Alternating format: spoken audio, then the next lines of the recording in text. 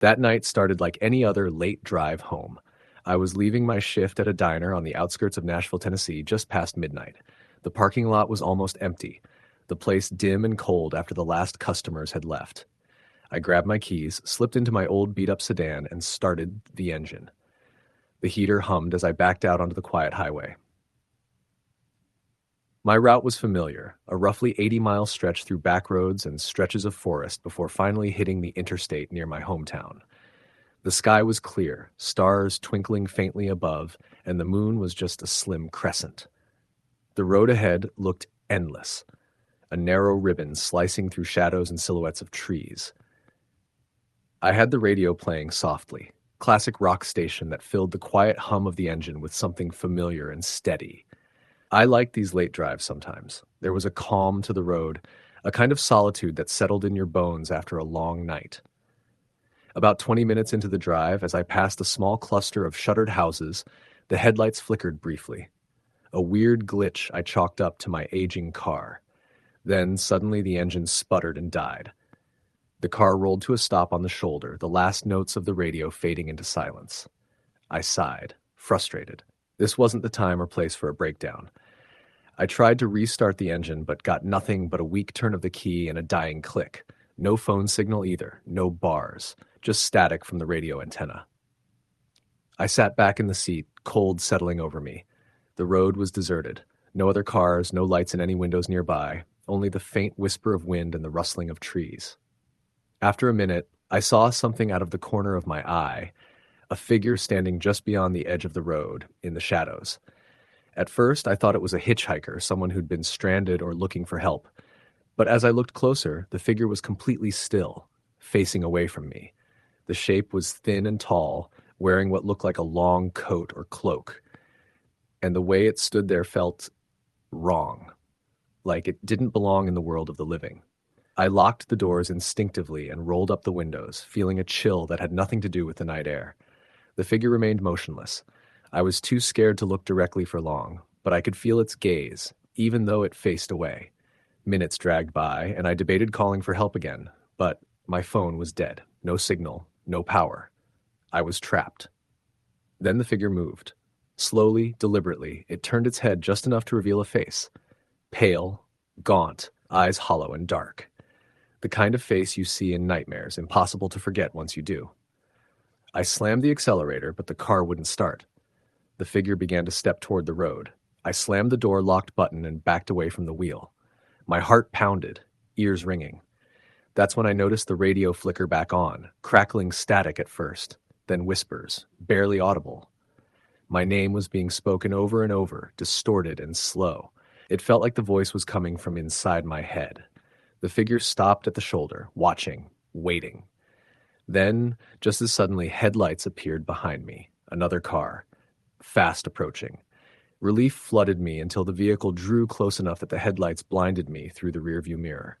The car was right on my tail, no lights off, no signals. It matched every move I made, creeping closer and closer. I tried to pull over, but the tailgater followed, firms even as I braked hard. Panic swelled as I realized this stranger wasn't going to leave me alone. My chest tightened, and I took the next exit, a narrow, gravel road leading into thick woods. The tailgater followed. The trees closed in on both sides, casting long, grotesque shadows in my headlights. My breath fogged the windshield as I gripped the steering wheel, willing the engine to turn over again. Then I saw them, figures lining the road. Dozens of them, standing silent, unmoving, their pale faces turned toward me. The tailgater's headlights vanished behind me as the figures stepped onto the road. One stood directly in front of me, head tilted, eyes black and empty. I slammed the accelerator, the engine roaring as I tore through the line of ghostly watchers. They faded into the dark as I sped out of the woods, heart pounding, body trembling.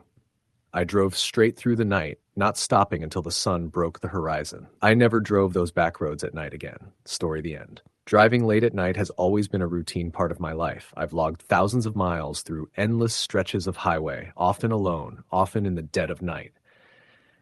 But there's one trip I took stuck with me, etched in my memory with an unsettling clarity that I can't explain.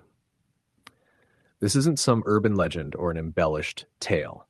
It's a real experience, one that I lived through on a lonely American highway, and I'll never forget how it felt to be so utterly alone, yet so thoroughly watched.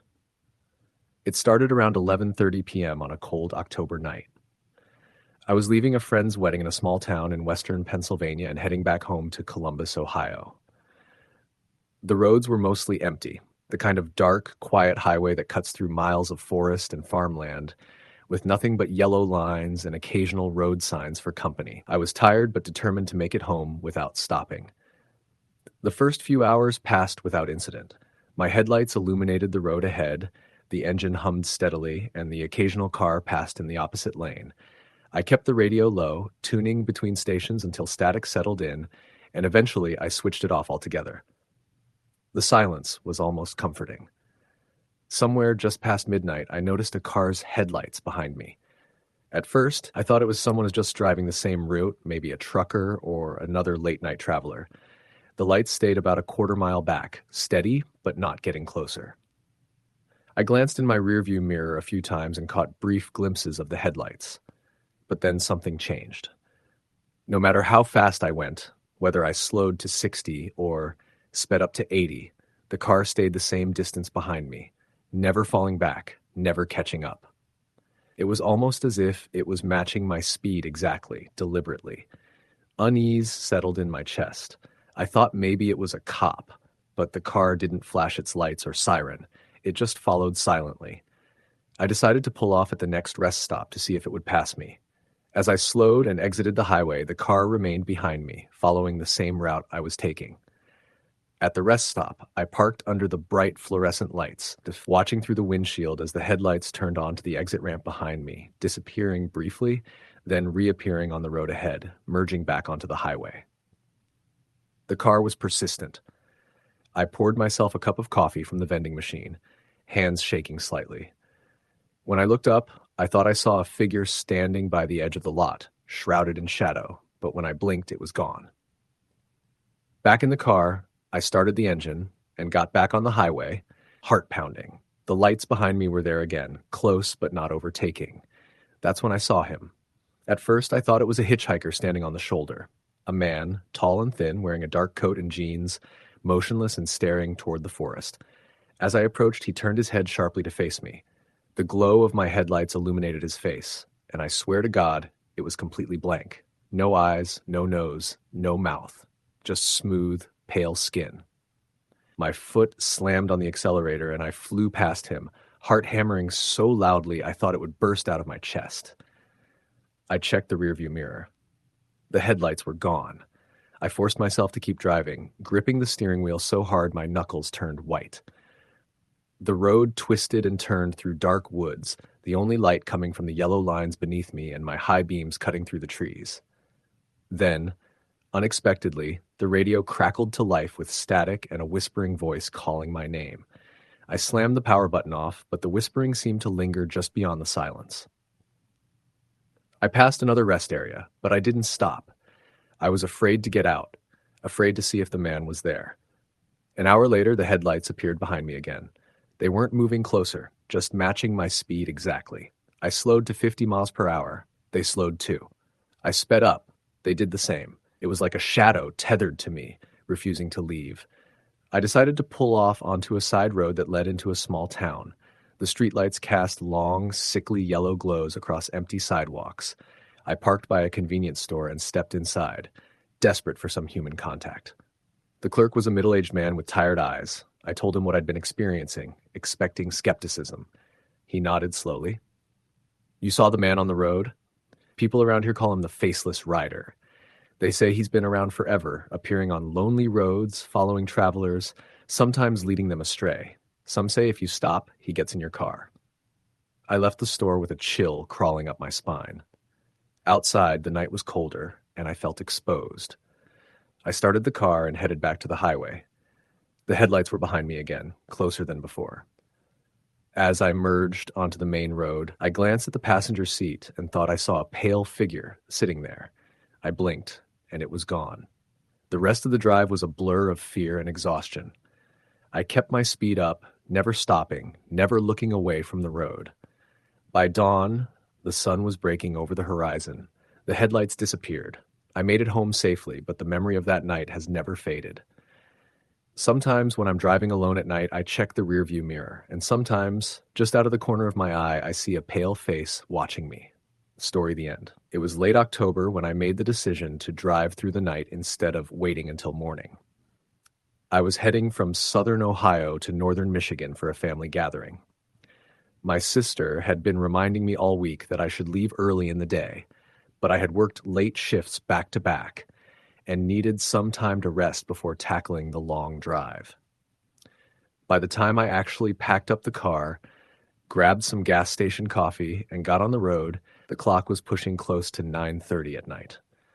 I figured I'd rather just deal with the quiet, empty highways than try to navigate heavy traffic in the daylight.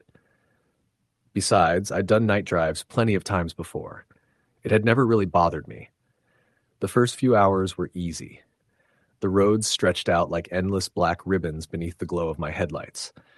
My music was low, a kind of steady background hum that kept me focused but didn't drown out the quiet. For a while, the hum of the tires against the pavement was almost soothing. Occasionally, I'd pass a semi-truck, its taillights glowing red in the dark like eyes leading the way ahead. After about 2 hours of driving, I pulled off at a rest stop to stretch my legs and refill on coffee. The place was deserted except for a lone pickup parked at the far end of the lot, engine off, lights out. The rest stop building itself was lit by a harsh, buzzing fluorescent glow that flickered once or twice when I walked in. The air inside smelled faintly of stale mop water and disinfectant. The vending machines hummed. I grabbed a bottled drink and a bag of chips, just to have something to snack on, then headed back out. The pickup was still sitting there, unmoving. I thought nothing of it at the time, but I couldn't help glancing at it a little longer than necessary as I unlocked my car. Back on the highway, the night felt darker somehow, like the stars had vanished behind a thicker stretch of clouds. The road narrowed from 4 lanes down to 2 as I turned off the interstate onto the state highways that would eventually snake me up through Michigan. That was when the real isolation hit. No more semis. No more glowing lines of taillights. Just me, the 2 narrow lanes, and the forest pressing in on either side. After another hour, my eyelids began to feel heavy, so I turned the music up and cracked the window to let the cold autumn air keep me alert. That was when I noticed the headlights behind me. At first, I was relieved. Another driver meant I wasn't completely alone out here, but the relief faded when I realized how close they were following. Their high beams weren't on, but the glare was enough to fill my rearview mirror and make it impossible not to notice them. I slowed down a little to let them pass. They slowed too. I sped back up to see if maybe they just hadn't been paying attention. They sped up as well, staying locked on my tail. The empty stretch of highway went on and on. My knuckles tightened around the steering wheel. "All right," I muttered under my breath. "Go around already." But they didn't. Whoever was driving just hung there, no more than 2 or 3 car lengths behind me. Every turn I made, every slight acceleration or brake tap mirrored. Minutes dragged into what felt like hours. My chest tightened. I thought about pulling off at the next exit or gas station, but when I glanced at the GPS on my dash, the next marked stop wasn't for another 23 miles. I didn't like the thought of pulling onto some dark side road with them right behind me. Then, as suddenly as they had appeared, the headlights vanished. At first, I thought maybe I had just gone around a curve or hill and lost sight of them. But when I checked my mirrors again, the highway behind me was empty. Nothing. No faint glow in the distance. Just blackness. I exhaled in shaky relief, telling myself I was probably overreacting. Maybe it was just another late-night driver playing some weird game of cat and mouse or trying to stay awake by tailing me. Either way, they were gone, and I was alone again. For the next half hour, the drive returned to silence. My nerves slowly settled.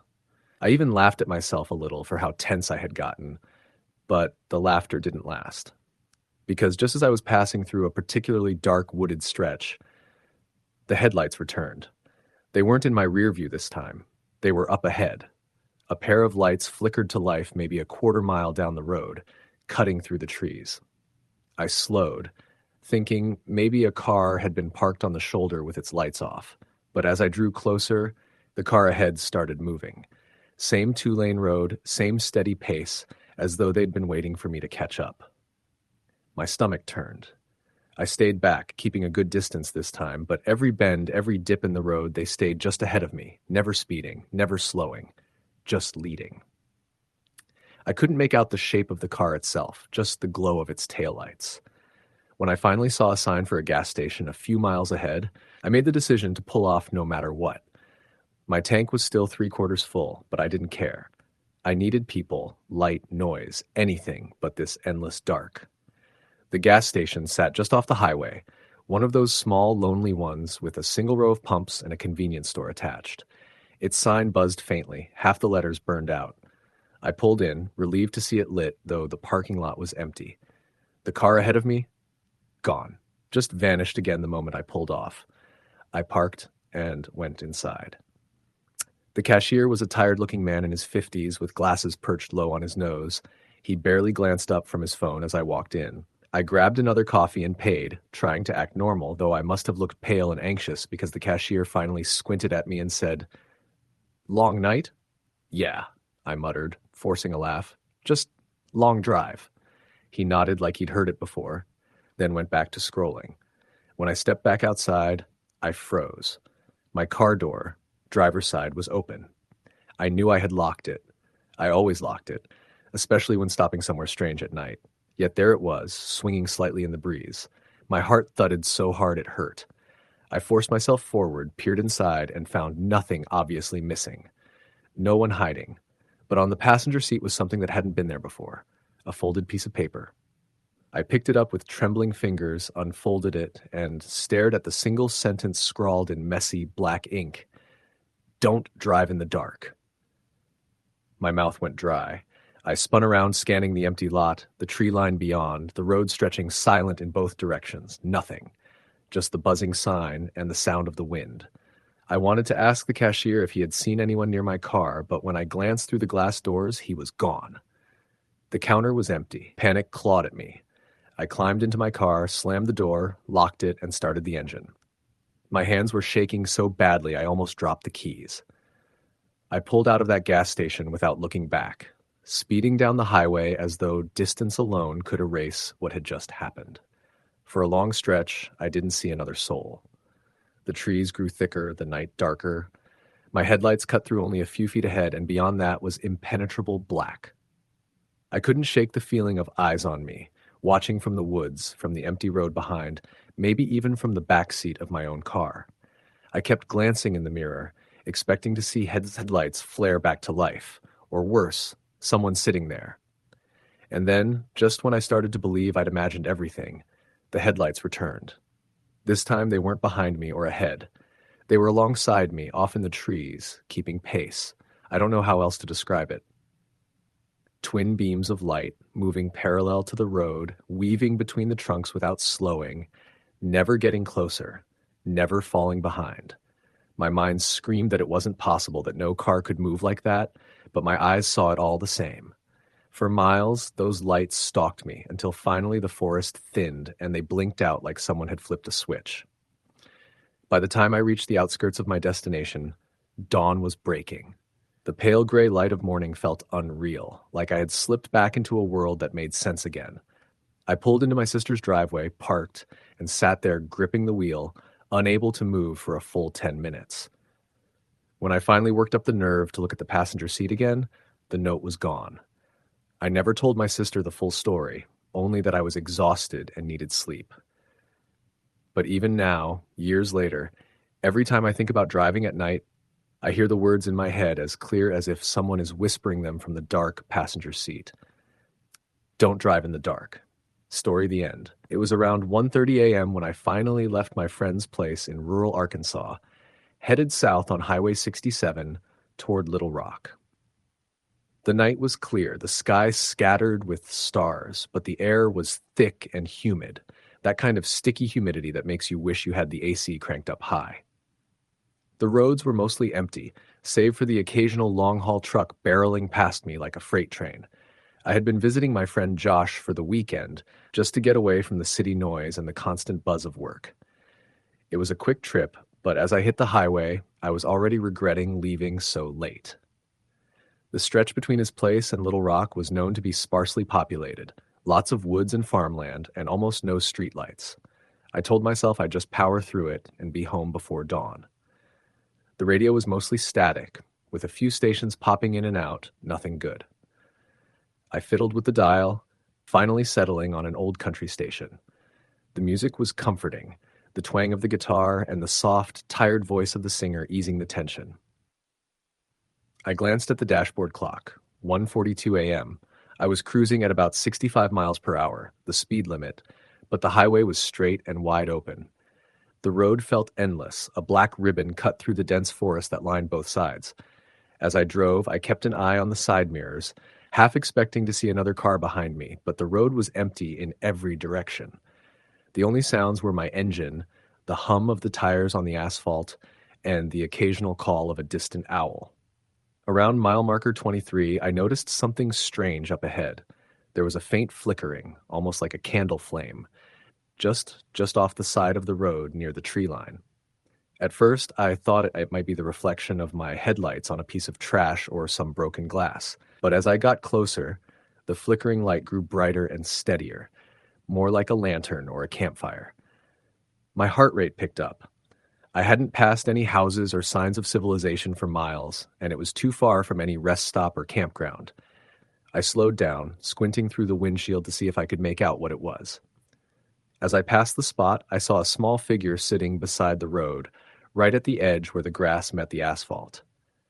It was a woman, or at least it looked like one, long, tangled hair falling across her shoulders, wearing a white dress that looked dirty and torn. The flickering light was from a small lantern she held in her hands. I slowed even more and glanced at her. She looked up at me, and her eyes were wide and glassy. There was something unsettling in her gaze, something frozen and empty, like she wasn't quite there. I swear for a second her lips moved, but I couldn't hear any words over the sound of my car. My stomach tightened. The rational part of me told me to keep driving, to ignore it. It was late. Who knows what kind of trouble could be out there? But a nagging part of me, maybe the part that watched too many horror movies, felt this was wrong. I kept driving. About half a mile later, my radio went completely dead. Static filled the cabin, louder and harsher than before. I fiddled with the dial, but there was nothing but white noise. I reached out and tapped the antenna, but it didn't help. Then the temperature gauge on my dashboard began to climb. The air conditioning sputtered and died. The inside of the car grew stifling hot in an instant, as if the night had suddenly closed in around me. I glanced at my mirrors again. Nothing behind me. Trying to stay calm, I kept my foot steady on the gas pedal and focused on the road. Suddenly, I saw headlights behind me, high beams, bright and blinding. A car was approaching fast, closing in from the distance. I tapped my brakes lightly to signal I was aware, but the car didn't slow. The headlights stayed on full beam, and as it got closer, I realized it was driving on my tail way too close for safety. I hated tailgaters, especially at night. I signaled and moved into the right lane to let it pass. The headlights flashed aggressively, a brief, intense flicker, almost like someone flashing their high beams to warn me off. The car slowed slightly, but stayed behind me. That's when I noticed the shape of the car. It wasn't a car at all, or at least not a normal one. It was a rusted old pickup truck, something straight out of the 70s. The body was dented and scratched, the paint peeling in large chunks. The truck had no license plate, and the windows were tinted so dark I couldn't see inside. The closer it got, the more I could see the driver, or the shape that should have been driving. It was impossible to make out a face, just a silhouette that sat motionless behind the wheel. I tapped the brakes again, trying to let it pass, but the truck's headlights dimmed momentarily and then flared back to full brightness, almost blinding me. Panic gripped me. I wasn't sure if it was someone playing a prank or something more sinister. The radio suddenly burst back to life, crackling loudly with static before a voice cut through. It was garbled, distorted, but I made out words, "Don't look back. Don't stop." My hands tightened on the steering wheel. I slammed on the gas, trying to put distance between me and the truck. The engine roared, and I felt the car surge forward, but so did the truck. It matched my speed effortlessly. The road began to curve sharply, and I realized I was approaching a fork, a junction where the highway split into two narrow roads, both shrouded by dense trees. There were no signs indicating which way was the right path. My heart pounded. I had no idea which road to take. Without thinking, I veered to the left. The truck followed without hesitation. The road narrowed even more, the trees closing in on both sides. Shadows danced in my peripheral vision, and the radio scrambled again, emitting eerie static and low whispers. Then the headlights of the truck flickered, and for a moment I saw the driver. The face was gaunt and pale, like a corpse.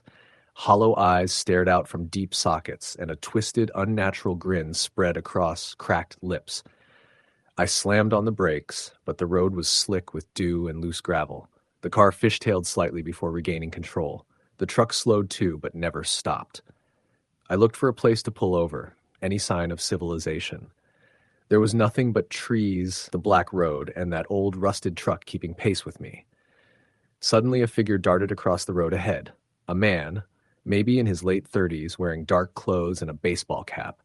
I slammed the brakes to avoid hitting him. The tires screeched and the car shuddered. The man stopped and looked up at me, his face illuminated by the glow of my headlights. He had wild eyes, and for a moment I thought I recognized him from somewhere. Then he smiled, a slow, eerie smile, and raised a hand in a sort of wave. I wanted to ask if he was okay, but before I could say anything, the truck's horn blared behind me. It was a low, guttural sound like the growl of a beast. The man turned toward the truck and started running alongside the road. I slammed the car into drive and floored the gas. The truck followed, lights glaring through the trees. I couldn't shake it. I pushed the car faster, the engine screaming as I prayed for a gas station or some kind of town. After what felt like hours, the road finally opened up into a clearing. I saw the welcome sign for a small town, Springfield. Relief washed over me. I slowed and took the next exit, glancing back in the rearview mirror. The truck was gone. For a moment, I thought maybe it had turned off somewhere else.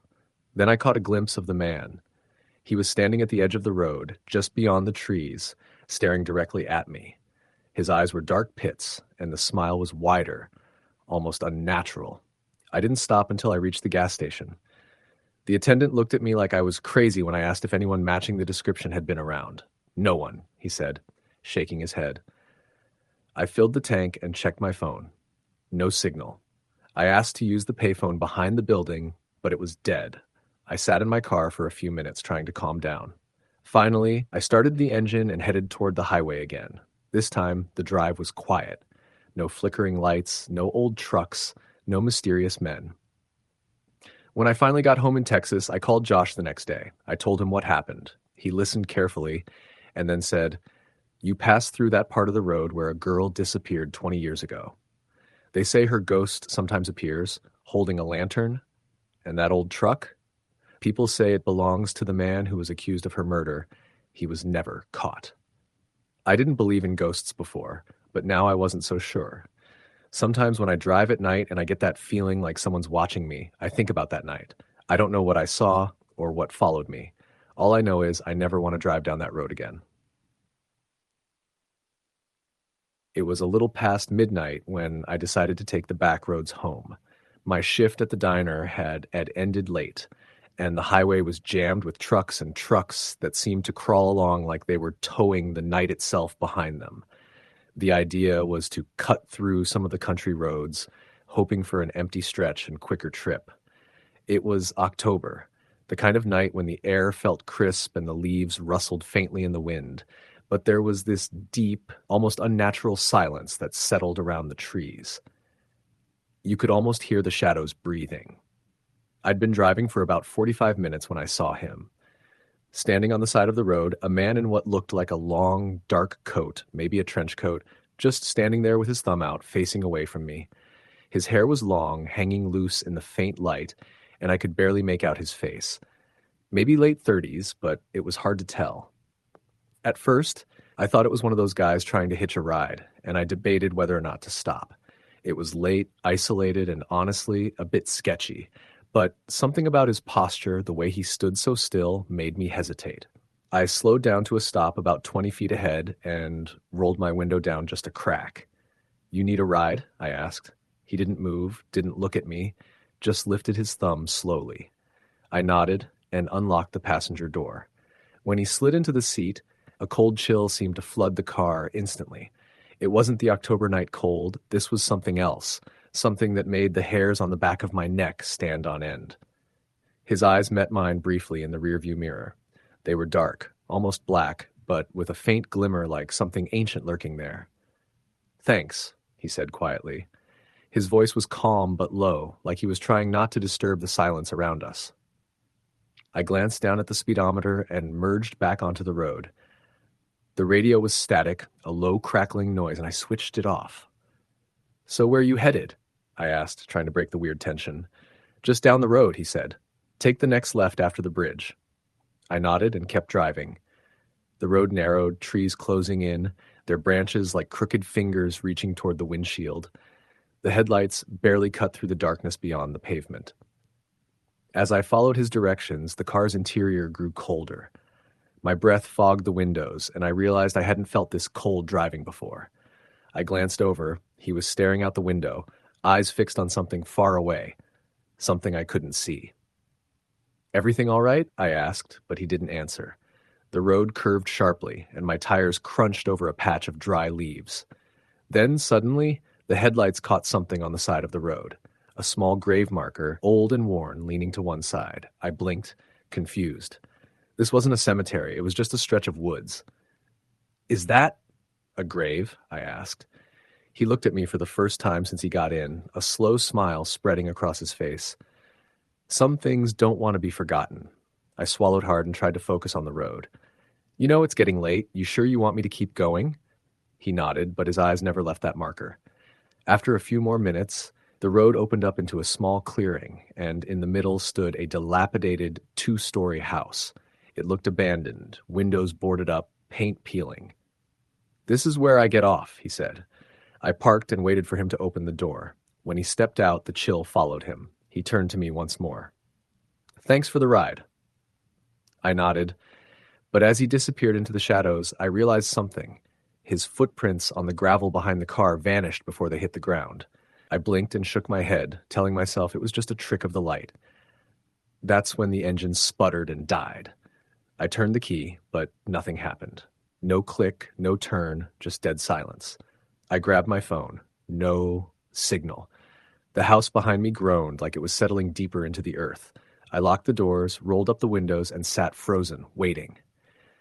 Minutes felt like hours before the engine finally roared back to life, and I sped off without looking back. I still don't know who that man was or why my car died the moment he left. But sometimes when I drive that road late at night, I see that grave marker, and I swear I see someone standing by it waiting for a ride. Story the end. The night had settled in like a thick, suffocating blanket when Jake decided to make the drive home. It was well past midnight, the roads mostly empty, with only the occasional truck rumbling past on the highway. Jake had stayed late at the office finishing a report for an early morning meeting, and now all he wanted was to get home to his small apartment in the outskirts of Denver. The air outside was cold.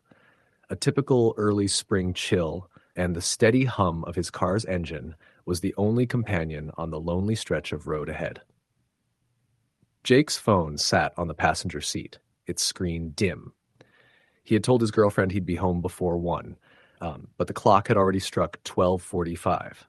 He glanced over at the GPS on the dashboard. It suggested a shortcut through some back roads instead of sticking to the main highway. It would shave about 10 minutes off the drive, and Jake was feeling impatient. The turnoff to County Road 47 was dark, almost unmarked except for a faded sign leaning at a crooked angle. As he drove down the narrow, winding road, the headlights illuminated the thick stands of pine trees on either side. The branches creaked in the wind, casting eerie shadows that danced on the asphalt. Jake tried to focus on the road, but a growing sense of unease gnawed at him. He shook his head, blaming the late hour and his tired mind. About 5 miles in, the GPS rerouted him again. The road narrowed further, becoming little more than a strip of cracked pavement surrounded by dense woods. Jake's headlights barely penetrated the darkness ahead. His pulse quickened as he thought about turning back, but the GPS insisted, so he pressed on. Suddenly, the radio cut out. Static hissed over the speakers, then silence. Jake fiddled with the knobs, trying to bring the station back, but nothing worked. The car's interior seemed heavier in the absence of sound, as if the night itself had swallowed everything. Then, out of nowhere, a figure appeared on the side of the road. A man standing with his thumb out, hitchhiking. Jake slammed on the brakes, the car screeching to a halt just short of the figure. The man was tall, dressed in a worn leather jacket, jeans dirty from mud, and a baseball cap pulled low over his face. His posture was relaxed, but his presence felt wrong, too still, almost unnatural. Jake rolled down the window a crack. "Hey, you okay? Do you need a ride?" The man didn't answer. Instead, he raised his hand slowly, pointing ahead down the road. Jake frowned. "Where do you need to go?" Still no response.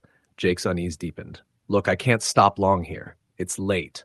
The man stepped closer to the car, the headlights glinting off his eyes, pale, almost white, reflecting like a predator's. Jake's heart skipped a beat. The man's mouth opened, but no words came out, just a faint, guttural whisper that Jake couldn't make out. Suddenly, the man's face twisted into a grotesque grin, teeth yellow and sharp. Jake slammed the window up and hit the accelerator, peeling away from the roadside with a pounding heart. The radio flickered back to life with a burst of static, then silence again.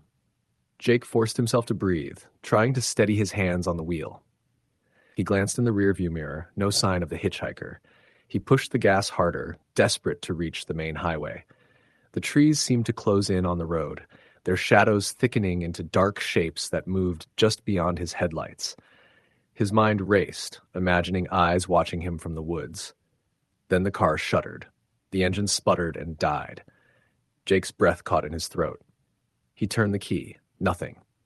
The dashboard lights blinked out, plunging him into darkness. He was dead in the middle of the remote road, miles from help. The cold seeped in through the windows. Jake grabbed his phone. No signal. The screen said, "No service." Panic tightened its grip. He fumbled for the flashlight app, turned it on, and opened the door. The night hit him like a wall of silence and cold air. The trees rustled softly around him, but Jake could swear he heard faint footsteps in the underbrush, just beyond the reach of his light. He locked the car and started walking toward the direction the hitchhiker had pointed. Maybe there was a house, or at least a place to call for help. As he walked, the flashlight beam caught glimpses of something moving, shadows darting between the trees, shapes that seemed too large and too fast for any animal. The air felt thick, and the hairs on Jake's neck stood up. Then he heard it. A low whispering, voices speaking just beyond comprehension. The sounds twisted and merged into something chilling, like a chorus of lost souls. Jake froze, the beam of his flashlight trembling in his hand. Suddenly, a figure stepped onto the road ahead, the same man from the car, his eyes glowing faintly in the dark. Jake's instincts screamed at him to run, but his legs wouldn't move. The man tilted his head slowly and raised his hand again, pointing past Jake. The whispering grew louder, almost hypnotic. Jake blinked and forced himself to turn away, stumbling forward. The whispering followed him, wrapping around his mind like cold chains. After what felt like hours, Jake broke through the tree line into a clearing. In the distance, he saw the faint glow of headlights. He ran toward the light and found a couple in a truck, pulling up beside him. Jake collapsed against the door, gasping. "Are you okay?" the woman asked, alarmed. Jake nodded weakly, his mind still foggy. They offered him a ride back to the highway. As they drove away, Jake glanced back once. At the edge of the trees, the hitchhiker stood watching, a dark silhouette with glowing eyes. Jake didn't look back again until he reached the safety of his apartment, where the locks clicked in place behind him.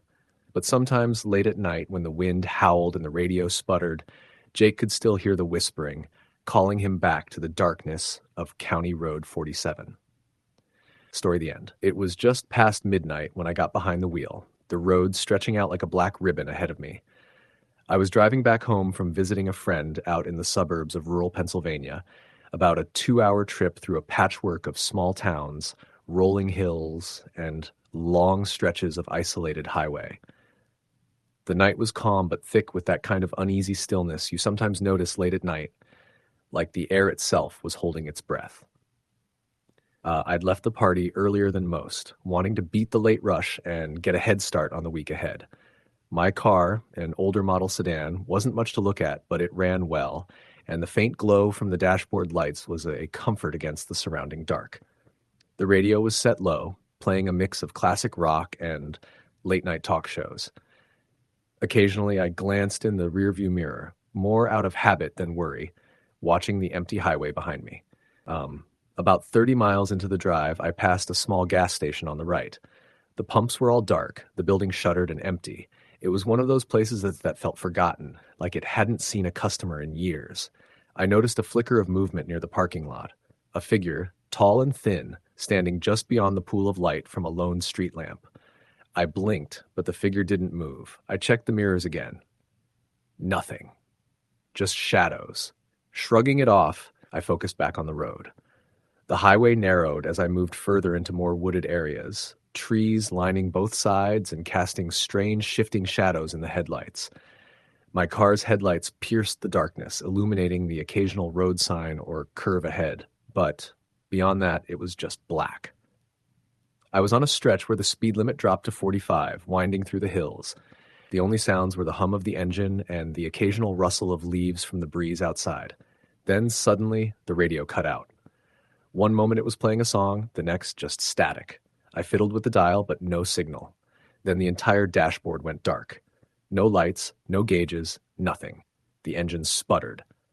My heart sank. I was stranded, miles from the nearest town in the dead of night. I tried to restart the car, turn the key, nothing. The engine was silent except for a faint click. Panic started to rise. I grabbed my phone, no signal. I sat for a minute trying to calm myself. I looked out the windshield. The trees seemed to crowd closer now, the shadows deeper. Then, out of the corner of my eye, I saw headlights approaching fast. They came up behind me, high beams blazing, and then passed by with a rush. I caught a glimpse of a black pickup truck, its bed empty, driving way too fast for the conditions. Minutes passed. The truck hadn't slowed down or looked back. I figured it was just some late-night driver. I decided to get out and check the car, hoping maybe something was loose or obvious. The night air was cold, biting at my skin. I popped the hood. Nothing looked out of place. The battery terminals were tight, fluids at normal levels. I didn't know enough about cars to diagnose more than that. I slammed the hood and stood there, the silence almost suffocating. Then I noticed it. Footprints in the dirt near the shoulder of the road, leading away from the car into the woods. They looked fresh, deep impressions, too large to be mine. A shiver ran down my spine. I called out, "Hello," no reply. The only sound was the wind rustling the leaves. I debated heading back to the car, but curiosity pushed me forward, just a few steps into the woods.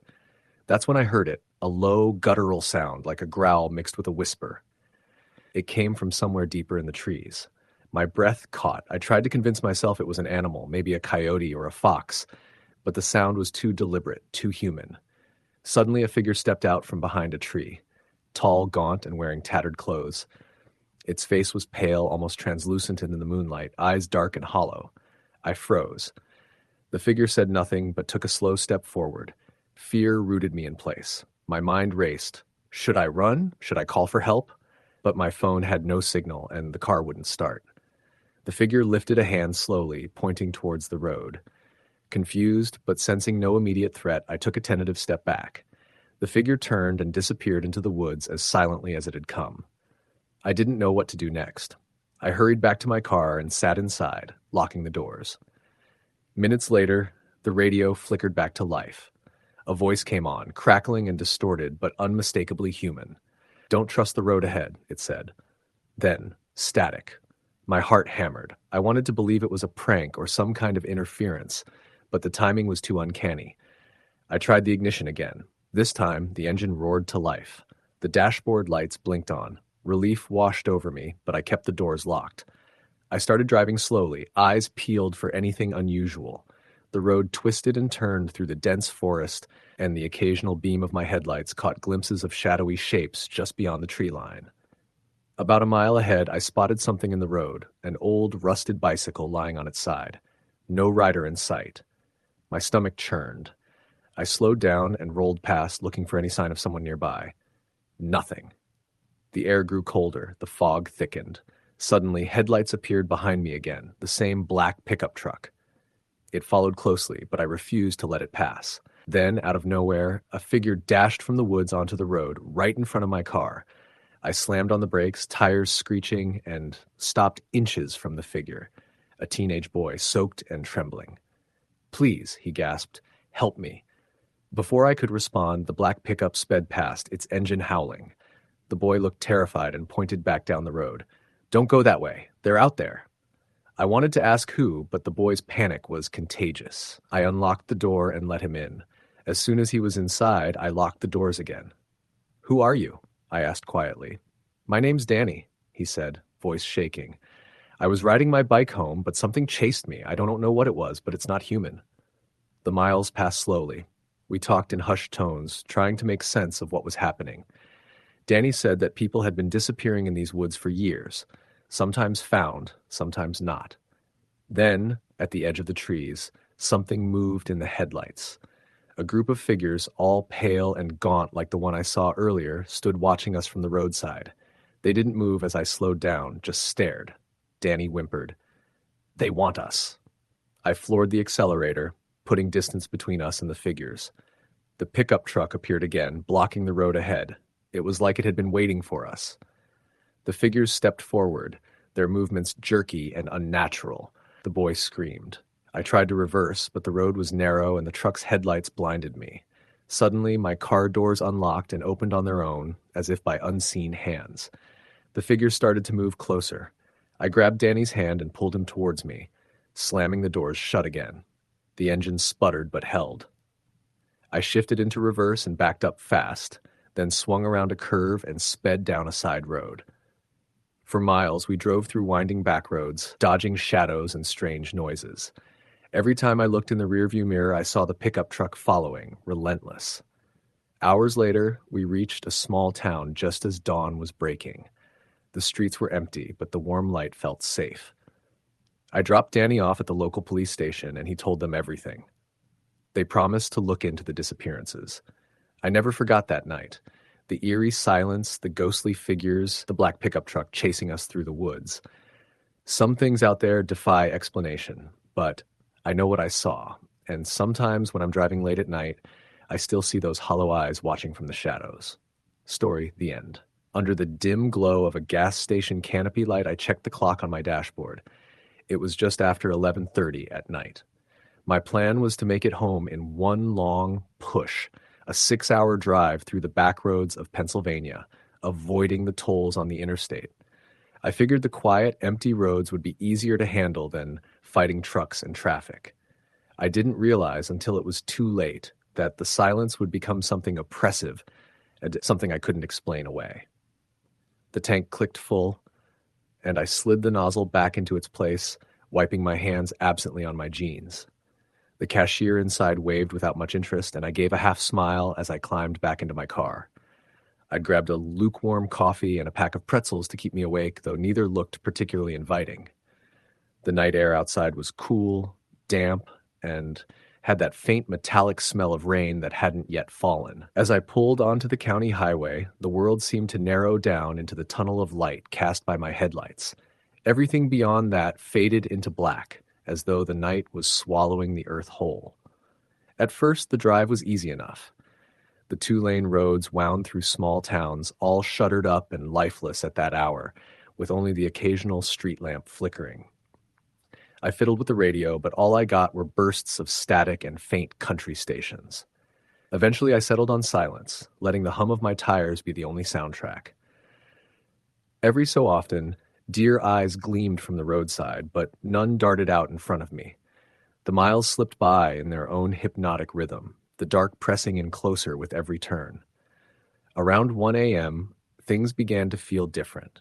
The road narrowed even more, the trees crowding in so tightly on either side that their branches scraped the roof of my car. My headlights seemed dimmer, their glow swallowed by the endless woods. I slowed down, partly because the road twisted sharply and partly because a prickling unease crept up the back of my neck. I told myself it was just fatigue, but my hands tightened on the wheel anyway. It was about then that I saw the first figure. At first glance, I thought it was just another deer. My high beams caught something pale standing at the edge of the road about 50 yards ahead. But as I drew closer, it became unmistakably human. A man, tall and gaunt, wearing clothes that hung strangely loose on his frame. His face was pale, washed out in the light, and he wasn't moving, just standing perfectly still, staring at the car as I approached. I slowed, expecting him to wave for help or move aside, but he didn't. He simply turned his head slightly as I passed, his eyes following me with an intensity that made my stomach knot. I glanced into my rearview mirror, expecting to see him shrinking away into the distance. But there was nothing. The road behind me was empty. For a long moment, I considered turning around, but I couldn't come up with a reason why I would. Maybe he was just some local drunk wandering home, though it was a strange place for that. No houses nearby, no cars parked along the shoulder. My unease clung to me, even as I tried to shake it off. I turned the radio back on, hoping for some distraction, but all I got was a burst of static that hissed like a whisper. I snapped it off again. The road grew lonelier, if that was even possible. I passed no other cars, saw no porch lights through the trees, no signs of life at all. It was as if I was the only person left in the world. Around 2, my eyelids grew heavy, so I pulled off into a gravel turnout to stretch my legs. When I opened the door, the night air was shockingly cold, and the silence pressed down on me. Not a single cricket, not the hoot of an owl, not even the rustle of wind through the trees. Just dead stillness. I stood there a moment, sipping the last of my coffee, staring into the woods. The darkness between the trees looked thicker than it should have, like a solid wall. I felt as though if I stepped into it, I'd be swallowed whole. I didn't linger. I climbed back in and started the engine, relieved at the sound breaking the silence. Pulling back onto the road, my headlights swept across the trees, and for a split second, I could have sworn I saw a face in the branches. Not in the sense of shapes or shadows, an actual face, pale and staring. My heart jumped into my throat, but when I blinked, it was gone. I drove faster after that, adrenaline buzzing through me. Every curve in the road, every dip and rise seemed to conceal something waiting for me. My mind began to play tricks, shapes shifting at the edge of the beams, movement just outside of sight. But then, around a blind corner, I slammed on the brakes. There was a car parked across the road, an old sedan, its paint dull and its windows fogged. No lights, no hazard blinkers, just sitting there in the middle of the lane. My heart pounded as I slowed to a stop a few feet behind it. I honked once, twice, but there was no movement. The driver's seat looked empty. Against my better judgment, I put the car in park and cracked the door open. The night air hit me again, colder now, though I couldn't explain why. I stepped out cautiously, calling out, "Hello? You need help?" My voice sounded too loud, swallowed instantly by the trees. No answer. I edged toward the sedan, my footsteps crunching on the gravel shoulder. The closer I got, the more wrong it felt. The windows weren't just fogged, they were smeared from the inside with something dark. The driver's side door hung slightly open. My breath caught as I reached out and pushed it wider. The seat was empty, but the upholstery was torn, shredded as though by claws. The smell that rolled out was metallic and sour, like rust and rot. I stumbled back, bile rising in my throat. Just as I turned to retreat to my own car, something slammed shut. The sound of a door. I whipped around, but the sedan's doors were all closed. My eyes darted to the woods, and for a heartbeat, I swore I saw a figure slipping between the trees, tall, pale, moving impossibly fast. I didn't wait. I sprinted back to my car, slammed the door, and threw it into drive. My tires spun before catching, gravel spraying as I lurched forward. My chest heaved, heart slamming against my ribs as I tore down the road. I didn't dare look in the mirrors, afraid of what I might see. For the next half hour, I drove like a maniac, every shadow a threat, every bend a potential trap. I kept expecting to see headlights behind me or that pale figure standing in the middle of the road again. But there was nothing. Just the endless stretch of blacktop, winding through a forest that felt less like nature and more like a cage. When I finally saw a gas station ahead, lit up like an oasis, relief washed over me. I pulled in too fast, my tires screeching against the pavement. I sat there for a moment, gripping the wheel before forcing myself to get out. Inside, the fluorescent lights buzzed and the smell of burnt coffee and cleaning products hit me. The cashier, a young guy with earbuds dangling from his ears, looked up and gave me a curious glance. "You okay, man?" he asked as I grabbed a bottle of water and set it on the counter.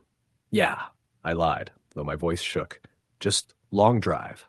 He rang me up, then leaned in slightly. You headed west on 322? I hesitated. Yeah. Why? He frowned. Word of advice, don't. For that stretch past mile marker 84, locals say weird shit happens out there. Cars breaking down, people going missing. Cops don't even like patrolling it after dark.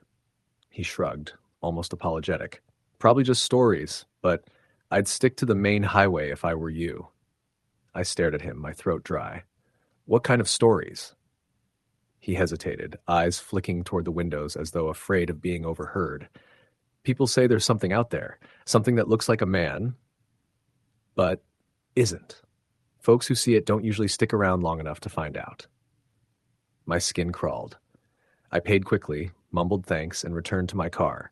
The thought of retracing my steps and finding an interstate felt unbearable, but the idea of continuing down that road was worse.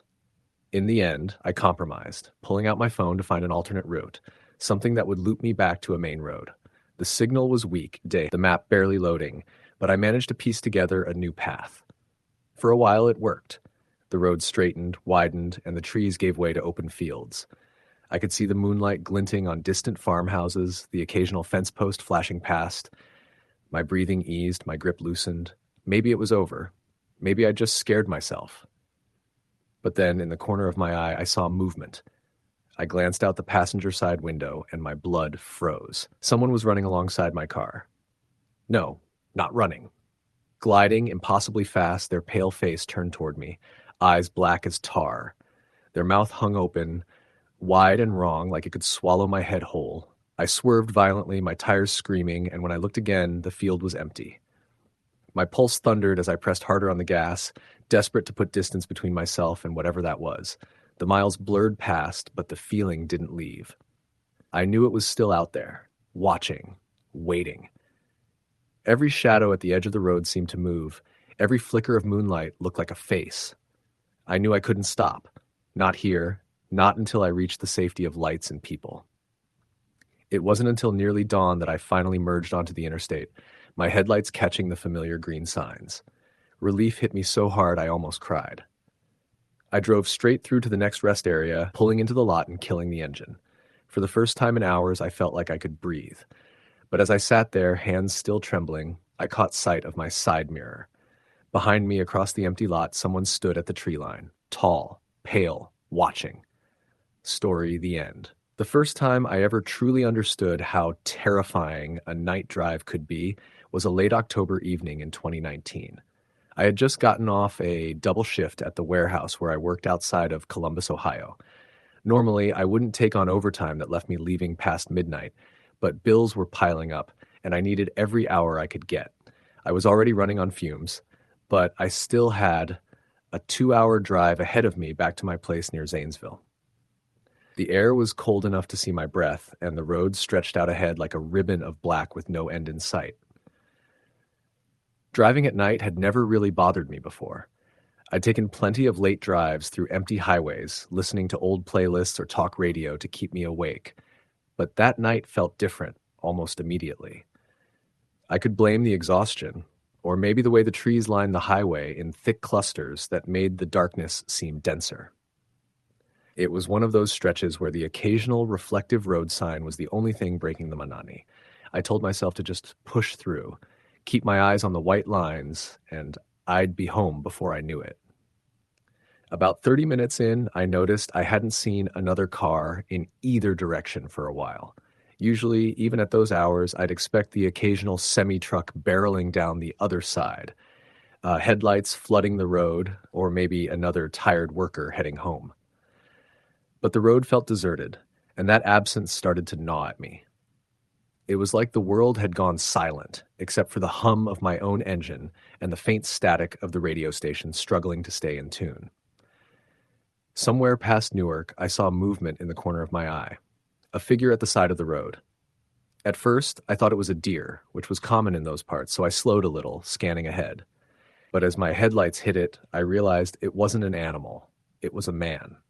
He stood just beyond the guardrail, facing the road, but his posture was stiff, almost unnatural. His clothes looked dark and heavy, maybe a jacket or a coat, but the thing that unsettled me most was his face. He wasn't waving for help or signaling in any way. He was just standing there, staring straight ahead, not blinking, not moving. I told myself maybe he was a stranded motorist waiting for someone, but I didn't see a car anywhere near him, just him alone in the cold night. As I passed, I glanced into my rearview mirror to catch another glimpse, but he was gone. Not walking away, not fading into the dark, just gone, like he had never been there at all. I gripped the wheel tighter, my pulse picking up. My brain scrambled for explanations. Maybe I hadn't seen him properly. Maybe it was just my exhaustion playing tricks on me, turning shadows into figures. But the clarity with which I had seen his face, pale in the wash of my headlights, made that hard to swallow. I kept driving, shaking it off, telling myself not to obsess. Still, unease settled into the pit of my stomach. I turned up the radio to drown it out, but the station dissolved into static again. I fiddled with the dial, but all I could get was faint voices, whispery and low, almost too quiet to understand. It wasn't music or talk radio, more like conversations, except the voices didn't sound natural. They dragged, distorted, like something was interfering with the signal. It unnerved me enough that I shut it off completely. The silence was worse, but it felt safer than listening to those voices. About 20 minutes later, I saw another figure on the shoulder. My chest tightened instantly. This one was a woman, or at least she looked like one. She was in a light-colored dress, almost glowing in my headlights against the dark. Her hair hung long and tangled, and her body seemed stiff, just like the man earlier. She was facing the road, arms hanging at her sides, not moving at all. I muttered out loud, "Nope, no, no," and pressed harder on the gas. I didn't dare look back in the mirror this time. My heart was hammering, and I realized my palms were slick with sweat despite the chill. Two people, both motionless, both without cars, both staring at the road. That wasn't coincidence. That was something else. The longer I drove, the stranger it got. Every few miles, I'd see another figure. Sometimes on the shoulder, sometimes just beyond the guardrail, always facing the road, always still. Men, women, young, old. I couldn't tell if they were real people or if my mind was breaking down from fatigue. They never flagged me, never moved, never even blinked. Just those pale, motionless bodies, illuminated for a second in my headlights before fading into the dark. What made it worse was how they seemed to get closer to the road each time.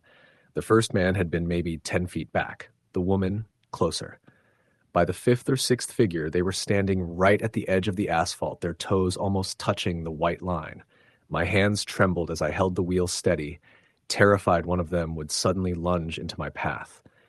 I kept telling myself, "Don't stop, don't slow down, don't look back, just get home." Then something changed. I had been driving for nearly an hour without seeing another vehicle when finally I spotted headlights in my rearview mirror. Relief washed over me. Another car meant normalcy, safety. It got closer fast, a pair of bright beams flooding my mirrors, and then it stayed right on my tail. Too close. I tried to wave them to pass, but the car didn't move. Just clung to my bumper, blinding me with its high beams. My nerves were already frayed, and now I had someone tailgating me on a deserted highway in the middle of the night. I sped up, but so did they. I slowed down, and they matched me. No matter what I did, they stayed exactly behind me. I couldn't make out the driver through the glare, but I knew I couldn't keep this up forever. I thought about pulling over, but the thought of stopping out there with all those figures on the roadside froze me. Eventually, I spotted an exit ramp ahead. I flicked my blinker, hoping to lose the tail, and took the ramp fast. The headlights followed. The ramp led to a narrow, unlit road that cut through dense woods. My stomach dropped the moment I realized my mistake. This road was even darker, even more isolated than the highway. But I couldn't turn back now. The other car was still behind me, unwavering. A mile down, I saw something that made my blood run cold. Figures, dozens of them, lined along both sides of the road. Not just one or two like before. Dozens. They stood shoulder to shoulder, facing the road, perfectly still. My headlights washed over their pale faces, hollow eyes reflecting the light like glass. I gripped the wheel, whispering, "Please, God, please," and drove straight down the narrow corridor of staring figures. My breath caught in my throat as I passed them.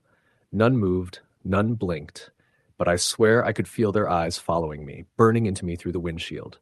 Behind me, the car's headlights suddenly vanished. 1 second it was there, right on my bumper, the next it was gone. I glanced in the mirror and there was nothing but darkness.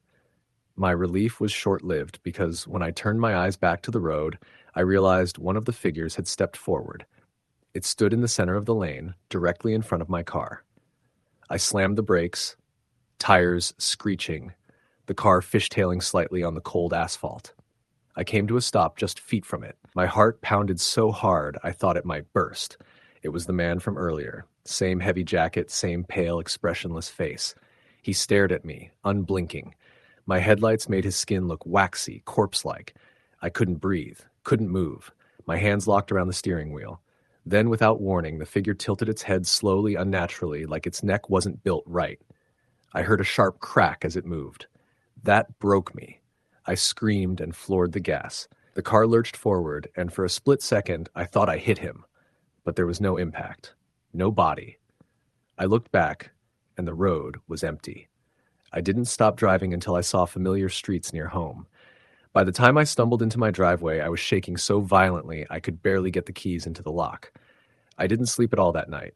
I sat in my living room with every light on, too afraid to even close my eyes. For weeks, I told myself I'd imagined it. That I was too tired, that exhaustion and darkness had tricked my brain. But deep down, I know what I saw, and even now, years later, I avoid night drives whenever I can, because I know if I find myself on a dark stretch of highway again, those figures will be waiting, watching. And this time, I might not make it home. Story the end. The hum of my tires was the only steady thing keeping me grounded as I headed north on Interstate 75. The road stretched endlessly in front of me, flanked by darkened fields and occasional patches of thick forest that pressed against the asphalt like walls. It was just after midnight, and I had another 5 hours to go before I reached my apartment in Cincinnati. I had made this drive plenty of times before, but always in the daylight. That night, the road felt different, lonelier, like something I shouldn't be on.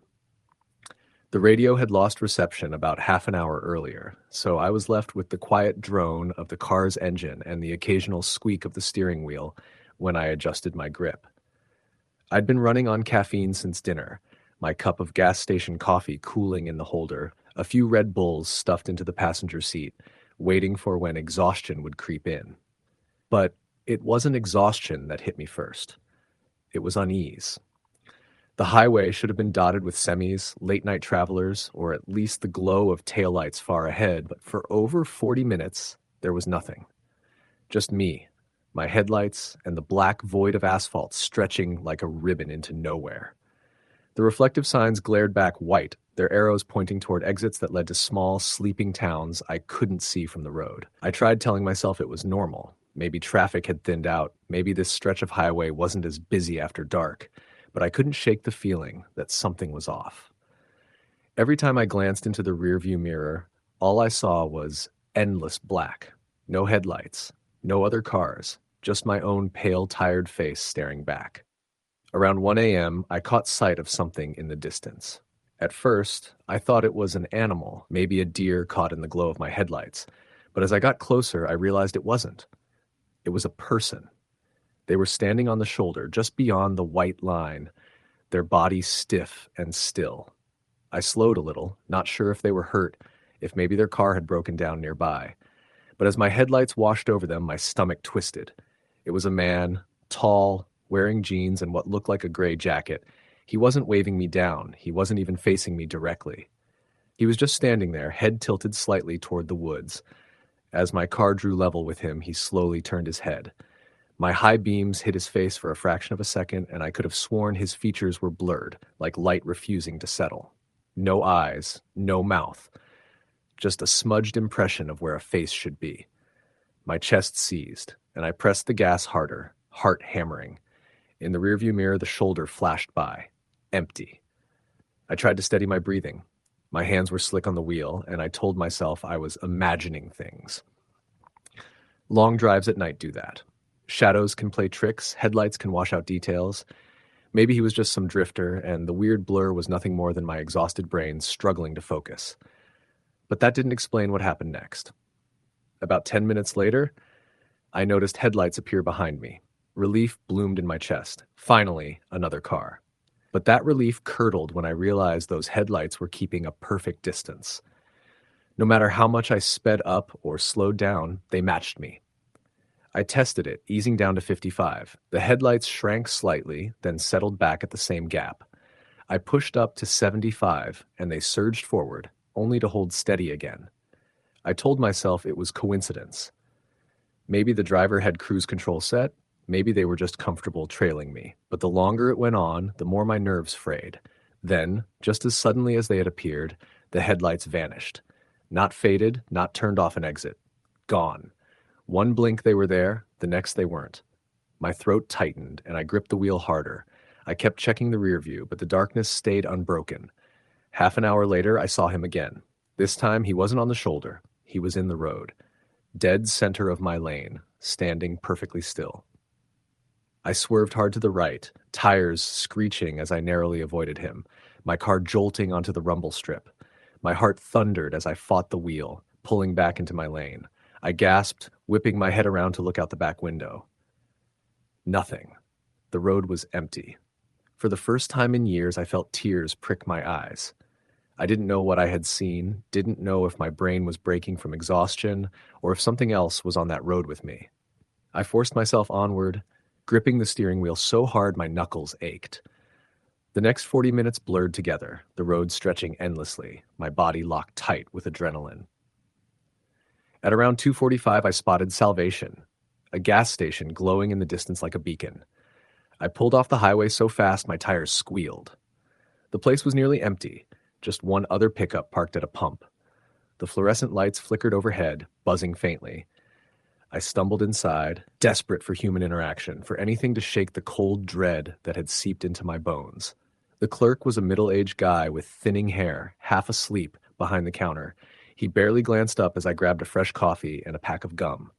When I set the items down, I hesitated before asking, "Hey, you ever see people walking along that highway at night?" His eyes flicked up then, sharper, awake. "What do you mean?" I swallowed, suddenly unsure. "I don't know, just a man. Tall. Kinda. Off. Like he's standing there 1 second, then gone the next." He didn't answer right away, just stared at me. Finally, he said, "You saw him." My pulse spiked. "Who?" He shook his head, lowering his voice like he didn't want anyone else to hear. "People talk. Truckers, mostly. Say there's a hitchhiker out on 75. Some think he died out there back in the 70s. Others say he's older than that, something tied to the land. Doesn't matter what he is. If you saw him, best thing you can do is keep driving. Don't stop. Don't let him in." The way he said it sent ice down my spine. I nodded stiffly, grabbed my coffee, and left. The air outside felt thicker, heavier. I slid back into my car and sat there for a long moment, staring out at the highway. I didn't want to keep driving, but I knew I had no choice. When I finally pulled back onto the interstate, my headlights caught the edge of the forest again, trees leaning in close. My hands trembled on the wheel, but I pressed on, the hum of the tires the only sound in the endless dark. And not 10 minutes later, headlights bloomed behind me again. They were closer this time, much closer, and I knew I wasn't alone. The story continues with more detail of the drive, his worsening paranoia, repeated sightings of the faceless man in impossible places. On overpasses, in the rearview mirror, briefly glimpsed sitting in the passenger seat when the narrator checks too long, until he reaches the outskirts of Cincinnati near dawn. There, at the final stretch of highway, the man appears once more, standing directly in the middle of the road, and this time, the narrator swears he sees a mouth form on the blank face, curling into a smile. He swerves, crashes, and crawls from the wreck to find the highway empty again.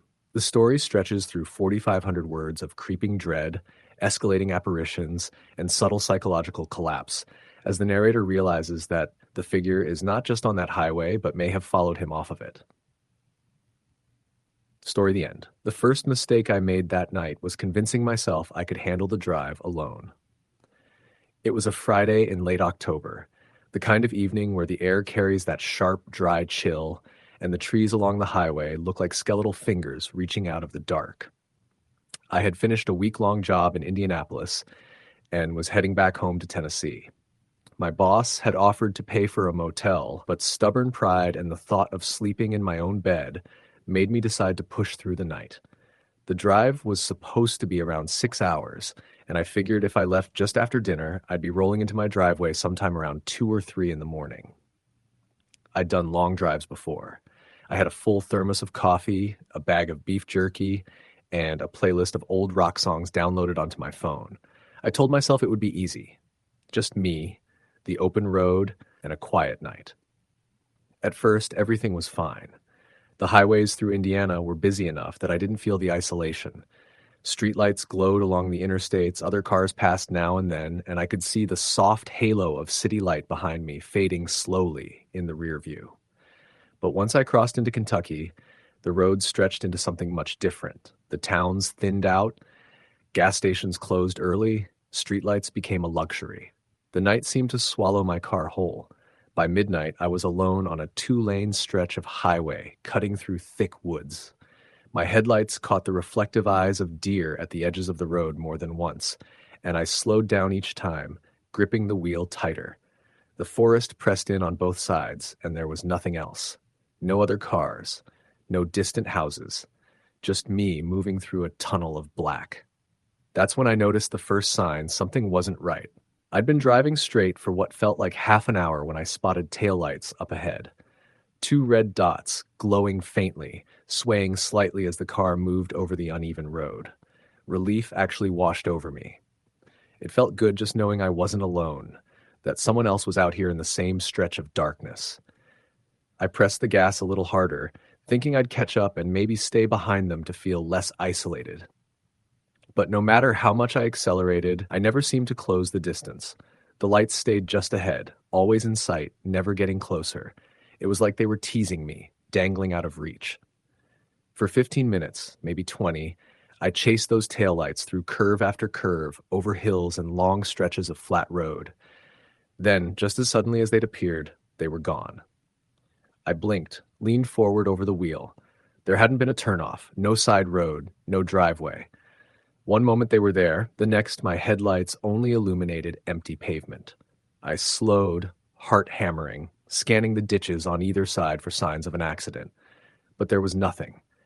It was as if the car had simply evaporated into the night. The unease stayed with me after that. I turned down the music and rolled down the window to let the cold air in, hoping it would clear my head. I told myself it was just fatigue, that my eyes had played tricks on me, but the knot in my stomach wouldn't go away. I kept glancing at the rearview mirror, half expecting those same taillights to reappear behind me. Around 1 a.m, I pulled into a gas station when my tank dipped under a quarter. The place looked like it hadn't been updated since the 80s. 2 old pumps, buzzing fluorescent lights, and a convenience store with a dirty glass door. A single truck was parked at the far end of the lot, engine off, cab dark. The pump accepted my card, but the screen glitched, flickering lines across the numbers. While the gas flowed, I stretched my legs, walking a few steps toward the store. That's when I noticed something strange. Wet footprints on the concrete. Bare feet, the size of an adult man, leading from the edge of the lot straight across to the store entrance. The ground was dry otherwise. No rain, no puddles.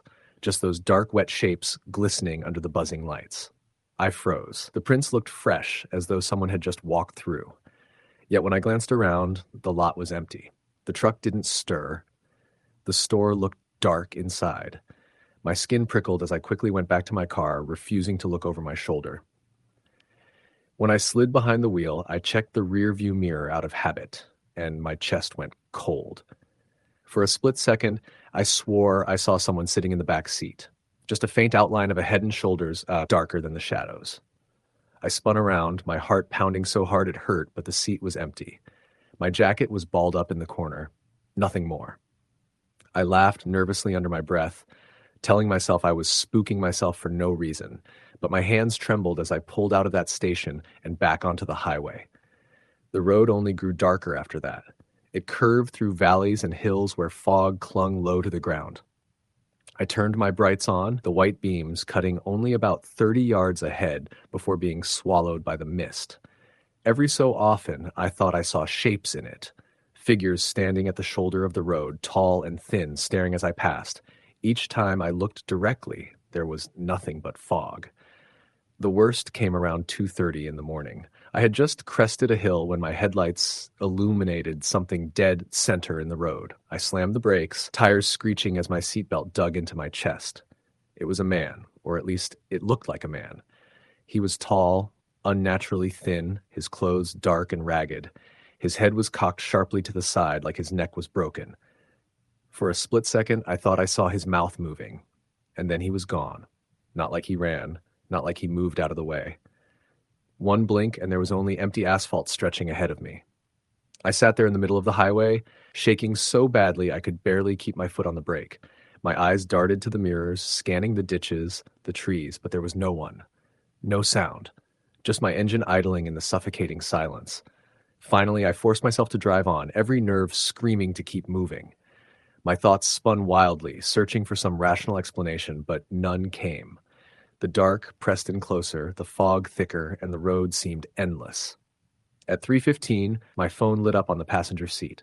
No service, yet a text notification glowed on the screen. My blood ran cold as I read it. Don't look in the mirror. No sender, no number, just those 4 words. I dropped the phone like it had burned me. My breathing quickened, chest tight. The urge to glance at the rearview mirror was overwhelming, like a magnetic pull. My eyes flicked up without my permission. For a split second, I saw them. Dozens of pale faces staring back at me from the back seat, pressed against the glass, their mouths moving in silent screams. I swerved, nearly running off the road.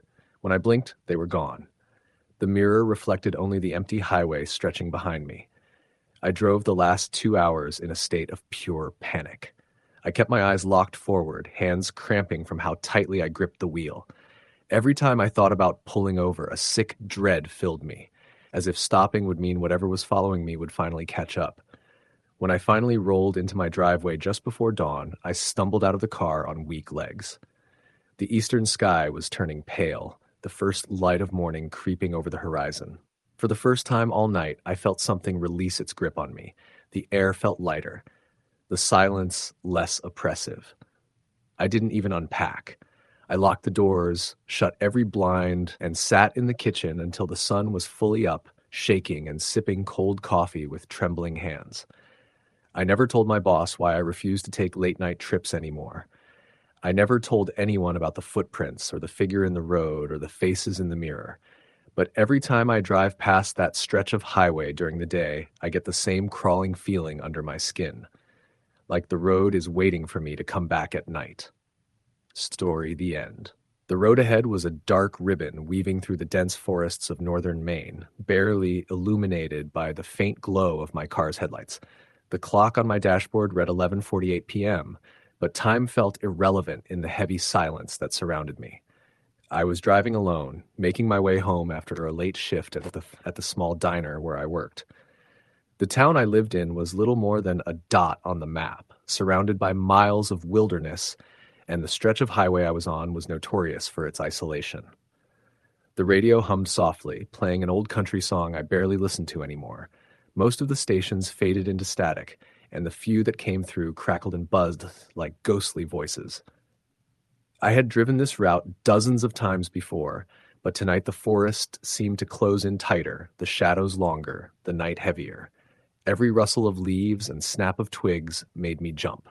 About 20 miles into the drive, I passed a gas station that was clearly long abandoned. The flickering neon sign buzzed faintly, casting eerie red light onto the cracked pavement. Across from it, a billboard advertised a restaurant that had closed years ago. For a moment, I thought I saw a figure standing in the parking lot, thin, motionless, and pale. I blinked, and it was gone. I tried to shake off the unease, telling myself it was just my tired eyes playing tricks. Then the radio suddenly cut out, replaced by static that filled the cabin. I fiddled with the dial, but the silence remained. The dashboard lights flickered, and for a terrifying moment, the engine sputtered. My heart thudded as I gripped the steering wheel tighter. In the rearview mirror, I saw headlights approaching fast. They were bright, too bright for the empty road. As they passed, I caught a glimpse of the driver, a shadowy figure with no discernible face. The truck sped off into the night, leaving a lingering chill behind. Minutes later, I noticed footprints in the dirt beside the road, fresh and large, leading off into the woods. I debated stopping, but the weight of exhaustion and fear kept me moving forward. Still, I couldn't shake the feeling of being watched. The road curved sharply ahead, and the trees seemed to lean closer, their branches like skeletal fingers reaching out. Then, out of nowhere, a figure darted onto the road, pale and gaunt, eyes hollow. I slammed the brakes, the car screeching to a halt just inches from the figure. It stared silently before disappearing into the shadows. The engine roared back to life, and I sped away, heart pounding. Behind me, the headlights appeared again, closer this time, relentless and unblinking. I drove faster, weaving through the winding road, but the lights stayed with me, constant and ominous. The night stretched endlessly as I raced against the unknown pursuer, the darkness swallowing everything but fear. As dawn broke, the forest finally gave way to the outskirts of town. The presence behind me vanished, leaving only the echo of my own ragged breaths. I never saw the figure again, but sometimes, when the night is still and quiet, I swear those headlights are watching me from the shadows. Story the end. The first time I ever realized how long and unsettling a night drive could feel was in the fall of 2018. I was living in Ohio at the time, working a job in Columbus that I hated, and trying to keep up with visits to my parents, who still lived in the small rural town I grew up in. I had made the drive between the two places countless times before, 3.5 hours of highway and back roads that I could practically do on autopilot. But on this particular trip, everything felt different. I left Columbus later than I'd planned. It was a Friday, and I'd had to stay late at work, finishing paperwork my boss suddenly decided couldn't wait until Monday. By the time I pulled onto the interstate, it was close to 9:30 p.m. I had about 180 miles to cover before I'd be home. That didn't worry me much at first. I'd done the drive at night plenty of times. But that evening, I felt a sense of unease before I was even out of the city limits. The weather was part of it. The sky was overcast, no moon or stars breaking through. My headlights carved out narrow cones of light, and beyond that, there was nothing but heavy black. Even the streetlights along the highway seemed dimmer than usual, as if their glow had been swallowed up by the night. Traffic thinned out quickly once I got away from the city. For long stretches, I didn't see another car in either direction, which is unusual even for rural Ohio highways. Usually you'll at least spot a few semis thundering along. But that night, it was just me, my little sedan, and the dark pavement stretching endlessly ahead. I tried to shake the uneasy feeling. I fiddled with the radio, finding an oldies station and cranking it up just to fill the silence. For a while, it helped. I sang along to a few songs, sipped from a bottle of Mountain Dew I'd bought earlier, and convinced myself I was just tired and overthinking.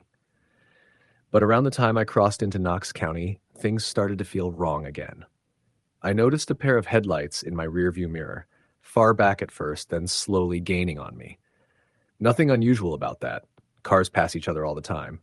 But when the vehicle finally caught up, it didn't pass. It stayed behind me, close enough that its high beams filled my rear window with blinding light. I squinted, adjusted the mirror, and tapped my brakes lightly as if to signal, "Back off."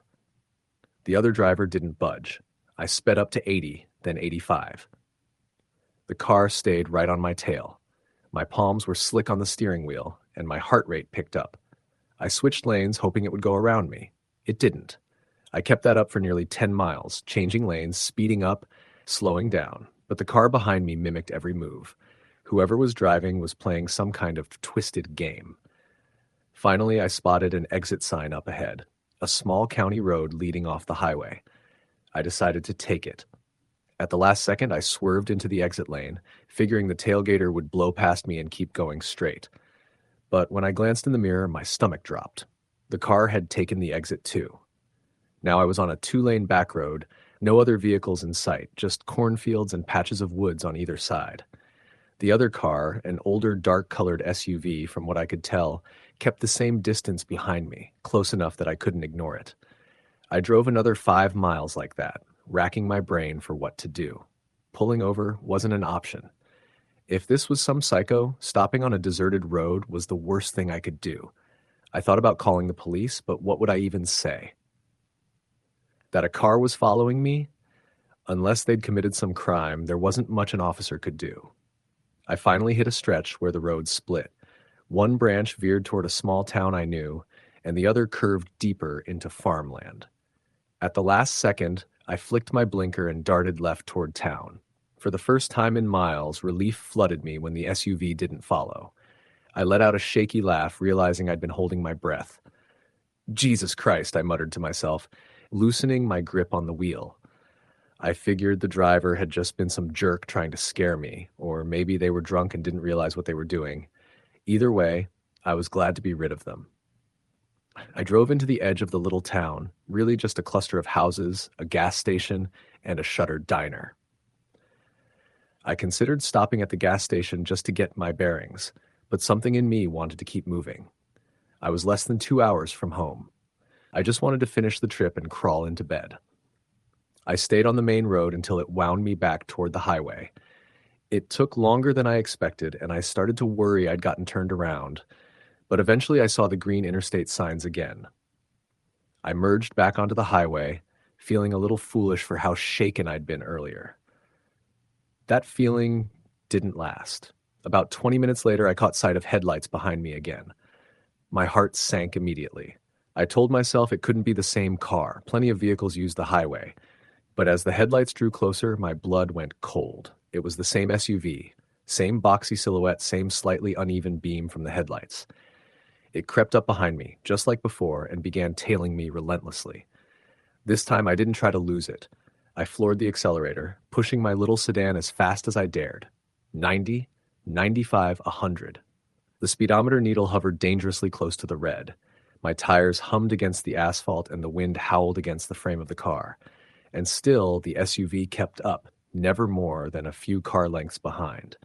I was terrified. My heart pounded so hard it hurt. My hands ached from how tightly I was gripping the wheel. I kept glancing at the rearview mirror, half expecting the SUV to ram me at any second. Then, without warning, the headlights vanished. I blinked, leaned forward, and craned my neck. 1 second, the SUV had been right on my bumper. The next, the road behind me was empty. No headlights, no taillights, nothing. Just blackness. I slowed down gradually, my breath coming in shallow gasps. My mind scrambled for explanations. Maybe it had taken an exit I didn't notice. Maybe it had shut off its lights. But neither explanation felt right. I would have seen it leaving the highway, and who the hell drives 90 miles an hour with their headlights off? I told myself not to stop, just keep going, get home, and put as much distance between myself and that stretch of road as possible. But my nerves were frayed, every mile felt heavier than the last. Around 1 a.m., I finally reached my parents' town. The streets were empty, houses dark, everyone asleep. I pulled into their driveway, killed the engine, and just sat there for a minute, my whole body trembling. I kept expecting to see headlights appear at the end of the street, but none came. I didn't sleep well that night. Every time I closed my eyes, I saw those headlights in my mirror, dogging me relentlessly through the dark. The strangest part came the next morning. My dad pointed out something on my car that I hadn't noticed in the dark. Scratches. Long, jagged scratches running across the rear bumper and trunk as though something had raked against the paint while I was driving. I never told him what happened on the drive. I didn't tell anyone, actually. But sometimes late at night when I'm back on the road, I check my mirrors more than I should. Because part of me is still waiting to see that SUV again, its uneven headlights burning through the dark, following me wherever I go.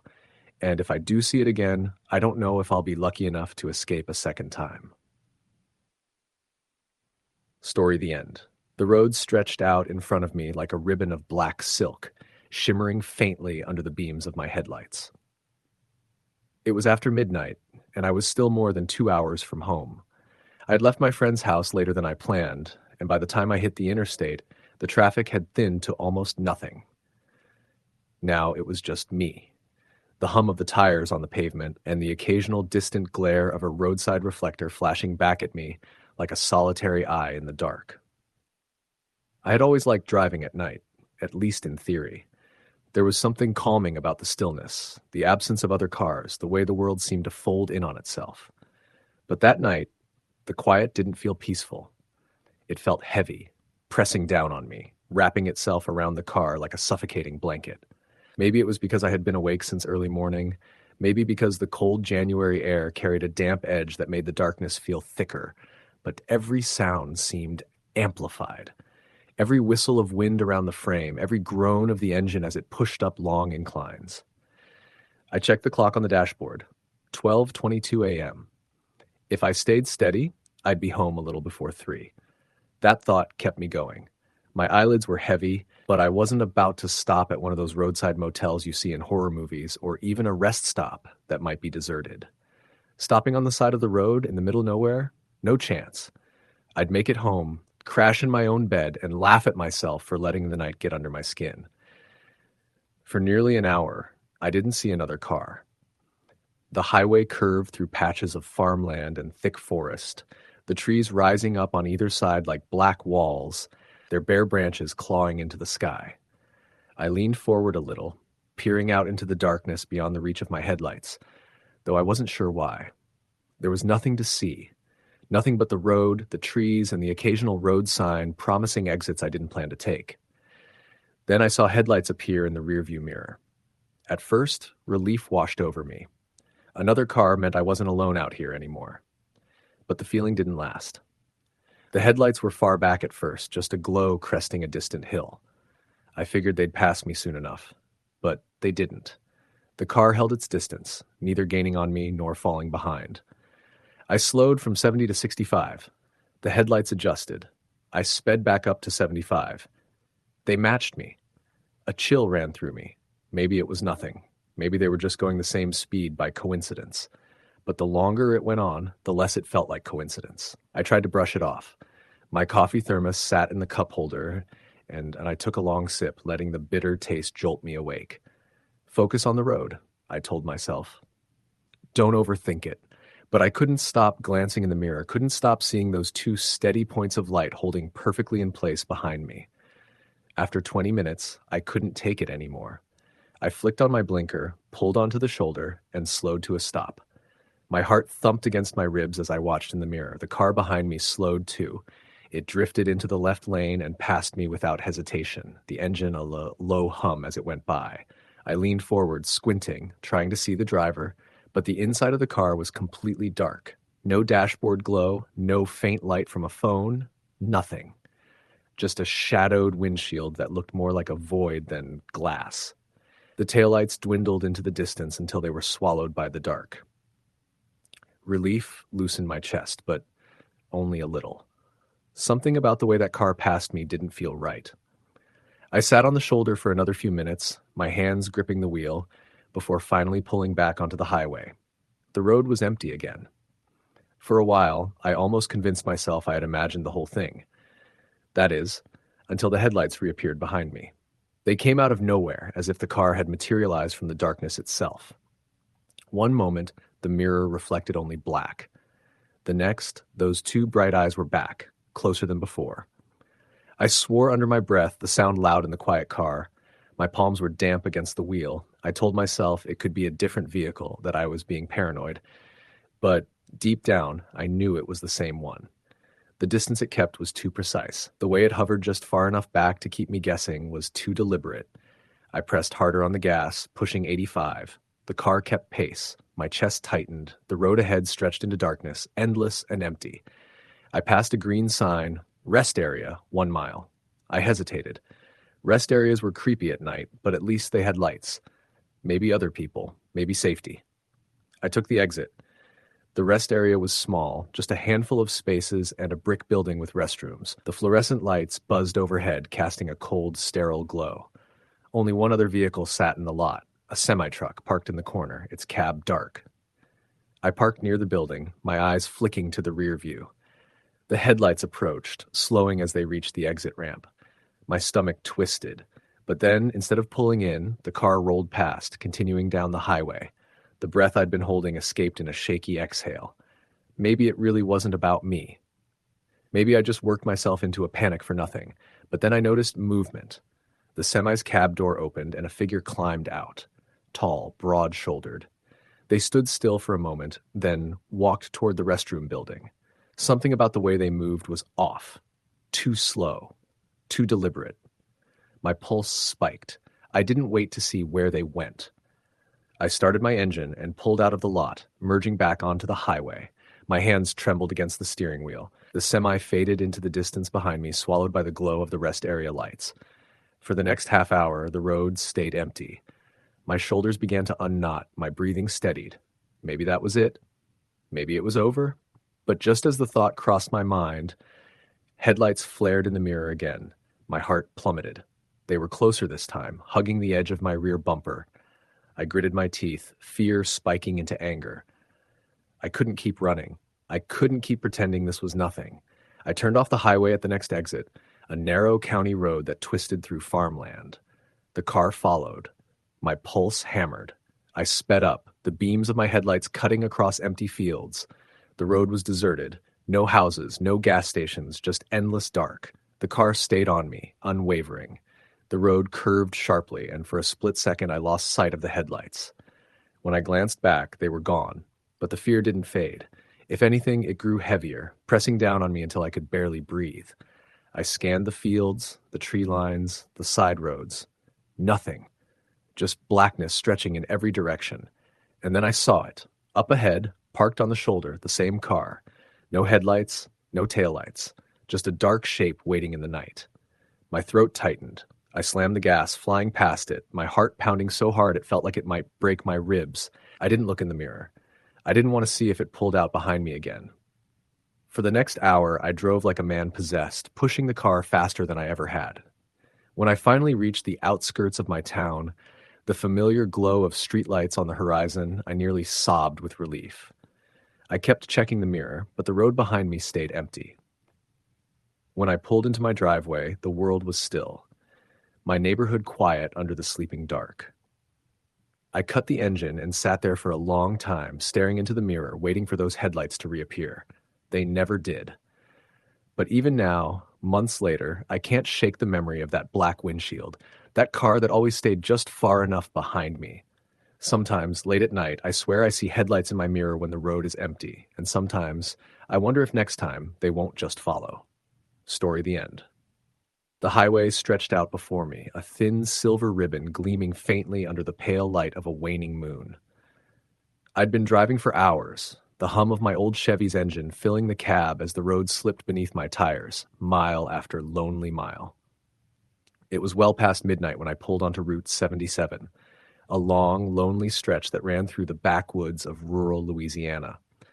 I was heading home to New Orleans after a business trip, hoping to make good time and get some rest before the morning's early meetings.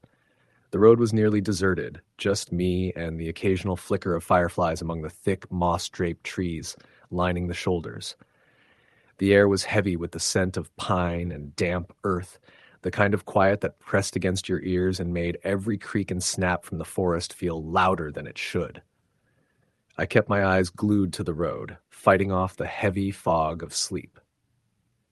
My left hand rested lightly on the wheel, the other arm out the window, fingers tracing the cool night air. The radio played a soft country station, but even the music felt distant, muffled by the isolation. About 50 miles from where I'd started, the headlights caught movement ahead, a figure standing on the side of the road. I didn't see it right away. At first, I thought it was a trick of the light, the way shadows sometimes clung to the twisted limbs of trees. But no. There was definitely someone standing there, just beyond the edge of the shoulder. As I got closer, the shape came into clearer view. A young woman, maybe in her early 20s, wearing a white dress that looked like it had seen better days. Her hair hung in loose waves, tangled and damp, and she stood unnaturally still, almost like a statue. I slowed down instinctively, a chill crawling up my spine despite the warm summer air. I rolled down the window. "Hey, you need help?" I called out, voice echoing strangely in the stillness. She didn't answer, just stared at me with wide eyes that reflected the headlights like mirrors. Her skin was pale, almost luminescent in the dark, and her mouth opened slightly as if she wanted to say something, but no sound came. I hesitated, heart thudding in my chest. Part of me wanted to stop and check on her, but something about her frozen expression sent a warning through me. I shook my head and pressed the gas pedal, driving past her slowly, unable to tear my eyes away as she remained rooted to the spot. No sooner had I passed her Then the radio cut out. Static hissed through the speakers, then nothing. I reached to fiddle with the dial, but the silence lingered, heavy and suffocating. I glanced back through the rearview mirror. No other cars behind me, just endless darkness swallowed by trees. The temperature inside the car started dropping fast, despite the summer heat outside. My breath fogged in front of me as the AC died with a faint pop. I could hear a low whispering sound coming from the back seat. I whipped my head around, but saw nothing there, just the empty shadows. My hands tightened on the wheel. I told myself it was just nerves, the stress of a long day catching up with me. Maybe an animal brushing against the car. But the whispering grew louder, forming words I couldn't quite catch, a soft pleading that set my teeth on edge. I slammed the brake pedal suddenly when the headlights ahead flared brighter. The road was empty, no sign of what caused the light, but it momentarily blinded me. When my vision cleared, a shadow darted across the road, too fast and silent for a deer. I couldn't see what it was, only that it disappeared into the trees on the other side. I kept driving, but the eerie feeling grew heavier with each mile. The radio crackled again, this time with a distorted voice. It said my name, clear as day. John. I froze, clutching the steering wheel, eyes darting between the road and the rearview mirror. John. The voice repeated, urgent now, desperate.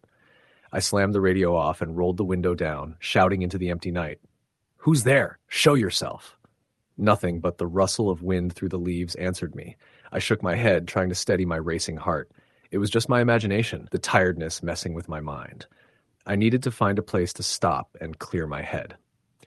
I spotted a small gas station a few miles ahead, its flickering neon sign the only splash of color in the monochrome night. Relief flooded me as I eased onto the shoulder and pulled in. Inside, the place was nearly empty. Just an old clerk watching a baseball game on a small TV behind the counter. I grabbed a soda and headed out, breathing deep, the warm, oily scent of gasoline and fried food. The feeling of being watched didn't fade, though. It clung to me like a second skin. I climbed back into the car, started the engine, and glanced at the clock. It was almost 3 a.m. I was still over 2 hours from home. As I pulled back onto the highway, the radio flickered back to life. Static at first, then a soft melody, a lullaby, faint and scratchy, the kind you'd expect an old music box to play. I reached to turn it off, but stopped. The song tugged at something deep inside, memories I hadn't thought of in years. I swallowed hard, eyes on the road. Ahead, a figure appeared again, standing in the middle of the lane. A man this time, tall and thin, wearing a faded blue suit and a hat pulled low over his eyes. I slammed on the brakes, tires screeching on the asphalt. The car skidded, nearly spinning out, but I managed to keep control. The man didn't move, just stared at me with empty eyes that seemed to swallow the light around him. His mouth opened in a silent scream. I threw the car into reverse and spun around, tires digging into gravel. My heart pounded as I peeled away, desperate to get off the road. The radio went silent again, and the air warmed back up. I sped down a side road, the truck shaking as I pushed the pedal to the floor. The man was nowhere to be seen, but the feeling of dread never left me. It was like he was still there, just out of sight, waiting. I finally reached the city limits hours later, the bright lights a welcome reprieve from the dark woods. I parked my car in the driveway and sat there, hands shaking on the wheel. That night, I dreamed of the woman in the white dress, her pale face pressed against the glass of my car window, eyes pleading. The man in the blue suit stood behind her, his silent scream echoing in the dark. I never drove that road again. Story the end. The night I'm about to tell you about started off the way a lot of my late-night drives used to. I had just finished a double shift at the factory, and by the time I clocked out, my whole body felt heavy and sore. Most people would have gone home, collapsed into bed, and dealt with travel in the morning, but I didn't have that option. My cousin's wedding was up in northern Wisconsin, and I'd promised him I wouldn't miss it. The ceremony was at 10 in the morning. By the time I left the factory, showered quickly, threw my bag together, and filled my car with gas, it was already close to 10:45 p.m. That meant driving through the night. I wasn't new to it. Back when I was in college, I'd drive the stretch between Ohio and Wisconsin more times than I could count, often through the early hours of the morning. I knew how it felt to get lost in the hypnotic rhythm of the white dashed lines flashing under my headlights, the hum of the tires filling up the silence, the occasional semi-roaring past with a gust of wind. I thought I was prepared. I thought it would be just like any other trip. The first leg of the drive was fine. The interstate stretched wide and busy even at that hour, glowing with the steady presence of headlights and taillights. I stopped after about 90 minutes at a big truck stop to grab some food and coffee. Inside, the fluorescent lights buzzed above rows of packaged snacks and drinks. Truckers slouched in booths, sipping coffee or scrolling on their phones. I wolfed down a sandwich and bought a couple of energy drinks, thinking those would be enough to keep me sharp until sunrise. Once I got back on the road, I felt energized, focused. The interstate slowly began to thin out the further north I went. Cars became less frequent, the semis spread farther apart. By the time I passed Madison, the highway felt emptier than I liked. Eventually, I exited off onto the state highways that would cut me up through farmlands, small towns, and long wooded stretches until I reached the area my cousin lived in. That was when things started to feel different. The two-lane highways always made me uneasy at night, even when I was younger. The darkness pressed close on both sides, broken only by the harsh tunnel of my headlights. Trees stood like black walls against the shoulders, and every so often the light would catch the gleam of an animal's eyes. Raccoons. Deer. Once a fox darted across the road, so fast I almost hit it.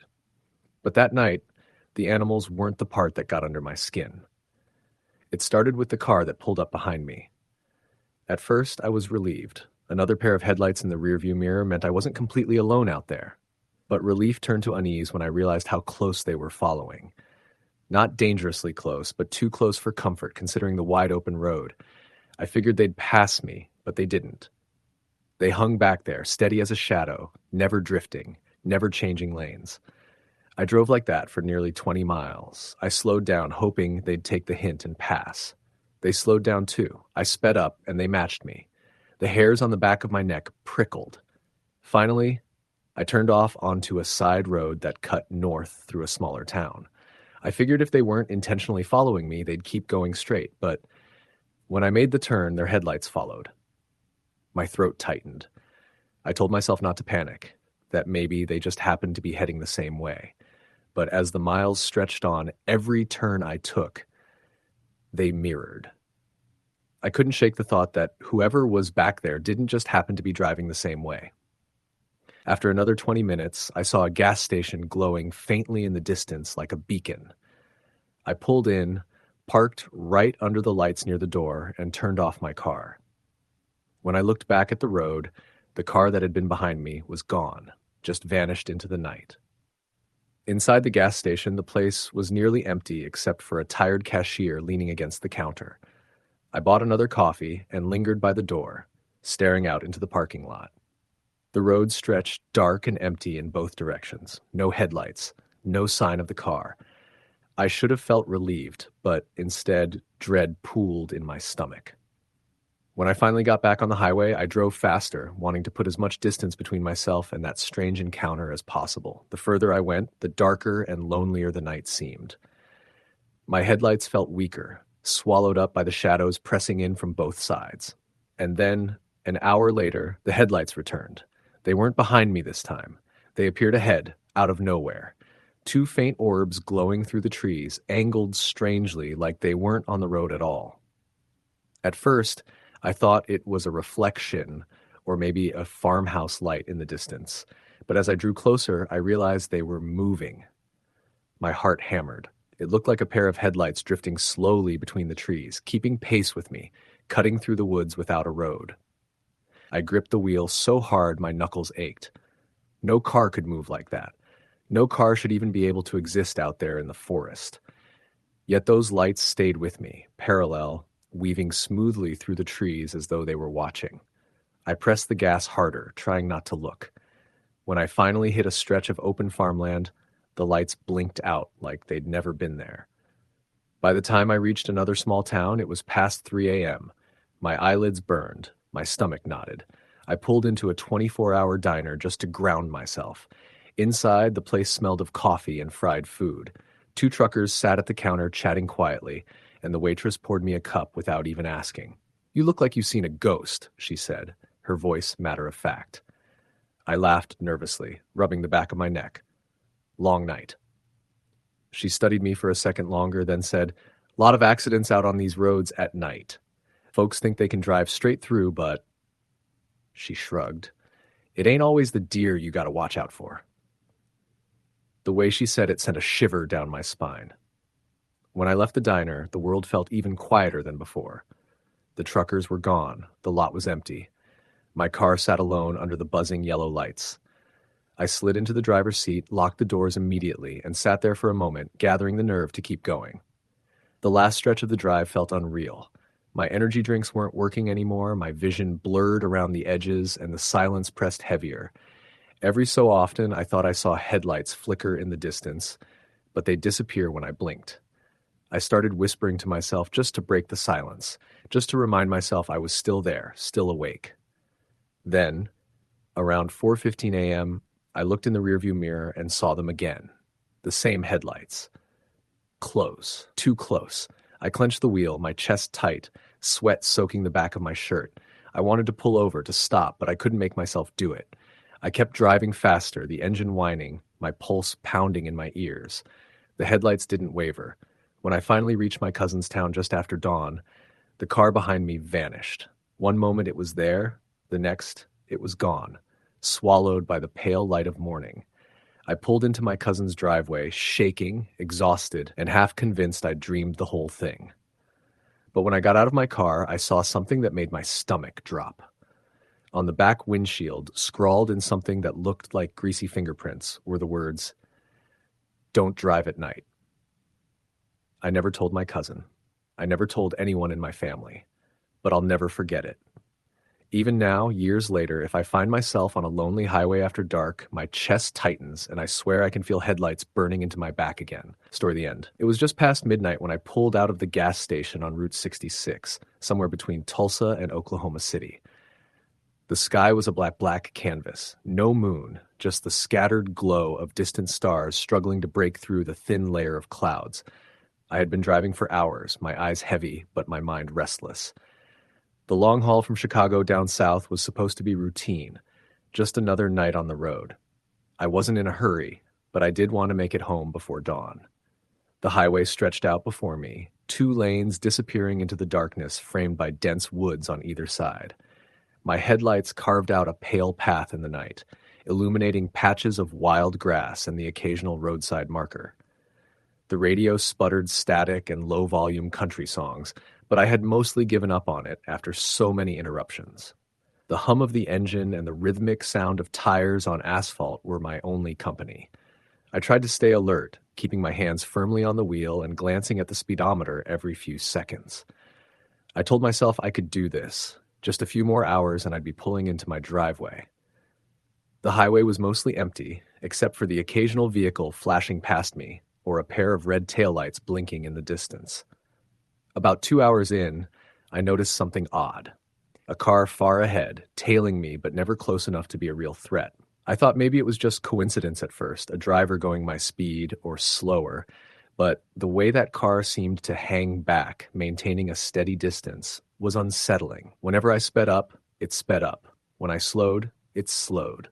It was like it was pacing me. I tried not to let it bother me, but the feeling stuck like a weight in my chest.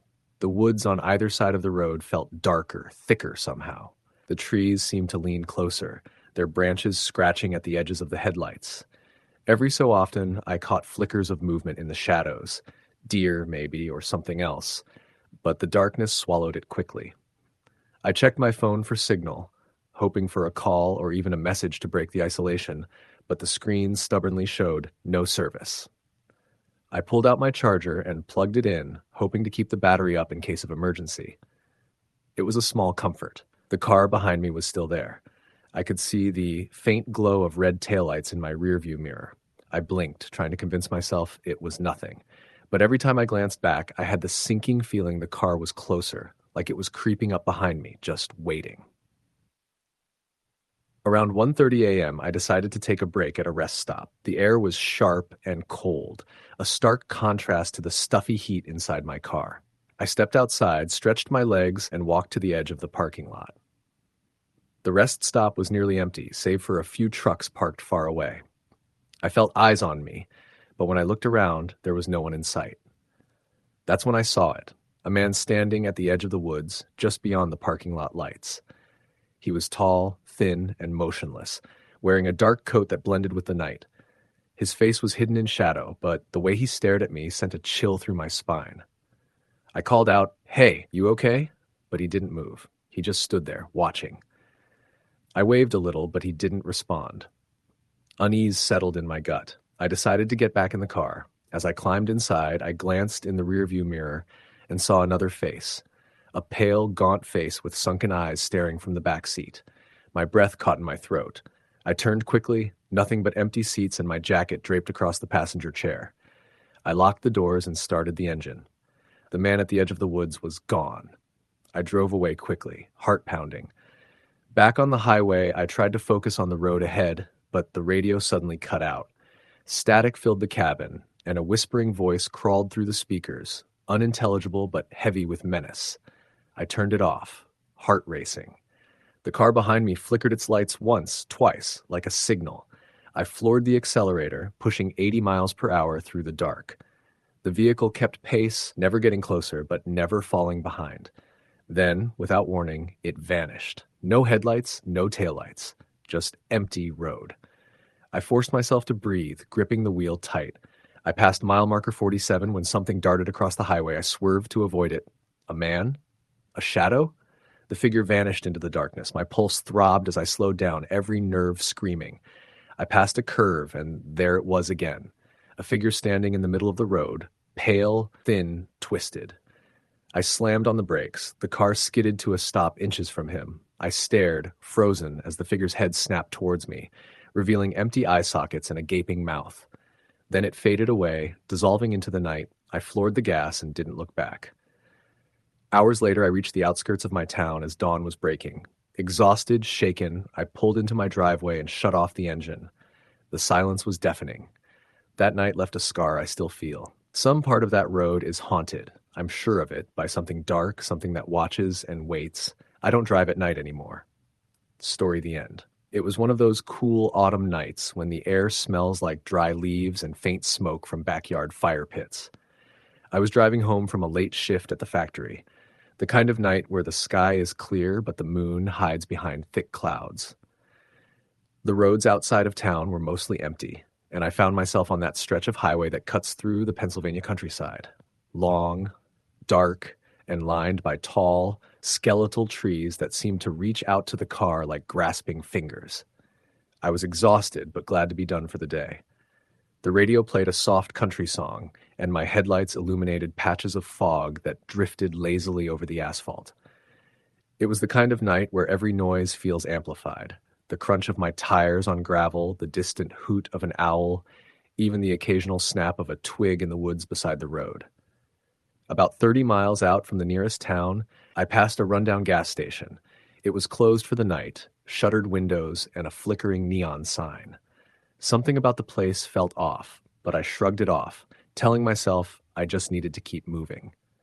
As I drove on, my headlights caught movement near the side of the road. I blinked, thinking it was a deer, but it wasn't. A man was standing there, his clothes dirty and torn, a long coat hanging loosely on his frame. He looked like he'd been on the road for days. His hair was unkempt and his face was gaunt and pale, almost ghostly in the dim light. He stepped out from the trees and raised his hand, signaling me to stop. I hesitated, heart pounding. There was something about him that didn't feel right, but it was cold, and he looked like he needed help. I slowed down, rolled my window halfway down, and asked, "Hey, are you okay? Need a ride?" He looked at me with those hollow eyes, and a slow, almost imperceptible smile crossed his lips. "My car broke down," he said, voice barely above a whisper. "Could you help me?" I glanced behind me. The road was empty, no other cars in sight. Part of me screamed to just keep going, but I felt trapped between common decency and a rising dread. Before I could respond, his smile vanished, replaced by a blank stare. Then he said something chilling. You shouldn't have stopped." My blood ran cold. I hit the gas and sped past him, not looking back until the road had swallowed him whole. For miles, I kept checking my rearview mirror, half expecting to see him following me on foot, but the road remained empty. Just when I thought I'd escaped, my headlights caught another figure. A woman, standing in the middle of the lane ahead, her dress fluttering in the cold wind. I slammed on the brakes, my heart thudding painfully in my chest. As I came to a stop, the woman didn't move, her face obscured by long dark hair. I rolled down my window and called out, but she didn't answer. Instead, she turned and walked slowly into the woods. Shaken, I decided to stop at the next rest area, but when I pulled in, it was deserted. No cars, no people, just silence. I felt eyes watching me from the shadows, but saw nothing. After a few minutes, I got back on the road, trying to shake the uneasy feeling growing inside me. As I neared the outskirts of town, my headlights flickered and died. The car stalled in the middle of the highway. Panic gripped me as I reached for my phone. No signal. Then I heard footsteps outside, slow and deliberate, moving toward the driver's side door. I locked the doors, heart racing, and waited. The footsteps stopped. A whisper barely audible came through the cracked window. "You can't leave." I never heard the door open, but the chilling presence filled the car. Moments later, my headlights flickered back on, and the engine roared to life. I sped off without looking back, the whisper still ringing in my ears. I never told anyone what happened that night. People would call me crazy. But sometimes when I'm driving alone in the dark, I see figures at the roadside, and I remember. Story the end. It was a cold January night when I left my friend's house in a small town about 2 hours outside of Indianapolis. I was driving back home to Chicago, taking the back roads instead of the interstate, partly to avoid traffic, but mostly because I liked the quiet. The sky was clear, the moon a faint sliver in the blackness. The roads were empty except for the occasional deer crossing signs, their reflective surfaces glinting in my headlights. The trip had been uneventful until I passed a stretch of highway bordered on either side by dense woods. The trees stood tall and shadowy, their skeletal branches reaching toward the road like grasping fingers. The cold made the air feel sharp, every breath crisp and biting. My hands tightened on the steering wheel. I knew this part of the road well. It was a familiar route, one I'd driven dozens of times before. But tonight something felt different. The silence was too absolute, as if the world was holding its breath. I tried to shake off the feeling, blaming it on fatigue and the long drive ahead. About 15 minutes in, I noticed headlights behind me. I glanced at the rearview mirror. The car was far back at first, just a pinprick of light. Then it grew steadily closer. When it was only a few hundred yards behind, I thought maybe it would pass me soon. Instead, it stayed tailing me at a steady distance. I flicked on my blinker, considering pulling off, but decided against it. The car remained there, its bright beams almost too glaring, reflecting off the snow-dusted road and the bare trees lining the highway. I adjusted my speed slightly, from 65 down to 60, but the car matched me perfectly, like it was following me deliberately. That's when the knot of unease in my stomach tightened. I tried to convince myself it was just coincidence, some driver taking the same route, maybe lost or too cautious to pass. But the way the car behaved didn't feel natural. It wasn't weaving or moving like normal traffic, just perfectly pacing me, never gaining, never falling behind. I pulled into a small roadside rest area. The yellow glow of a single flickering lamp illuminated a cracked concrete parking lot and a brick restroom building. Only one other vehicle was parked there, a rusted old pickup truck, its engine cold. I parked several spaces away and shut off the engine. The headlights appeared in the rearview mirror again, slowing as the car approached the rest area. My heart hammered in my chest. For a long moment, the car stayed at the entrance, its lights fixed on the lot. Then it veered away, continuing down the highway, disappearing into the darkness. Relief washed over me, but it was short-lived. As I stepped out to stretch my legs, the hair on the back of my neck prickled. A rustling noise came from the edge of the parking lot, near a stand of pines. I squinted, but saw nothing except the swaying branches in the weak light. I hurried back into the car, locked the doors, and restarted the engine. As I merged back onto the highway, the headlights reappeared behind me, closer this time, nearly tailgating. I floored the gas, pushing the speedometer past 80 miles per hour. The car matched me again, its high beams stabbing into my rearview mirror. The panic was rising fast. I didn't know who was driving or what they wanted, but the way they shadowed me was deliberate and relentless. I looked for an exit, any exit, but the road was barren. The next turnoff was miles ahead. Then the car flashed its headlights once, twice, like a signal. My stomach dropped. Was it a warning? A threat? I had no idea, but I didn't want to find out. I kept driving fast, heart hammering, hands gripping the wheel so tightly my knuckles whitened. The woods around the road seemed to close in, the darkness pressing like a weight. Suddenly, up ahead, I saw a flickering light. A solitary gas station with a convenience store, open 24 hours. It was a tiny outpost on this stretch of highway, its neon sign buzzing faintly in the cold night air. Relief flooded through me. I took the exit and pulled into the gas station parking lot, hoping the presence of other people might deter whoever was following me. The car followed at the entrance, slowing but not stopping. The driver's side window was down, but I couldn't see anyone inside. The black interior was like a void, no face visible. I got out of the car and hurried inside. The store was almost empty except for a tired-looking clerk. I kept glancing at the window, watching the parking lot. The car remained parked just outside, lights off, engine idling softly. I bought a bottle of water and a pack of gum, telling the clerk I'd been driving for hours. He nodded but didn't ask questions. Outside, the car's taillights blinked, then went dark as it pulled away. I waited another 10 minutes before getting back in my car. The road was quiet again. The night stretched out ahead, full of shadow and silence. I didn't look back once as I drove, but the unease stayed with me long after I pulled into my driveway back in the city. Even now, when I drive alone at night, I check the rearview mirror a little more often than I used to, because sometimes in the deepest part of the night, I swear I see headlights creeping up behind me, and I wonder if I ever really escaped that night on the highway. Story the end. The night started like any other late October drive home after a long day at work. I was heading north from a small town in southern Indiana back to my apartment in Chicago. The clock on the dashboard read 10:45 p.m. when I pulled out of the parking lot, headlights cutting through the dense darkness of a new moon night. The highway was empty except for the occasional rig rumbling past, its taillights glowing red like distant beacons in the night. I had done this drive dozens of times before. It was familiar, routine even. The steady rhythm of the tires on the asphalt, the soft hum of the engine, the radio playing classic rock quietly in the background. That night, I told myself, would be no different, just a long, uneventful drive.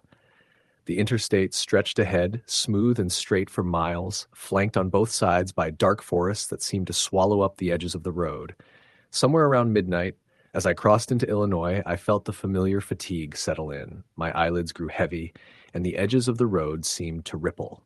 I rolled down the window and let the cold autumn air whip in, hoping it would refresh me. As I settled back into the driver's seat, I noticed headlights in the rearview mirror. A car had pulled up behind me. Normally, I wouldn't have thought twice about it. Traffic was still light at this hour, and drivers often came and went at random intervals. But there was something off. The headlights stayed close, too close. They didn't flicker or fall back when I slowed down, and they didn't move forward when I sped up. No matter what I did, the car behind me was like a shadow glued to my tail. I glanced in the mirror again.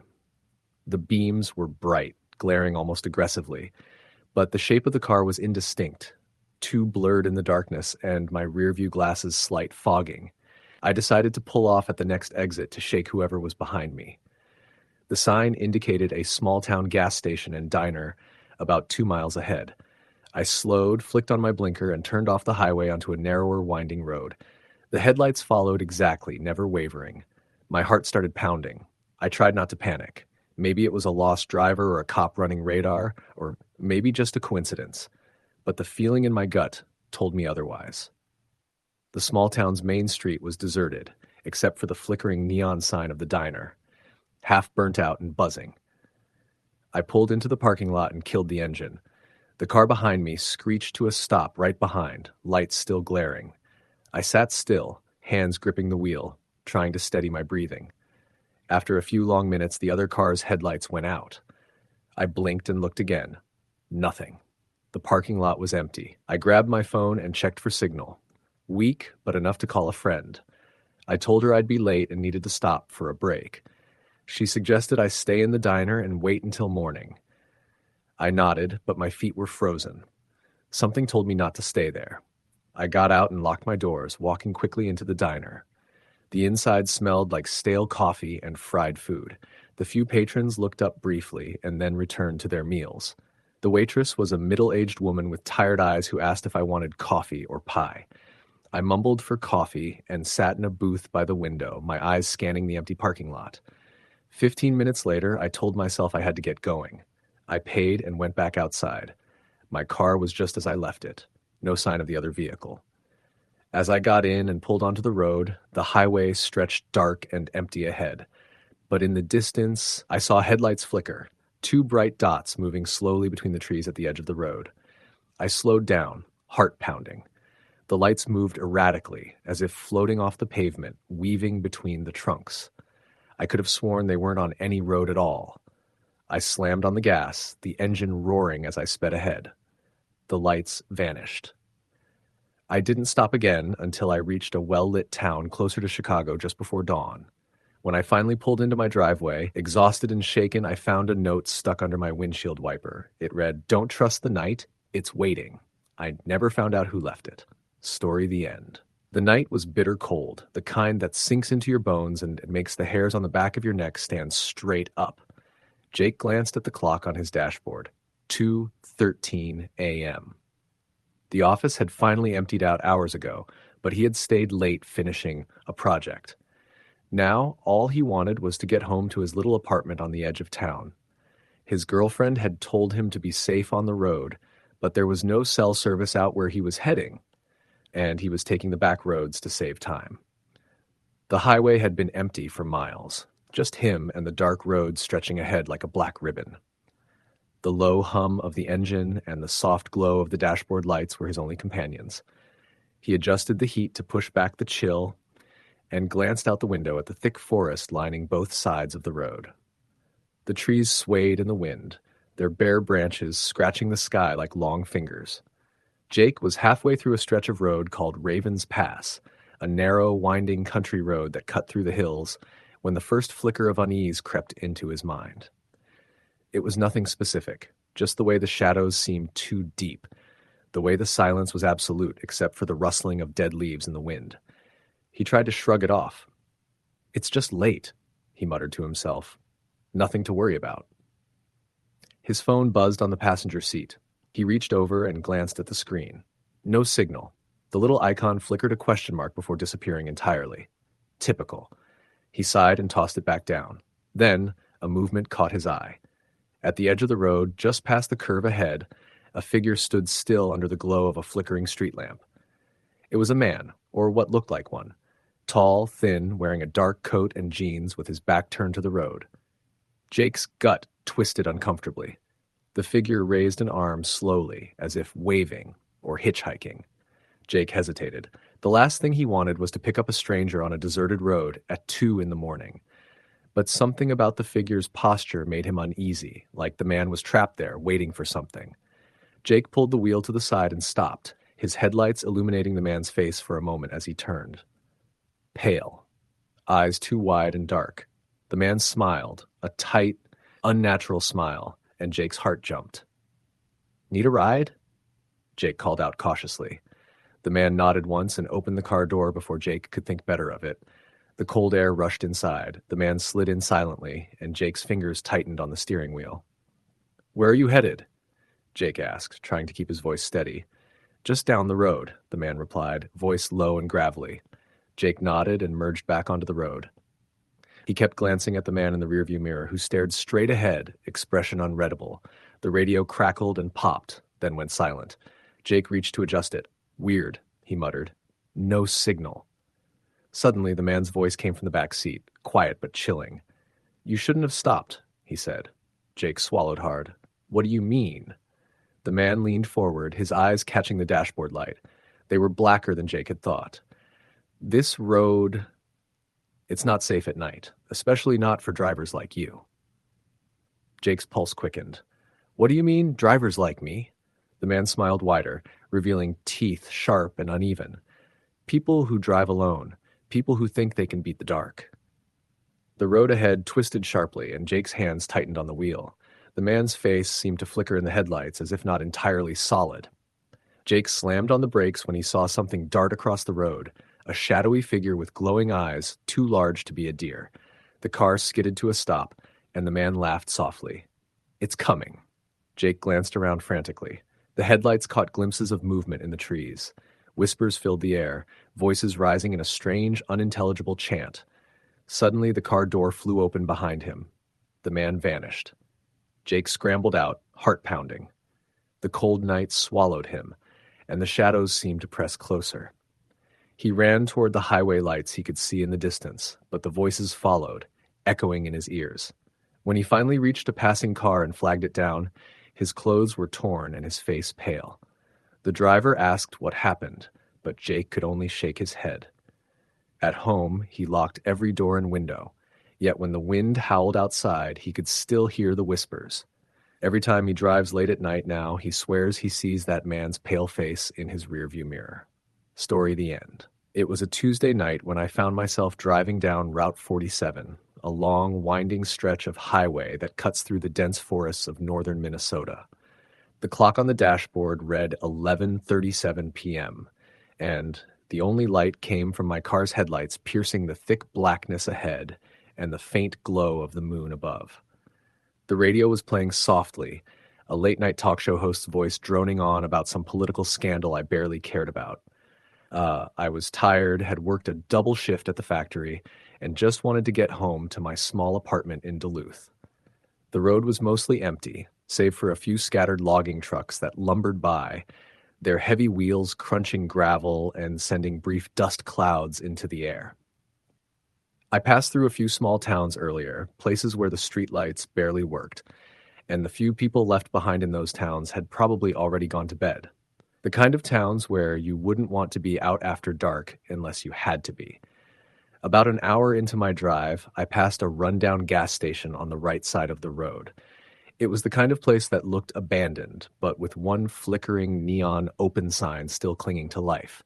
I thought about stopping, maybe get a soda or stretch my legs, but something about the place felt off. The parking lot was empty except for a rusty pickup truck with a cracked windshield and an old man sitting behind the wheel. His face was obscured by shadows, but as I slowed down, I caught his eyes, cold and hard, unblinking. I pulled away, my heart picking up pace, even though I told myself it was just the exhaustion making me uneasy. The road ahead narrowed and twisted through the thick pine forest. My headlights illuminated the tall trees, but the darkness beyond seemed endless. About 15 minutes later, the radio flickered and died. Static hissed, then silence. I fiddled with the dial, but nothing came back. A chill crept up my spine.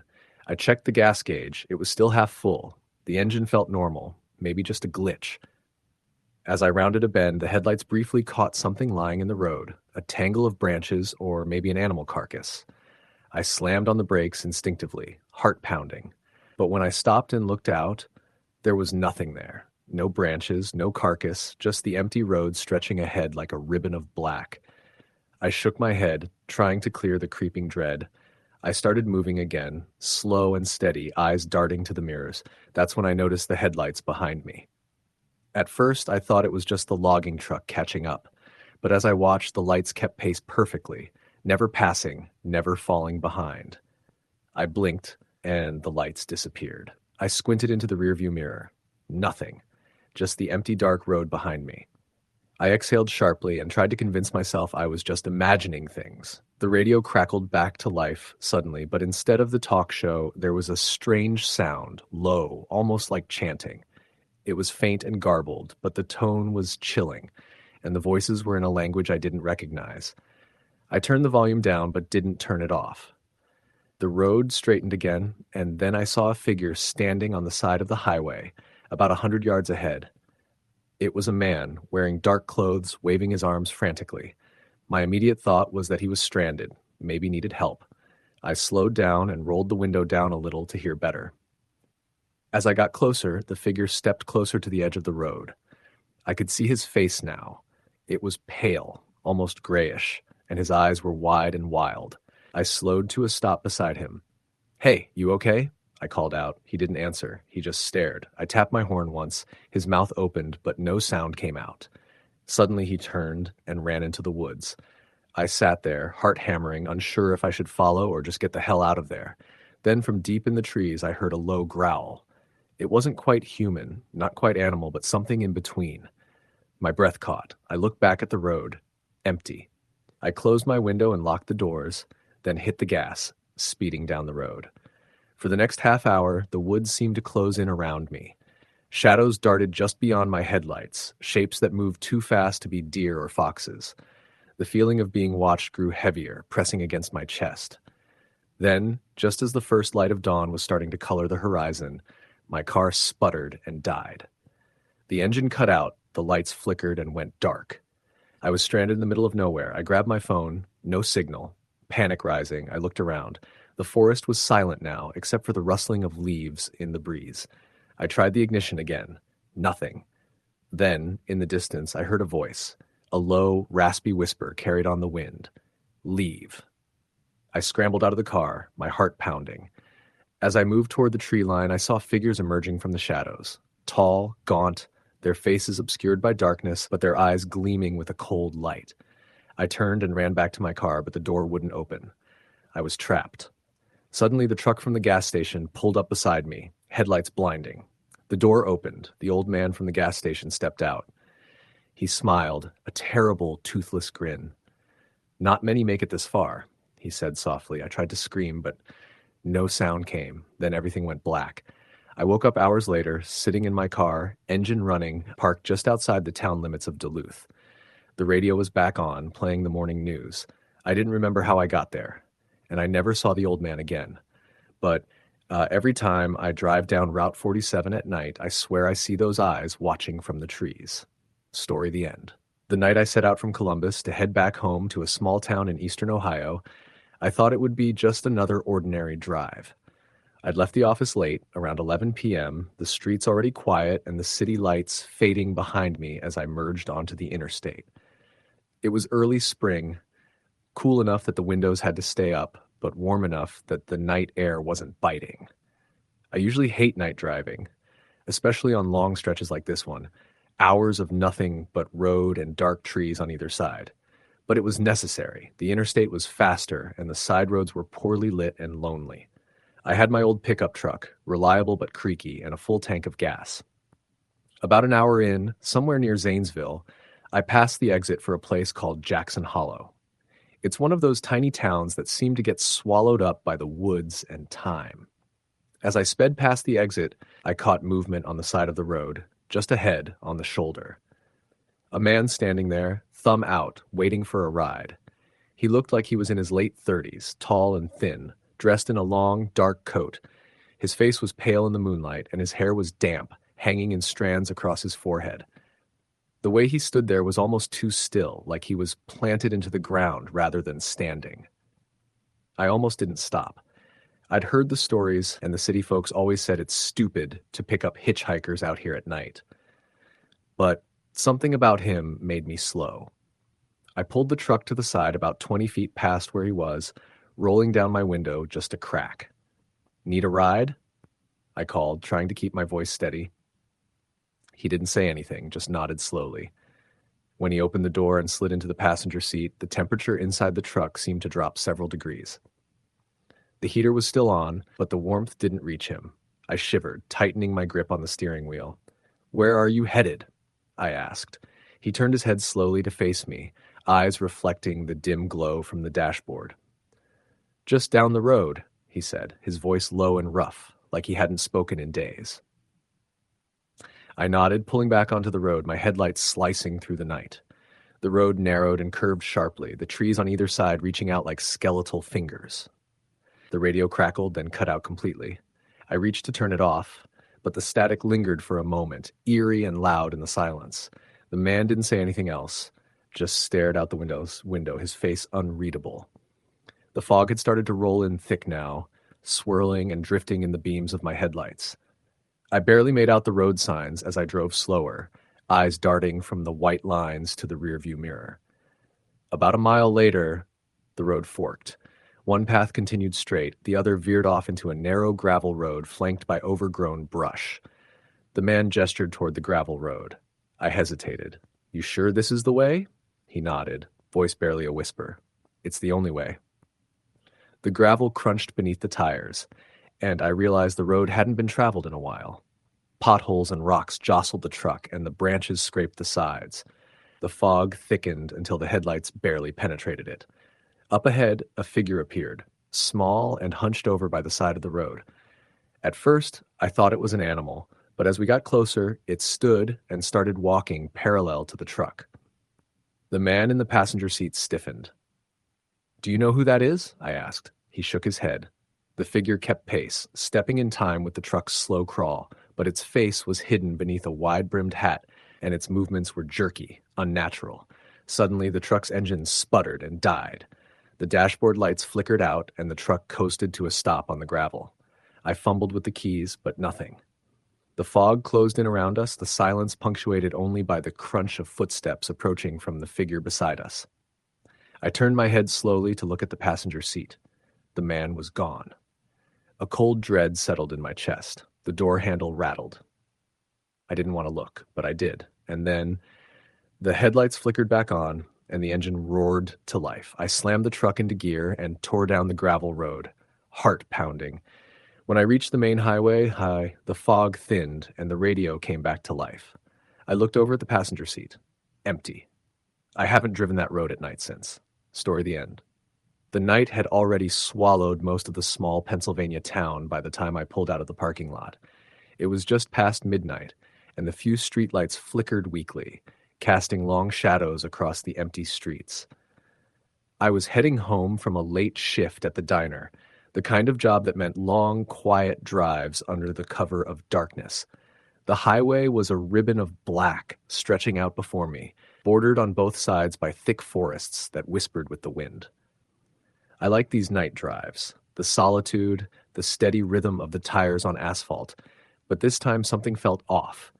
The air seemed heavier, almost suffocating, like it was pressing down through the car's roof.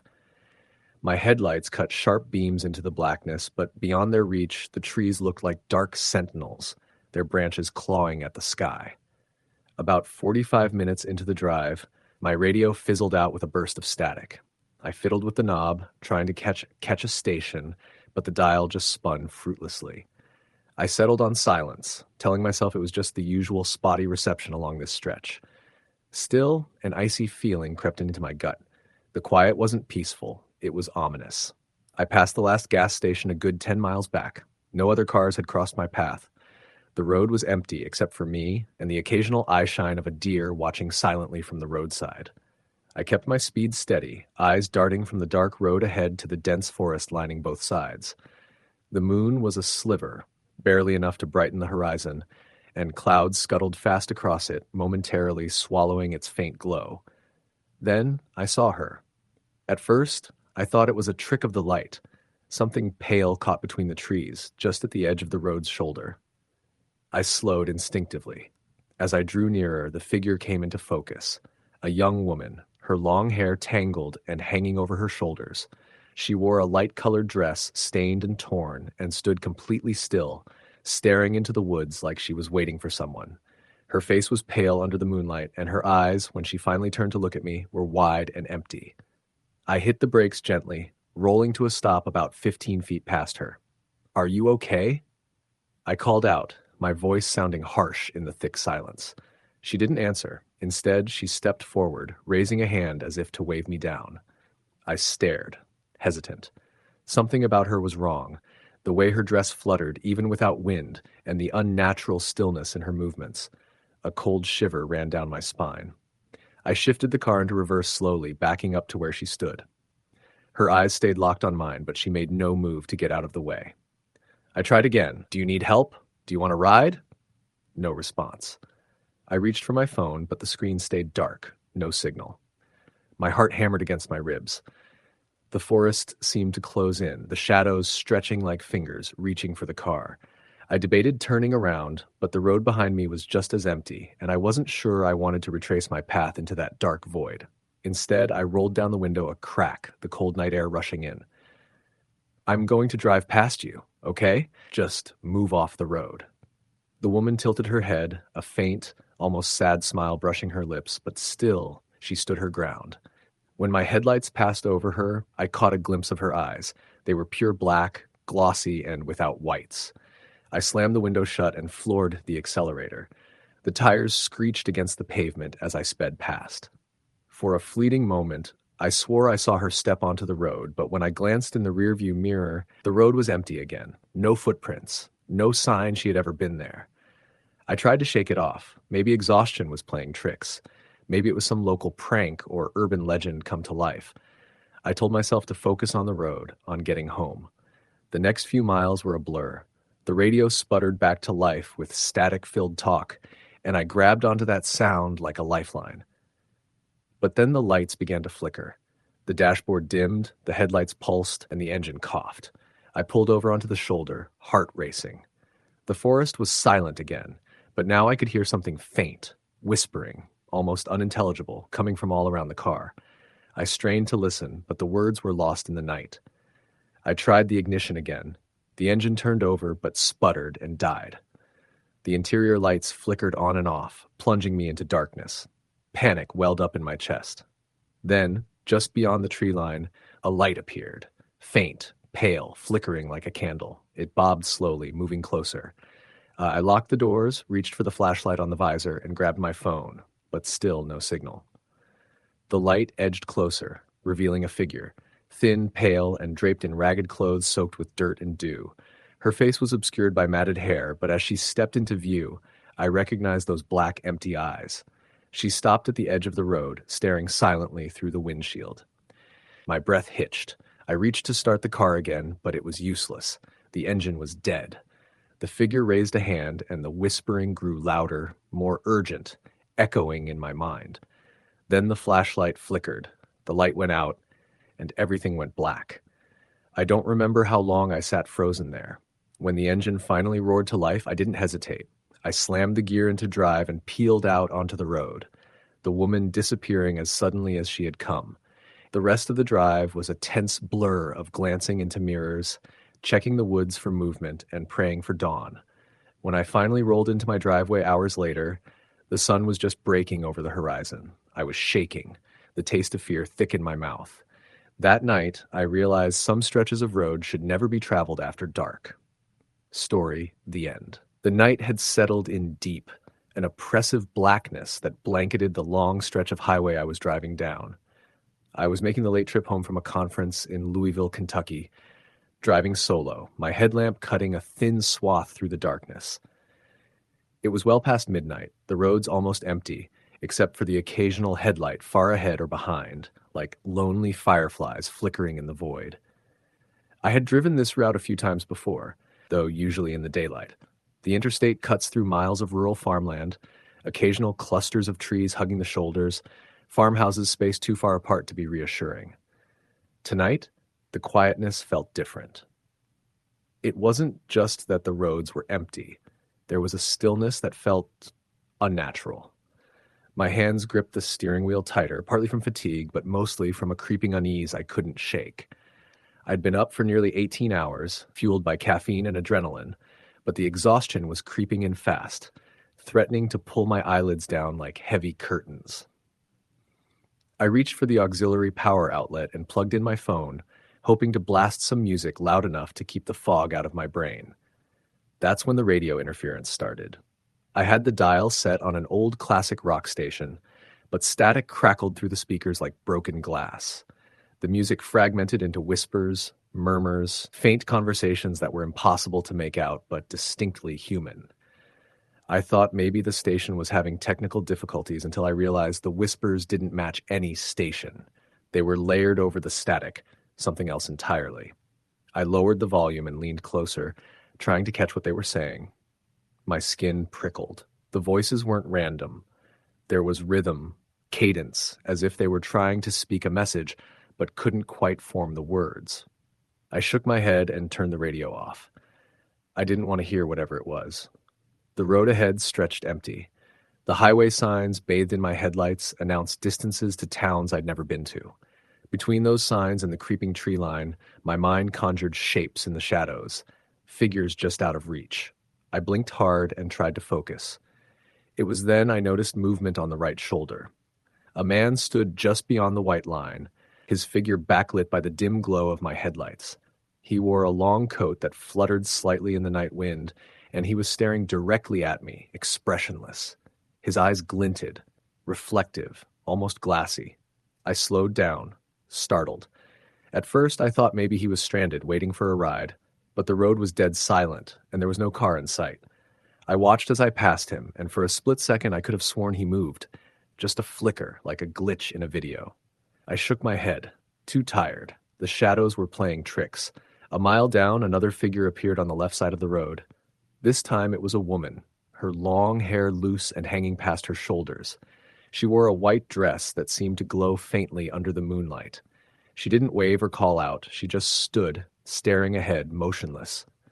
My heart hammered, and I accelerated, trying not to look back. The next 15 minutes were a nightmare loop of figures appearing on either side of the road, men, women, some children, standing still, their faces pale and eyes unblinking. None made a sound or moved, but their presence was suffocating, pressing against the glass of my windshield. I tried calling my wife, but my phone showed no signal. Even the GPS flickered and died, the screen going dark like the rest of the world had been erased. Then came the headlights behind me. At first, I thought it was a truck, but the light was different. Too close, too bright. A vehicle tailgated me aggressively, blinding me with high beams. I tried to speed up, but it matched every move. Panic rising, I took the next exit, hoping to shake the car off. The exit ramp led into a narrow two-lane road surrounded by thick woods. The vehicle followed. The road was barely lit, the trees crowding close like silent sentinels.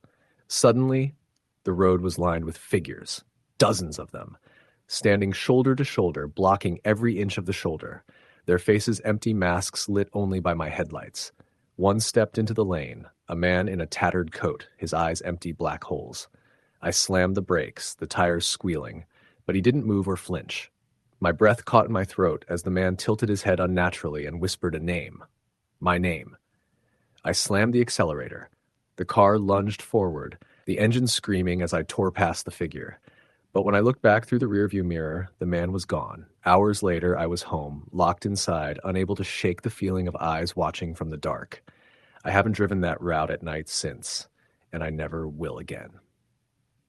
Story the end. It was close to 12:30 a.m. when I left a work site just outside of Kingsport, Tennessee. I had driven down that Monday for what should have been a quick survey and inspection gig, but the job ended up running a day longer than expected. By the time I was finished, I just wanted to get home. My apartment was in Columbus, Ohio, about 6 hours away, and I decided to make the drive through the night. I didn't feel like blowing money on a cheap motel for a few hours of sleep. Besides, I figured I'd had enough gas station coffee and sugary snacks to keep me awake until dawn. I stopped at a convenience store near the outskirts of town before getting on the highway. I filled up the tank, grabbed a hot dog I regretted the second I bit into it, and refilled my travel mug with what passed for coffee from the machine inside. The clerk was half asleep behind the counter, and the only other customer was a woman in a tattered hoodie who kept wandering the same 2 aisles without picking anything up. There was something about her, the way her eyes never blinked, the way her fingers twitched near her pockets, that made me feel uneasy. But I brushed it off. Every small town has a few people who seem off. The road out of town was eerily quiet. Once I hit I-81, it was nothing but dark stretches of highway and long gaps between overhead lights. I had some rock music playing low, but after a while I turned it off. There was something about the silence that felt better than hearing other voices. The mountains looked like sleeping giants on either side of me, their shapes carved out only by the faint starlight and occasional glimmer of a distant farmhouse. I'd made the drive from Tennessee to Ohio a few times before, and I knew the way. That night, though, everything felt different. The road felt emptier than usual. I didn't pass a single car for at least 45 minutes.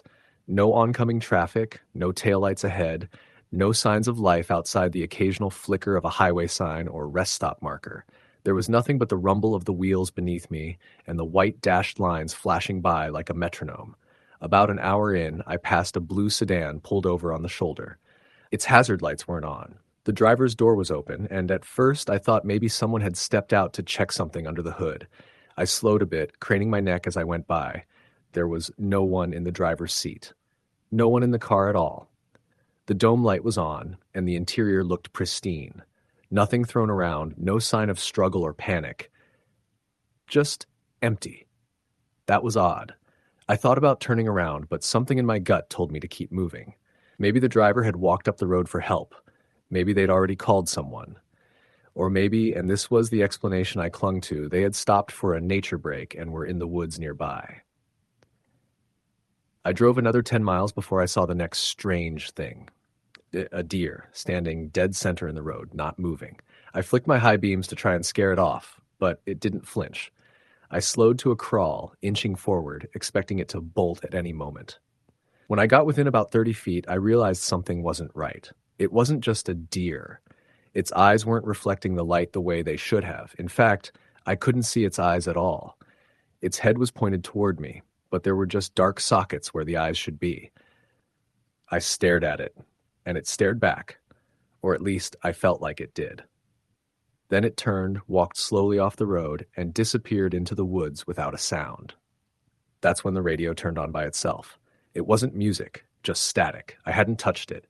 The dial was still tuned to the same station I'd turned off earlier, but instead of dead air, there was a low, garbled whisper buried in the noise. I turned the volume down, then off. A chill crept through me that had nothing to do with the temperature. I kept driving. The highway curved slightly, dipping between two hills, and for a moment, I lost cell signal entirely. No bars, no 3G, nothing. It's not unusual in that part of Tennessee, but still, the timing unsettled me. As I came around the bend, I saw a figure standing on the side of the road. A man, maybe 6 feet tall, wearing a long coat. His head was down, and I couldn't see his face. He didn't move as I approached. I swerved slightly to the left to give him room, and right as I passed, he turned his head sharply toward the car. His face was pale, almost chalk white, and his eyes, if that's what they were, looked like empty holes. I almost drove off the road. My hands clenched the wheel, and I tried to shake the image from my head. I told myself it was just a trick of the light. A shadow. My own tired mind playing games with me. But deep down, I knew that wasn't true. For the next half hour, I didn't see any more figures, but I started noticing something else. My rearview mirror. Every so often, I thought I saw movement behind me. Not headlights, not another car, just movement. A flash of something in the back seat, a dark shape that was there and then gone. At first, I dismissed it, the way the light from the dash reflected off the back window. But the more it happened, the more certain I became that something was in the car with me. At a rest area outside of Lexington, I pulled over. I didn't get out right away. I sat in the driver's seat, breathing heavily, trying to convince myself I was being paranoid. Eventually, I turned around. Nothing. The back seat was empty. My overnight bag was still there, unopened. The hoodie I'd tossed back there was in the same position. There was nothing unusual. Still, I felt like I was being watched. I got out and walked into the restroom just to splash cold water on my face. The place was deserted, not even a janitor. The vending machines were all turned off, and the only sound was the buzzing of a fluorescent light that flickered above the mirror. As I looked at my reflection, I saw a shadow move behind me. I turned quickly. No one was there. When I got back to my car, the driver's side door was open. I was certain I had closed it. My keys were still in my pocket. I looked around, half expecting to see someone standing nearby, but the rest area was empty, just trees, fog, and silence. I got back in, locked the doors manually, and started the car. From that point on, things escalated. As I drove deeper into the night, the road started to feel unreal. The trees leaned in closer, like they were watching me. The air inside the car felt heavy. I turned on the AC, but it only blew warm air. The dashboard lights flickered occasionally, and once the headlights dimmed for a few seconds before returning to full brightness. And then the signs started changing. I noticed a green sign that should have pointed toward Cincinnati, but the letters were jumbled, not like graffiti, more like they had been rearranged into nonsense. Another sign had no text at all, just a black background.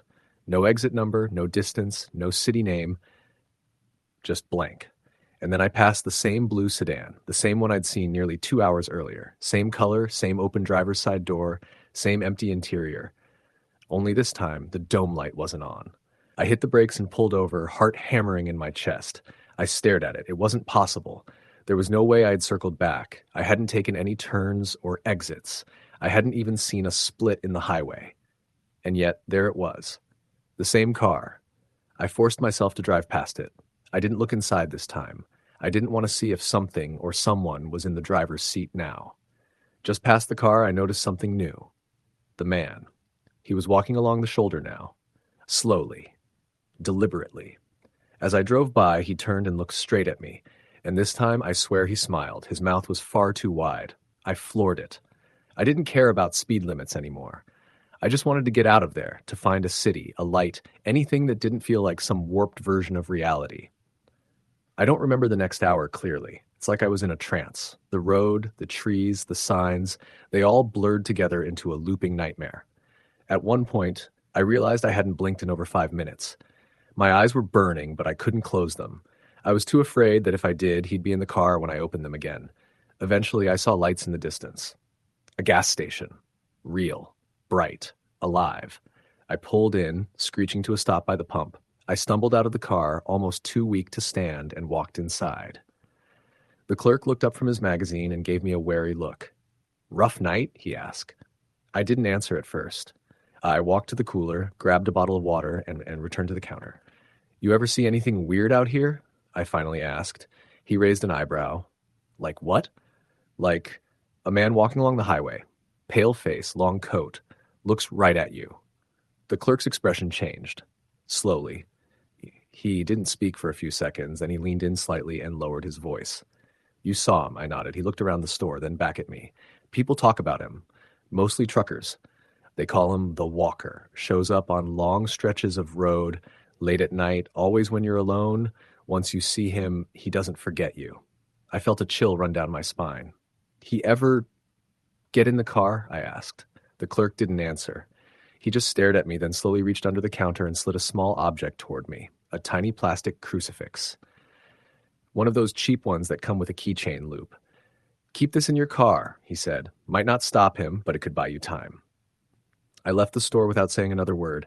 I got back in my car and drove the remaining hours without stopping. I never saw him again that night. But sometimes when I drive late at night, when it's just me and the highway, I still check the rearview mirror. And sometimes I think I see a shape, just for a second. A pale face, watching, waiting. The end. I never thought a night drive could change the way I saw the world, but it did. It was October 2021, and I was driving from Rapid City, South Dakota to Missoula, Montana. I'd taken the trip before, but this time I left much later than usual. I was helping my brother pack up his place. He was moving to Texas, and we'd lost track of time. By the time I got on the road, it was already close to 8:30 p.m. It's about a 9-hour drive, and even though I knew I probably should have waited till morning, I had work the next day, and I didn't want to call in. That decision still haunts me. The route starts out easy enough, but most of the drive cuts through long stretches of highway surrounded by forests, hills, and empty plains. It was a weeknight, so traffic was thin. The first couple of hours passed uneventfully. I had music going, sipping gas station coffee, watching the glowing green numbers on my dashboard tick off the miles. It was the kind of silence that settles in deep when you're away from cities. No buzzing streetlights, no honking, no lights in the windows of passing homes. Just you and the road and whatever's out there in the dark. About 3 hours in, I passed through a small town called Broadus. Nothing more than a cluster of buildings off the main road. Everything was closed. Not a single soul walking around. The gas station was dark. I remember thinking it felt like I'd driven into a ghost town. I didn't stop. By then, the road had narrowed and twisted, hugging the contours of hills and threading through denser trees. My high beams caught the occasional road sign or reflective eyes of a raccoon or deer darting into the trees.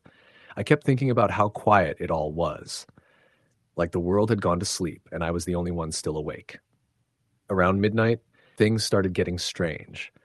The first sign that something was off was when my GPS glitched. It had been working fine, then suddenly the screen froze. It showed me floating in the middle of nowhere. No road, no directional line, just gray space. I tried rebooting it, but it wouldn't refresh. My cell phone had no signal either. That wasn't unusual out there, but it added to the sense that I was completely cut off. I reminded myself I knew the route well enough. I'd driven it twice that year alone. The road signs were still showing I was heading toward Miles City, which would connect me to I-94. Once I got there, it'd be smooth driving the rest of the way. But then I saw something that made my stomach knot. I was coming up a slight hill when my headlights illuminated something in the middle of the road. I slowed down quickly. It looked like a car, an older model station wagon, parked at an odd angle with its hazard lights blinking. I pulled to a stop a few yards back and sat there, engine idling. The driver's side door was wide open and the interior lights were on, but I didn't see anyone. No one in the front seat, no one waving for help. I didn't get out. There was just something about it that felt wrong. The car looked like it had been sitting there for a while. Dirt was caked along the lower panels and one of the taillights was busted. I honked my horn lightly, like hoping someone would step out of the trees or wave me down. Nothing. After a minute, I inched around the vehicle, tires crunching on gravel as I moved onto the shoulder to pass it. My hands were sweating on the wheel. As I pulled back into the lane, I looked into my rearview mirror and nearly slammed on the brakes. A figure was standing behind the car. I hadn't seen anyone there when I passed. No one came out of the woods. They hadn't been in the car. But now there was someone standing directly in the road, perfectly still. They were dressed in dark clothes, maybe a hoodie, but it was hard to tell. What I remember most was that they didn't move, not even a step toward the car or away from the headlights, just stood there like they were watching me. I didn't wait. I hit the gas and drove until I couldn't see the station wagon's lights anymore. My heart didn't slow down for miles. I tried to tell myself I was being paranoid, that it was just someone whose car had broken down. Maybe they were scared. Maybe they were trying to flag me down and I misread the whole situation. But something didn't sit right. About 20 minutes later, I saw another pair of flashing lights. I slowed, my chest tightening. As I got closer, I felt my stomach drop. It was the same station wagon. Same busted taillight. Same open door. I know it sounds impossible. I hadn't taken any turns or detours. There were no roads that looped back. And yet there it was, sitting in the same way, hazards blinking rhythmically in the dark. I didn't slow down this time. I drove past without hesitation, refusing to look in the rear view. I told myself it had to be a coincidence, that maybe there were two similar cars, or maybe I'd gotten turned around somehow, even though the road signs kept pointing west toward Miles City. The road felt darker now, thicker, like the trees had closed in tighter. Eventually I saw headlights in the distance. Relief flooded me. Another driver, finally. But as the vehicle got closer, I realized it wasn't moving toward me. It was behind me. I checked my mirrors. The headlights were gaining. They got closer and closer until they were just a few car lengths behind. Then they disappeared. No exit, no side road, no curve or dip to explain it. Just gone. I pulled over and sat there, shaking. I didn't know if I was going crazy or if something was seriously wrong out there. After a few minutes, I got back on the road, pushing my speed higher. I kept my eyes forward, only glancing in the mirrors when I absolutely had to. It wasn't long before I saw a third set of blinking hazard lights. I whispered, "No," like it would make the car disappear. Same model, same angle, same open door. I blew past it at 80 miles per hour. It was almost 3 a.m. when I finally reached the outskirts of Miles City. The town was quiet, lights off in most homes, but a few 24-hour gas stations still glowed like beacons. I pulled into one, ran inside, and grabbed a coffee, trying not to look like I'd just escaped a nightmare. I asked the cashier if there'd been reports of a stalled vehicle east of town. He gave me a weird look and said no. Nothing like that. I asked him how many roads came in from the east. Just the highway, he said. One way in. That didn't make sense. I should have seen the same car maybe once, not multiple times. I got back in my car and drove the rest of the way to Missoula without incident. But I've never taken that drive again. A few weeks later, out of curiosity, or maybe desperation, I did some digging online. There was an old post on a paranormal forum, buried deep, talking about the same road I'd been on. Someone wrote about seeing a station wagon with a busted taillight and a figure standing behind it. The post was from 2003. They said it followed them too. They called it a loop, something that kept pulling drivers into the same stretch of road over and over, especially after midnight. One user called it a trap, said if you stopped and got out, you wouldn't come back. I don't know what I saw. I don't know if it was something supernatural or just a perfect storm of exhaustion, isolation, and fear. But I do know I'll never take that route again. Not at night. Not alone. Sometimes I still dream about it, flashing hazard lights in the distance and a figure standing just out of reach, watching, waiting. Story the end. I had been driving for almost 4 hours by the time I reached the stretch of rural highway that cut through southern Illinois. I was heading back to St. Louis after spending the weekend with my brother in Nashville. It was the kind of trip I usually didn't mind taking, even alone. Something about driving at night always made the miles go faster. The roads were empty, the air was cool, and the only sound was the low rumble of the tires on the asphalt. It was just after 11 p.m., the sky was moonless, thick with clouds, and the stars were nowhere to be seen. The darkness felt complete, surrounding the two-lane road like an ocean, broken only by the sweep of my headlights as they carved through the black. I had the cruise control set to 65 and my favorite podcast playing low on the stereo, just enough to keep me awake, not enough to distract me. After a while, I realized I hadn't seen another vehicle for nearly an hour. No headlights, no taillights, no gas stations or exit signs, just miles of farmland, woods, and empty road. It wasn't unusual for this part of the drive. That stretch between Benton and Pinckneyville had always been quiet. Still, the isolation started to crawl under my skin. The dashboard clock ticked forward, and the low drone of the engine became hypnotic. I turned the podcast off and rolled the window down a crack. The cold night air hit me like a slap, but it helped shake off the fatigue that had started to settle in my shoulders. That's when I saw it. Headlights. Far in the distance behind me, cresting a small hill I'd passed a few minutes earlier. At first, I was relieved. It was comforting to know someone else was out there, even if I couldn't see the driver. But as the car got closer, a strange feeling started to bloom in my gut. They weren't just gaining on me. They were flying. I watched the lights grow larger in my rearview mirror, the distance closing too fast. I checked my speed, still 65. The road was too narrow and winding to go much faster safely. Within 30 seconds, the headlights were right behind me. But the car didn't pass. It just stayed there, riding my bumper, too close for comfort. The brights weren't on, but the headlights were intense, casting long shadows on the dashboard and flickering in my mirrors. I gritted my teeth and tapped the brakes lightly, a signal, a warning, but the car didn't back off. Instead, it blinked its headlights at me. Once, twice. I swallowed hard, unease now giving way to a sharp edge of fear. What the hell was this person doing? I flipped my blinker on and moved to the shoulder. There wasn't much room, just enough to let them pass. But the car didn't move. It slowed with me, keeping the exact same distance, hovering like a shadow. I came to a full stop. The other car stopped too. My hand hovered over the gear shift, heart thudding. I looked into the rearview mirror, trying to make out the driver, but the windshield was too dark, tinted maybe, or just lost in the blackness of the night. I couldn't even tell what kind of car it was, just a dark, low sedan. We sat there, unmoving, for almost a full minute. Then the headlights blinked again. 3 quick flashes. I didn't wait any longer. I threw the car into drive and peeled out, tires kicking up gravel as I shot back onto the highway. My hands were slick with sweat, my breath ragged. I didn't look back for a while. I didn't want to. But eventually curiosity, or maybe something deeper, some survival instinct, forced me to glance at the mirror. The car was gone. The highway behind me was empty. I didn't understand it. There had been no turnoffs, no side roads, no exits. It was just flat fields on both sides and straight black road for miles. How could they have disappeared? I tried to rationalize it. Maybe they turned off their lights and fell back. Maybe they'd pulled onto a dirt road I hadn't noticed. Maybe I was tired, and I'd imagined more than I thought. But my heart wouldn't stop pounding.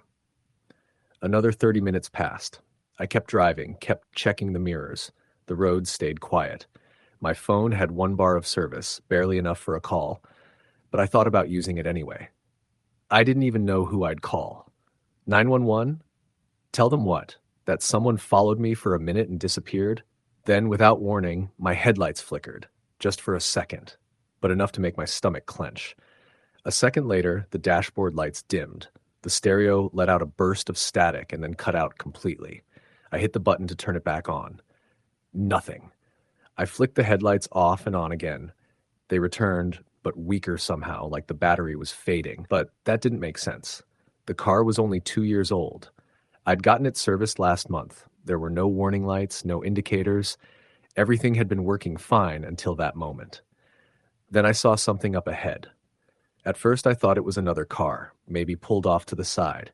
But as I got closer, I realized it was a figure, standing directly in the middle of the road. I slammed the brakes, tires shrieking. The car skidded slightly but came to a stop a few yards away. My headlights fell on the figure, a man, or at least something shaped like one. He was tall, lanky, wearing dark clothes. His face was hidden by the shadow of a hood, or maybe just the angle. He didn't move. I waited. He didn't flinch. I inched the car forward, thinking maybe he'd step aside. He didn't. Then I blinked, just for a second.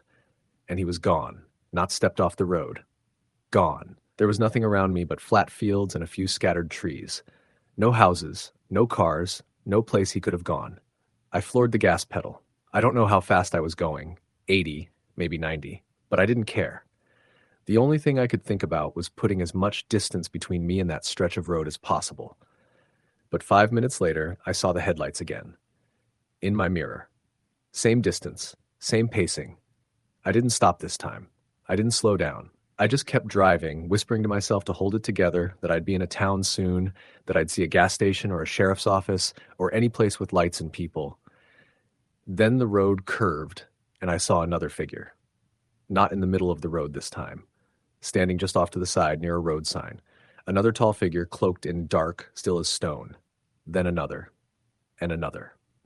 In the next mile, I counted at least 6. Always just off the road. Always motionless. Watching. When I reached the town of Coulterville, I nearly cried. I don't even remember seeing the welcome sign, just the sudden shock of streetlights and buildings. I pulled into the first gas station I saw and parked under the bright canopy of pumps. My hands wouldn't stop shaking. I ran inside, trying to look normal, trying to act like I wasn't falling apart. The guy behind the counter was young, maybe college-aged, probably bored out of his mind working the night shift. He barely looked up. I bought a bottle of water I didn't need just to have an excuse to be there. When I stepped back outside, the lot was empty. The road behind the station was dark again. No headlights, no shadows. But I couldn't shake the feeling that something had followed me there. I didn't get back in the car right away. I just stood by the pump, watching the road, waiting for something.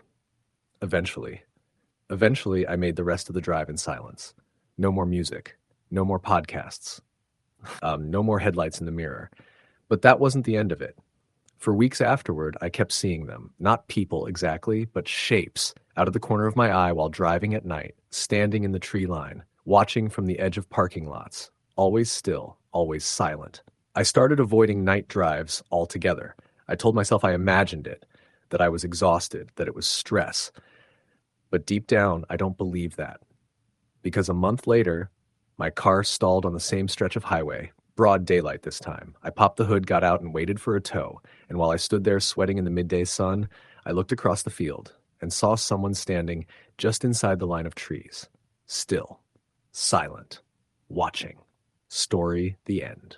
I was driving from Boise, Idaho to Bend, Oregon in early November. My dad had just gotten out of the hospital after a bad bout of pneumonia, and though I hadn't planned to visit again until Christmas, something in me said I should make the trip early. The week had been hectic at work, and I didn't hit the road until nearly 8:30 p.m. That left me about a 6-hour drive ahead, most of it through high desert, forest, and a whole lot of nothing. The first couple of hours passed without incident. The road was dark, but familiar enough. I'd taken that route at least 4 times over the past year. Route 20 curves through rural towns, sparse valleys, and stretches of forest that seem to swallow the road whole. There's no real cell reception for most of it, and if you pass 3 cars in an hour, that's a crowd. I knew that. I'd packed water, snacks, 2 thermoses of coffee, and a backup battery for my phone. I thought I was prepared. By the time I reached Vail, a small town nestled near the Oregon border, it was almost 10:45. I stopped at a gas station, the kind with one flickering light and a bored kid behind the counter scrolling through his phone. I filled the tank and went inside to grab another bottle of water and stretch my legs. The guy barely looked up when I paid. Outside, a cold wind had picked up, the kind that cuts straight through your jacket. I zipped mine all the way up and got back in the car, making sure the doors were locked before pulling out onto the empty highway. As I left the last streetlights behind, the darkness grew deeper. The only light came from my headlights and the pale glow of the moon hanging low in the sky. I turned the radio off after a while. It had started to annoy me, all static and bad reception. I drove in silence, just the hum of the engine and the occasional rattle from something in my backseat. About 30 minutes past Vail, I noticed headlights behind me. At first, I didn't think much of it. It was rare, but not impossible to see another car out this way at night. But the car was gaining fast.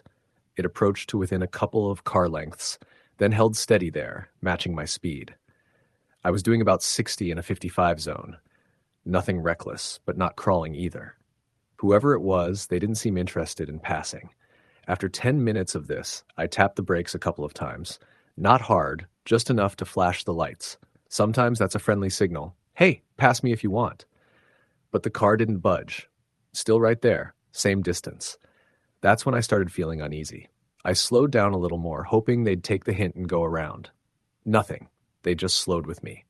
I sped up. 70, then 75. Still there. Always the same distance behind.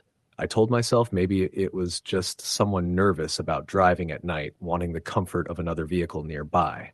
But something about the consistency of it, the precision, made my skin crawl. I couldn't make out the car's make or model. Its headlights were bright, but they weren't brights. Still, the glare filled my mirrors. I adjusted them and tried not to keep looking back. I figured maybe they'd turn off at one of the rural exits. But miles passed, and the car was still there. Eventually, we came to a narrow part of the highway where it snakes through forest on both sides, climbing steadily. I knew this stretch well. It winds tightly with barely any shoulder, no guardrails, and thick trees pressing in. It's the kind of place you don't want to mess around on, especially at night. You can go off the edge and not be found for days. I was gripping the wheel tightly now, trying not to let fear get the better of me. My mouth had gone dry, and I was too nervous to reach down and grab my water bottle. Then, the headlights disappeared. At first, I thought maybe I'd lost them around a turn. But as I kept glancing back, I realized they were gone. Completely. No light. No trace. I pulled over at a wide gravel patch just before the next curve and stopped the engine. The only sound was the wind whispering through the pines and my own heartbeat. I rolled down the window a crack and listened. Nothing. No engine, no tires on gravel, no doors slamming. I waited a full minute. Still nothing. I turned the engine back on, flipped on the high beams, and waited another 30 seconds. Then I pulled back onto the road and kept driving, a little faster than before. The whole thing had rattled me. I didn't believe in the paranormal or anything like that, but I couldn't explain what had happened. Maybe the other driver had pulled off with their lights off. Maybe they'd turned around. Still, the way they vanished spooked me. Another hour passed. The road flattened again, stretching across a wide valley with low hills on either side. I relaxed slightly. The forest was behind me now, and there were fewer blind curves. The sky had cleared, and the moon gave the desert a faint, silvery glow. That's when I saw something in the road up ahead. At first, it looked like an animal. I slowed, squinting. It was hunched, crouched low, just at the edge of my high beams. Then it moved, fast, scuttling on all fours off the road and into the ditch. My breath caught in my throat. I couldn't tell what it was. It didn't move like any deer or coyote I'd ever seen. It was too low to the ground, too fast, and it hadn't reflected in my headlights the way animals usually do. No glowing eyes, just a shape, gray and fast and wrong. I kept going, slower now. I thought maybe I was just tired, my mind playing tricks. Maybe it had been a big raccoon or something, but I couldn't shake the image of it, how it had moved, the way it had stopped and turned its head like it was watching me. It knew I was there. 20 minutes later, I passed a rusted sign for a rest stop. I hadn't planned to stop again until Bend, but I needed to get out of the car. Shake off the nerves. Use the bathroom.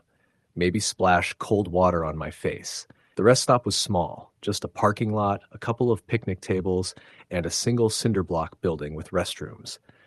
One overhead light flickered near the building. The lot was empty. I parked close to the entrance and left my engine running while I used the restroom. Inside, it smelled like bleach and something sour beneath it. One of the bulbs in the overhead fixture was out, and the remaining one buzzed. I stood at the sink, staring at myself in the mirror. My face looked pale and tired. I splashed water on my cheeks, ran wet fingers through my hair, and dried off on my sleeve. When I stepped outside, I saw another car in the lot, parked right next to mine. It hadn't been there when I went in. It was a black SUV, windows tinted dark, engine off. I didn't see anyone inside. I stood there for a moment, heart thudding, trying to decide what to do. Then I saw the passenger door begin to open. I didn't wait. I sprinted the last few feet to my car, dove in, locked the doors, and threw it into reverse. As I backed out, I caught a glimpse of someone stepping out of the SUV. Tall, thin, wearing a hood. Their face hidden. I didn't stop. I didn't look back. I sped out of the rest stop and back onto the highway, tires screeching. I drove fast for the next 30 miles, scanning the rear view constantly. No one followed. The road stayed empty. I passed one semi, pulled off at a way station, its engine off, and cab dark. Eventually, the sky began to lighten. The faintest hint of pink appeared over the mountains in the distance. When I finally pulled into my dad's driveway, it was just after 4:30 a.m. The porch light was on. He'd left it burning for me. I sat in the car for a moment, engine off, watching the sun peek over the horizon. I checked my phone. 2 missed calls. One from my sister, one from a number I didn't recognize. I got out, stretched my legs, and walked up the steps. That's when I saw it. Tucked into the crack of the driver's side mirror was a small piece of paper, folded, clean, perfectly square. I unfolded it slowly. In block letters, written in red ink, were the words, "We see you too."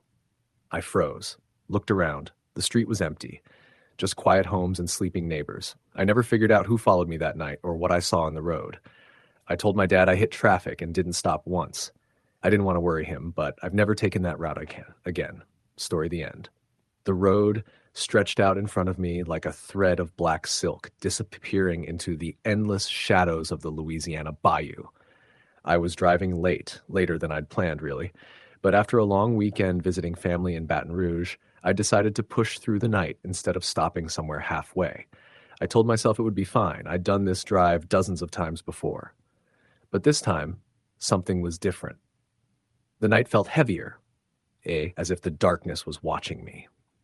I-10 was mostly empty, save for the occasional semi-truck rumbling past in the opposite lane. The humid air pressed against the windows, thick and warm. The radio was set to a talk station, but the reception was patchy. Most of the time, I heard only static punctuated by fragments of voices and music. About 2 hours into the drive, just past the town of Breaux Bridge, I saw it. A faint flicker of light off the side of the road. At first, I thought it might be a campfire, but the flicker was erratic, almost like a lantern's flame caught in the wind. I slowed down as I approached a small clearing by the shoulder. There, sitting cross-legged on the damp grass, was a woman in a white dress that looked tattered and dirty.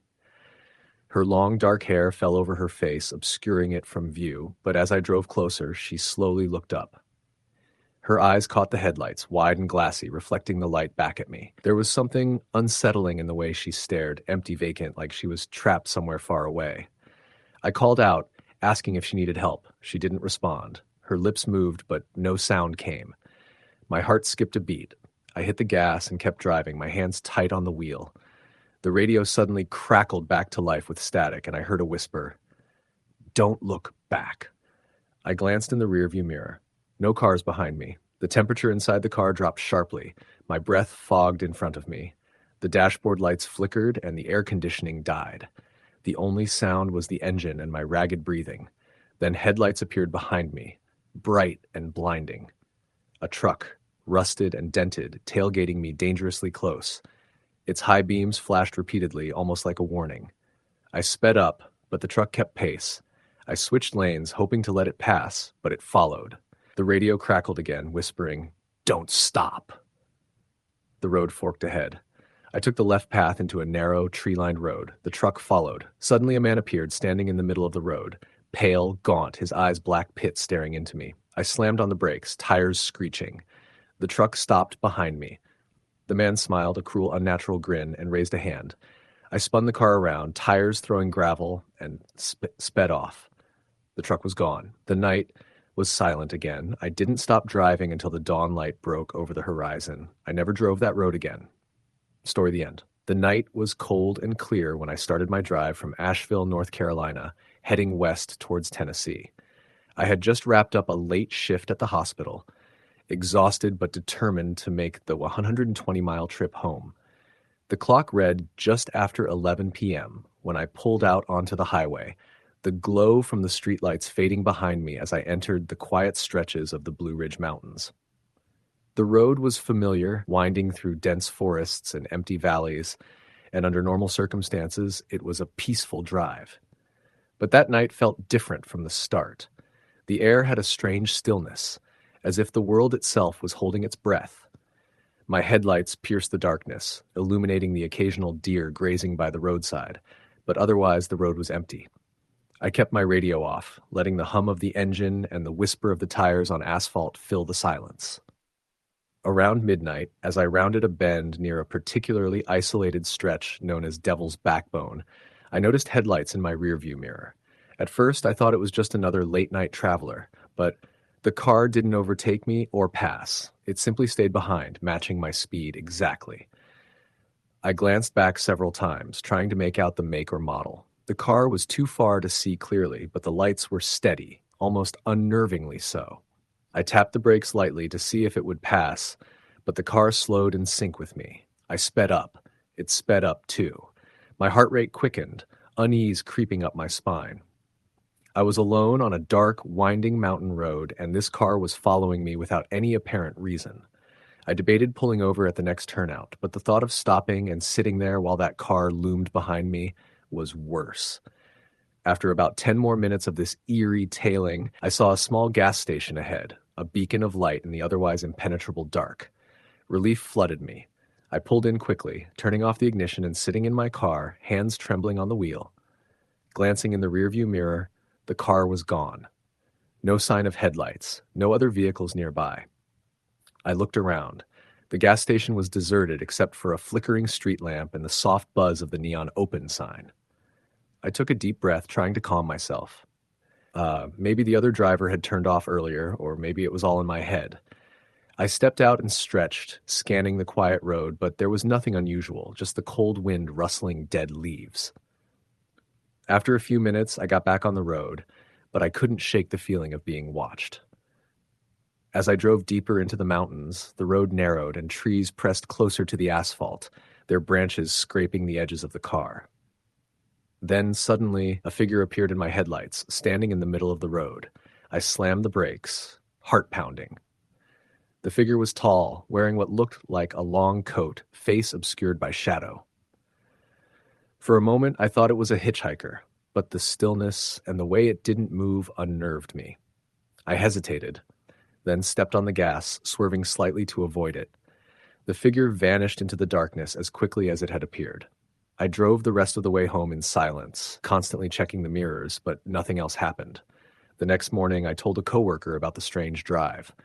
He looked uneasy and said, "You drove Devil's Backbone at night, didn't you? Lots of folks say you shouldn't drive that road after dark. They say you might see things out there, things that don't want you passing through."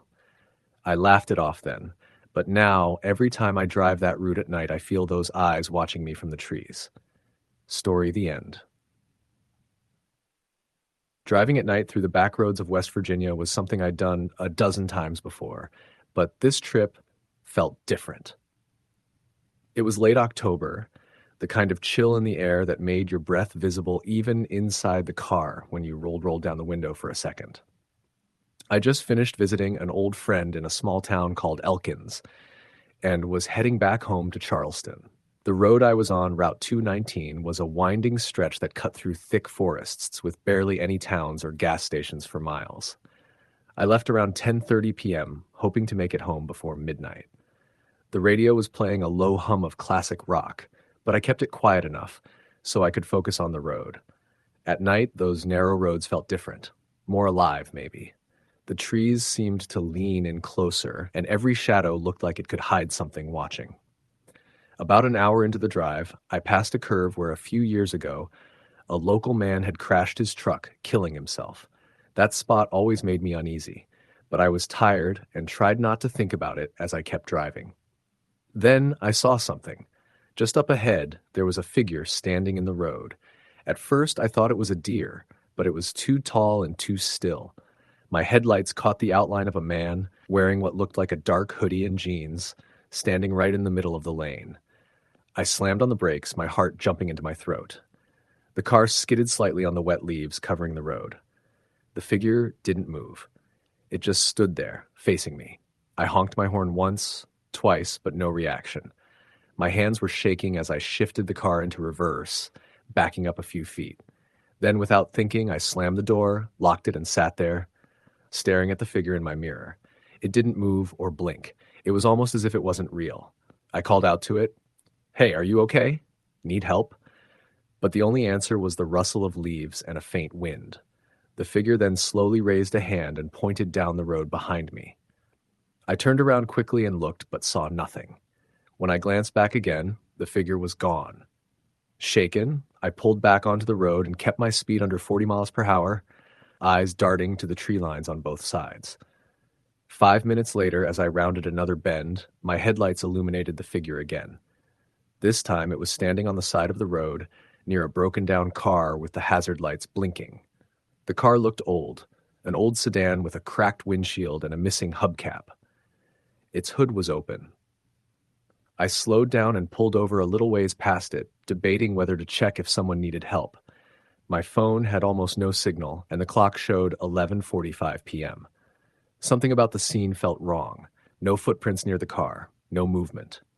Then, from the shadows, the figure emerged again, only this time it was a woman, dressed in a long white dress stained with dirt.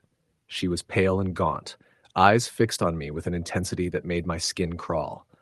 I locked the doors and sped away, the radio crackling back to life with static and a distorted voice whispering unintelligible words. The rest of the drive was a blur. Every few minutes, I saw the same figures at the edges of my vision, sometimes standing near that broken-down car that reappeared again and again on the road, no matter how far I drove. By the time I made it back home, dawn was breaking. I later checked the local police reports and found nothing about a stalled vehicle or missing person on that stretch of road. The experience left me unsettled for months. Sometimes, late at night, I still drive those roads in my mind, wondering if I had really seen them, or if the road had tried to trap me in its endless, haunted loop. Story the end. It was a little after midnight when I got on the road. The night air was thick, humid, and clung to me like a damp sheet as I walked from the fluorescent glow of the gas station to my car.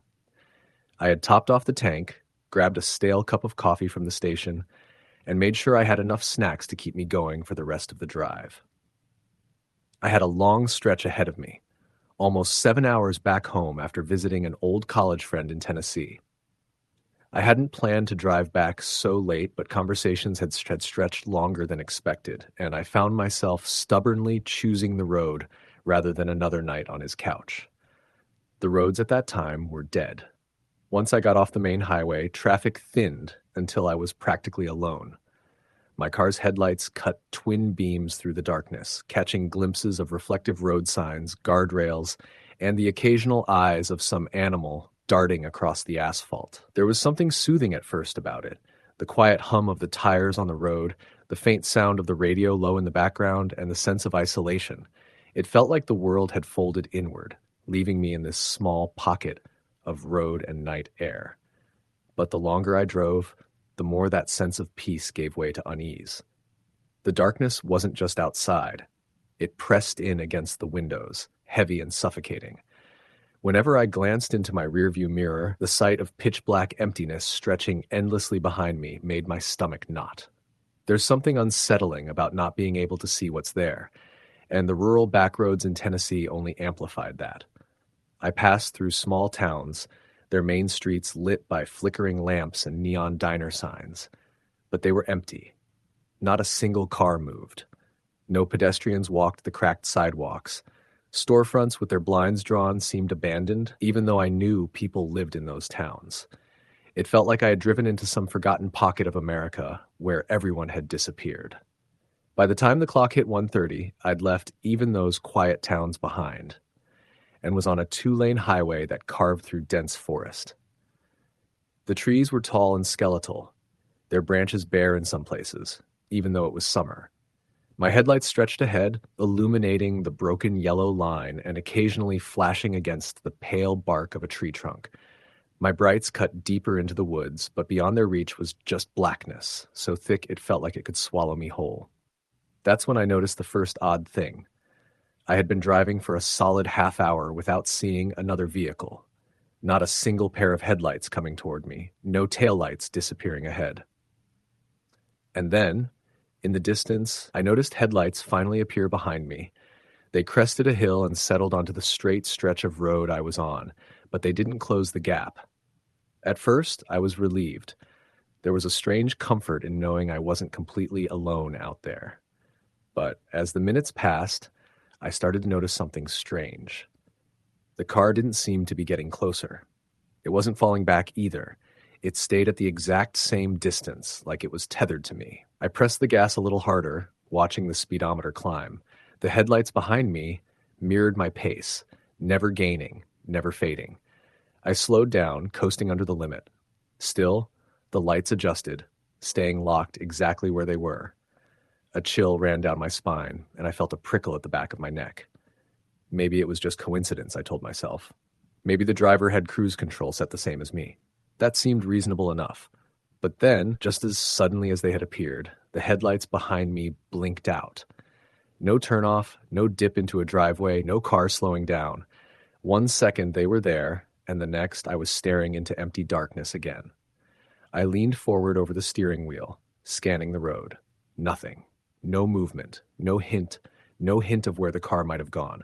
It was as though it had been swallowed whole by the night.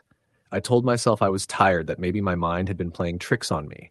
Long drives at night do that sometimes. Your brain fills in gaps with illusions, reflections, or the shimmer of fatigue. I tried to shake it off, sipping at my coffee and rolling down the window to let in the sticky night air. The road wound on, the forest thickening around me. The trees leaned in, their branches arching overhead, blotting out what little moonlight managed to cut through the clouds. My headlights seemed smaller now, weaker, barely enough to carve a path in front of me. And then I saw it. Up ahead, just on the shoulder, was a figure. I tapped the brakes instinctively, squinting into the glow of my headlights. At first, it looked like a person standing at the edge of the road, their body angled slightly toward the trees. As I drew closer, I could make out more details. A man, tall, wearing jeans and a pale shirt that seemed almost gray in the beams of my headlights. He wasn't holding out a thumb like a hitchhiker. He wasn't flagging me down. He was just standing there. His head turned slightly as my car approached, and I caught a brief glimpse of his face. Or rather, the absence of it. His features didn't catch in the light. No eyes, no mouth, just a vague blankness, like my headlights were sliding off a mannequin's head. My chest tightened, and I slammed my foot harder on the gas, surging past him. My eyes flicked to the rearview mirror as I sped by, but when I looked, he was gone. I gripped the steering wheel so tight my knuckles whitened. My heart pounded in my chest, loud enough that it drowned out the radio. My rational brain screamed at me to make sense of it. Maybe it was a trick of the light. Maybe my headlights had washed out his features. Maybe I was exhausted, and my mind was stitching shadows into something they weren't. I kept driving. I didn't want to stop. Another half hour passed. The forest gave way to stretches of open fields, the kind where you could see the horizon faintly lit by faraway farmhouses. I felt my muscles loosen a little. The claustrophobic press of the trees was gone, and the open space seemed safer somehow. Then I saw the headlights again. In my rearview mirror, two small white orbs bloomed in the distance.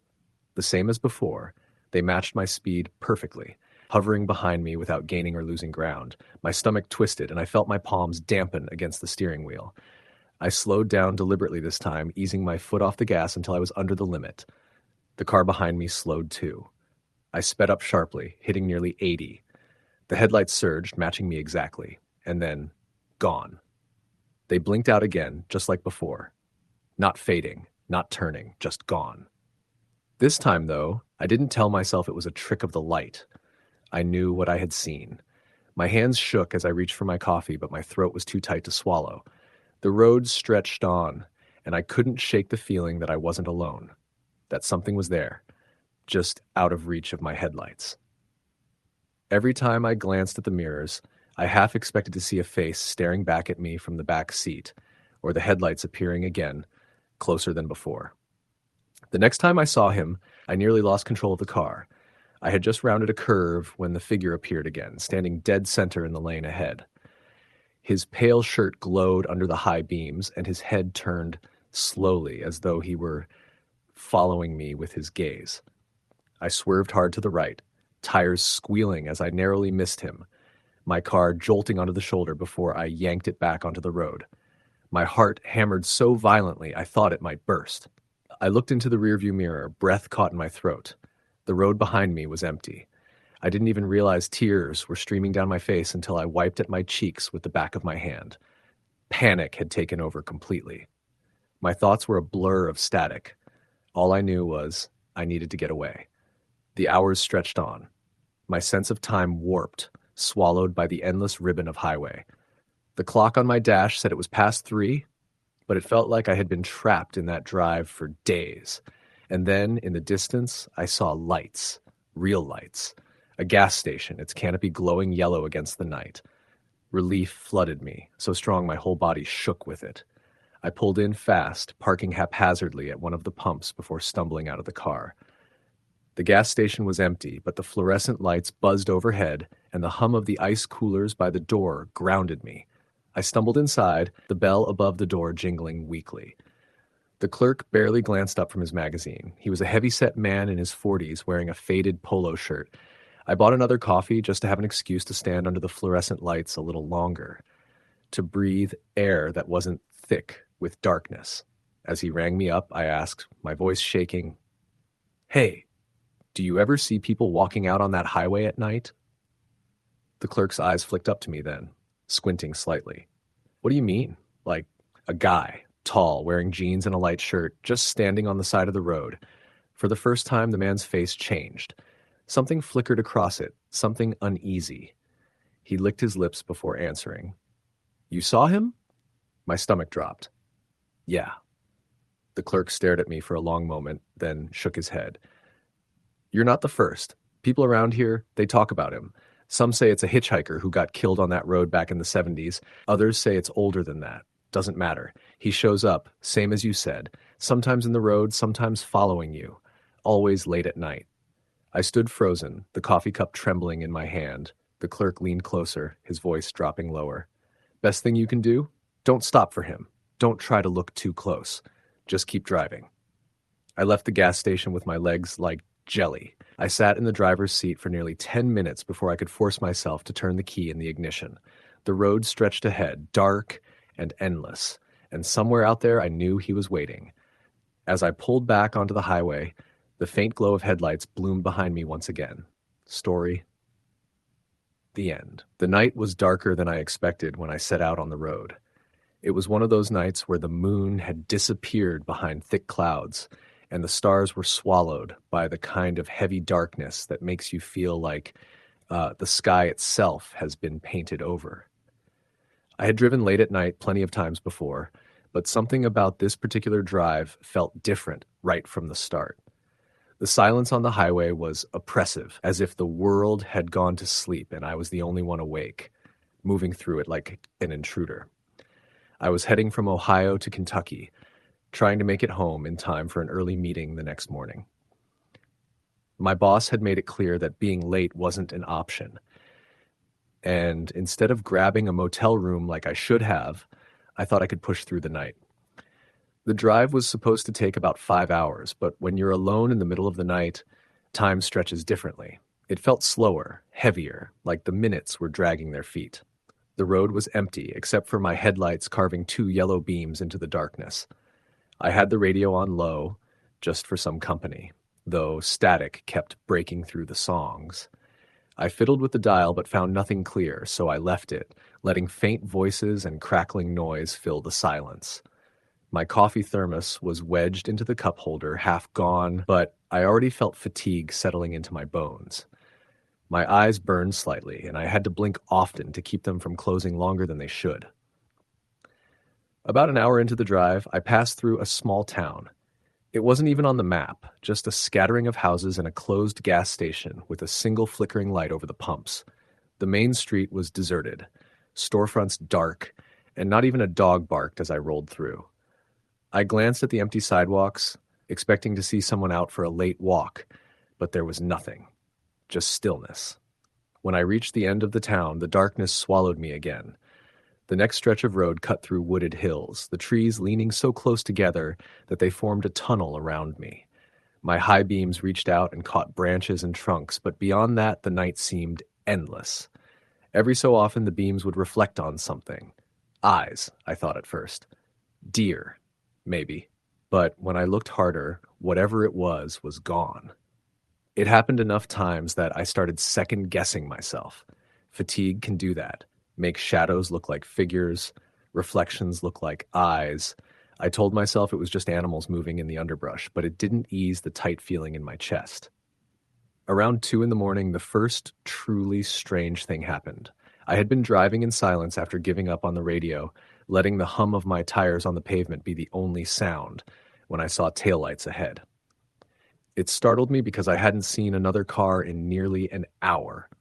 The red glow flickered in the distance, and I found myself relieved to have someone else on the road, like it proved I wasn't completely alone out here. I sped up slightly, trying to catch up, but no matter how much ground I covered, the taillights stayed just far enough ahead to remain unreachable.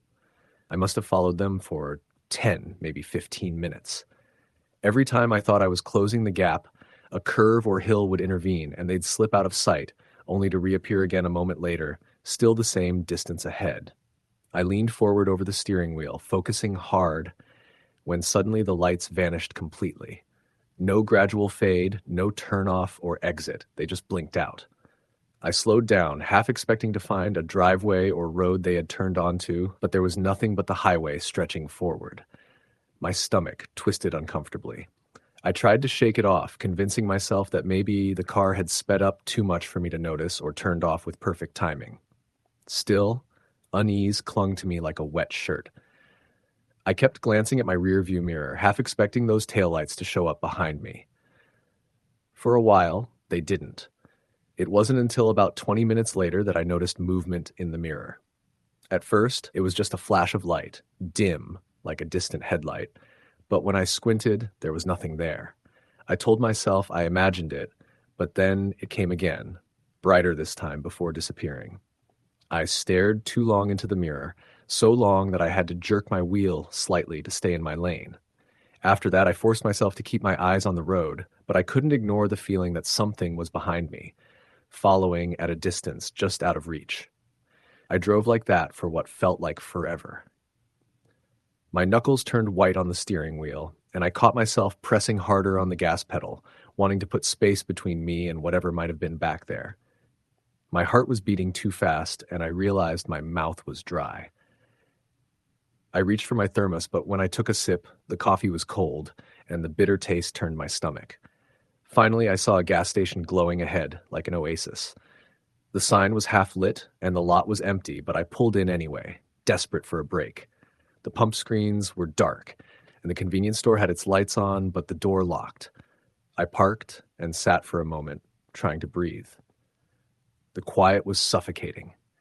Even when I killed the engine, it felt like the hum of the car lingered in my ears. I checked my phone, but there was no signal, not a single bar.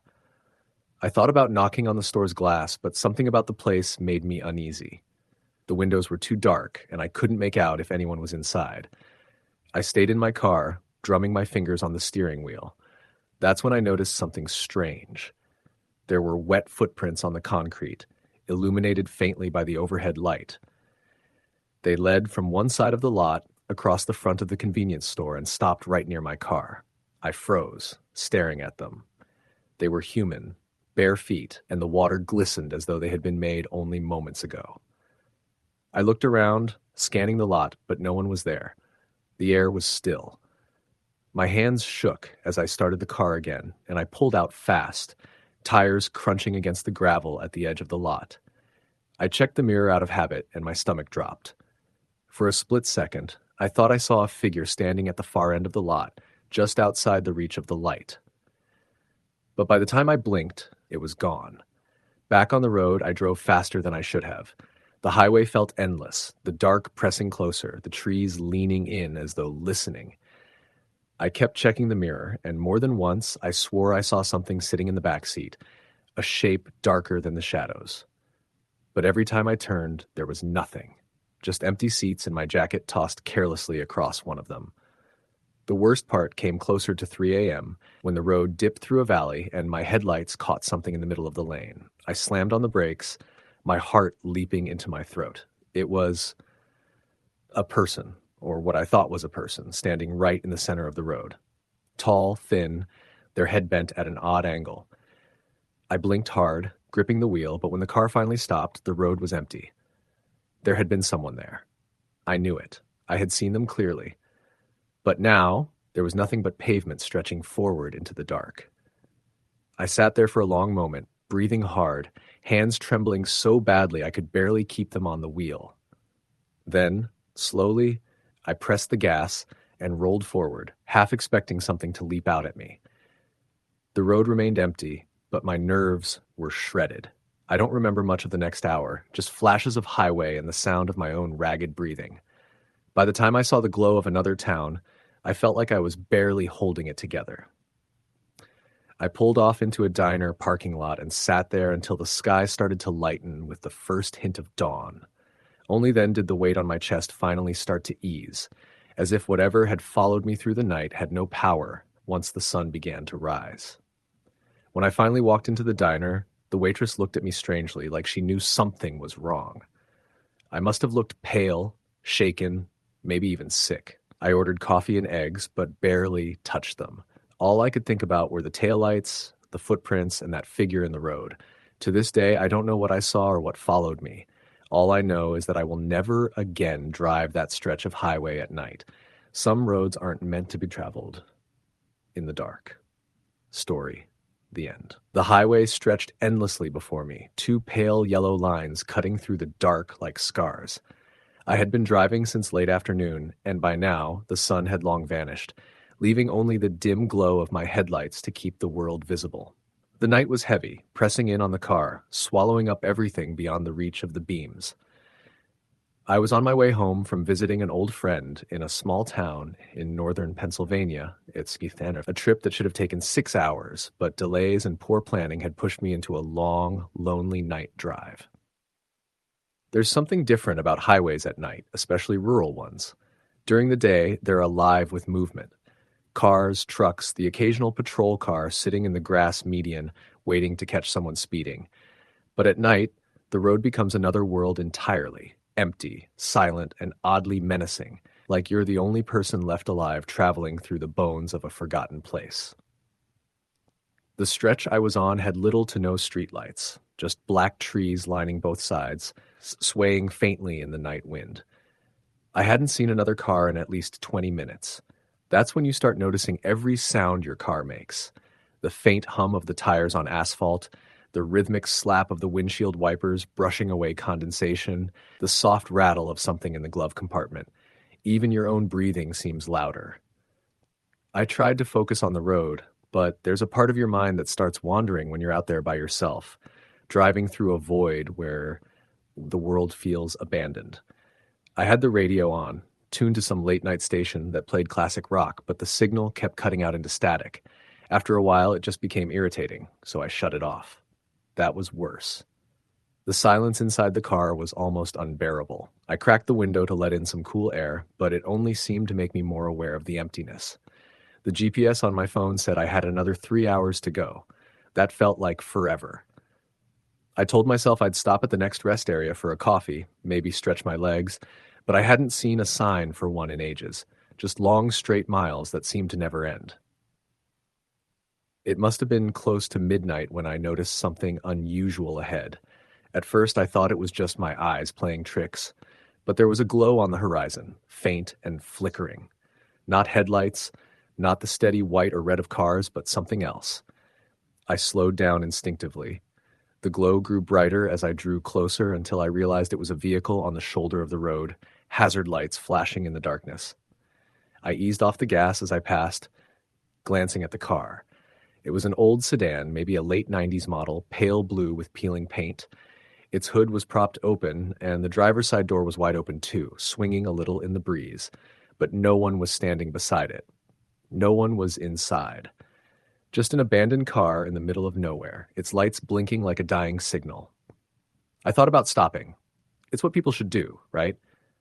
Maybe someone had gone to look for help. Maybe they needed a ride to the next town. But something about it felt wrong. The car looked like it had been sitting there for a while, though the hazards still blinked steadily. My gut twisted. I slowed nearly to a crawl, scanning the woods along the roadside. The trees loomed thick and black, their shadows spilling over the ditch. "Hello?" I almost said it out loud, even though the windows were up. Instead, I hit the gas again, speeding up until the car shrank in my rearview mirror and disappeared into the dark. But I couldn't stop thinking about it. Who leaves their car like that, hazards on, in the middle of nowhere? Where had they gone? I tried to push it from my mind, but the image of that open door swinging in the wind stuck with me. Another half-hour passed before I saw anything else. This time, it wasn't a car, it was a person. I caught the movement first, a figure on the shoulder, illuminated for just a moment in the sweep of my headlights. I slowed down automatically, my hands tightening on the wheel. It was a man, maybe in his late 40s, wearing jeans and a plaid shirt. His face was pale, almost gray in the glow of the lights, and he was waving one arm slowly, as though signaling me to stop. Everything inside me screamed, not to. I don't know why. Maybe it was the late hour. Maybe it was the memory of that abandoned car, but something about him felt off. He wasn't frantic, the way you'd expect someone stranded to be. He wasn't running into the road. Desperate. He just stood there, one hand raised, the other hanging limply at his side. His eyes locked onto mine through the windshield, and I felt my stomach drop. I swerved slightly into the other lane, heart pounding, and sped past him. In my rear view, I saw him slowly lower his arm. He didn't move after that. He just stood there on the shoulder, shrinking into the darkness until he was gone. I kept driving, telling myself over and over I'd done the right thing. People always say it, you can't stop on highways at night, it's dangerous. There are scams, setups, robberies. Still, I couldn't shake the image of his face. There was something hollow in his expression, something that didn't look entirely human.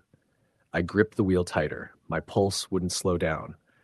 The road stretched on endlessly, but now every shadow felt like it was watching me. I tried turning the radio back on, anything to break the silence, but the static came again, hissing and crackling through the speakers. Then, just faintly, beneath the static, I thought I heard something else. A voice. I leaned closer to the sound, heart hammering. The voice was muffled, distorted, but I swear it was saying something. A phrase, repeated again and again, though I couldn't make out the words.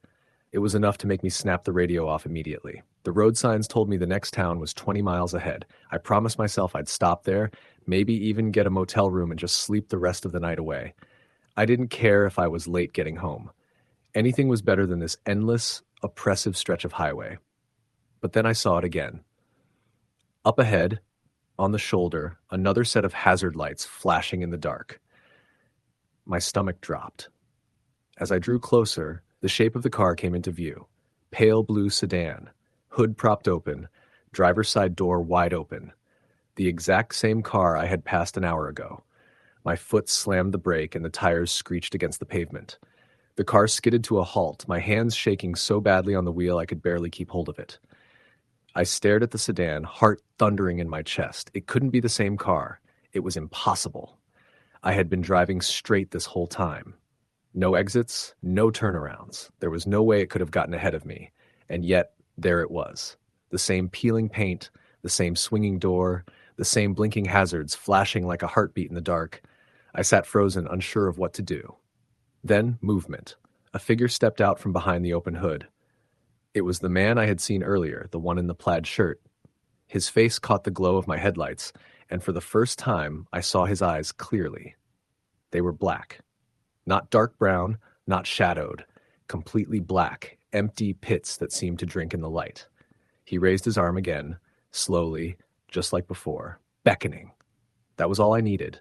I slammed my foot on the gas, swerved into the opposite lane, and tore past him. I didn't look in the rearview mirror this time. I didn't want to see if he was watching me. The miles that followed were a blur. My entire body trembled, and I felt sick to my stomach. I told myself it was exhaustion, my mind playing tricks on me. Maybe I'd nodded off at the wheel, dreamed it all. But then, just when I thought I might be in the clear, I saw headlights in my mirror. At first, relief flooded me. Another car. Finally. But the relief didn't last. The headlights were coming up fast. Too fast. Within seconds, they were right behind me, blinding me through the rear view. The car tailgated so close I thought it would slam into me. I switched lanes, trying to let it pass, but it stayed glued to my bumper.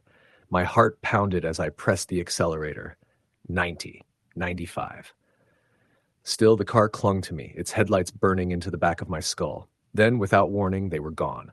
I blinked, leaned forward, scanning the dark road behind me. Empty. No headlights, no car, nothing. Just me and the endless blacktop. I don't know how I made it to the next town. My hands were numb on the wheel, and my eyes kept darting to every shadow, every flicker of movement along the roadside. When I finally saw the glow of gas station lights, I nearly cried. I pulled in, parked, and sat there in the lot, trembling, too afraid to move. The world felt normal again. The neon signs, the hum of the ice machine, the clerk sweeping inside, but I couldn't shake what I'd seen. I never told anyone. Who would believe me?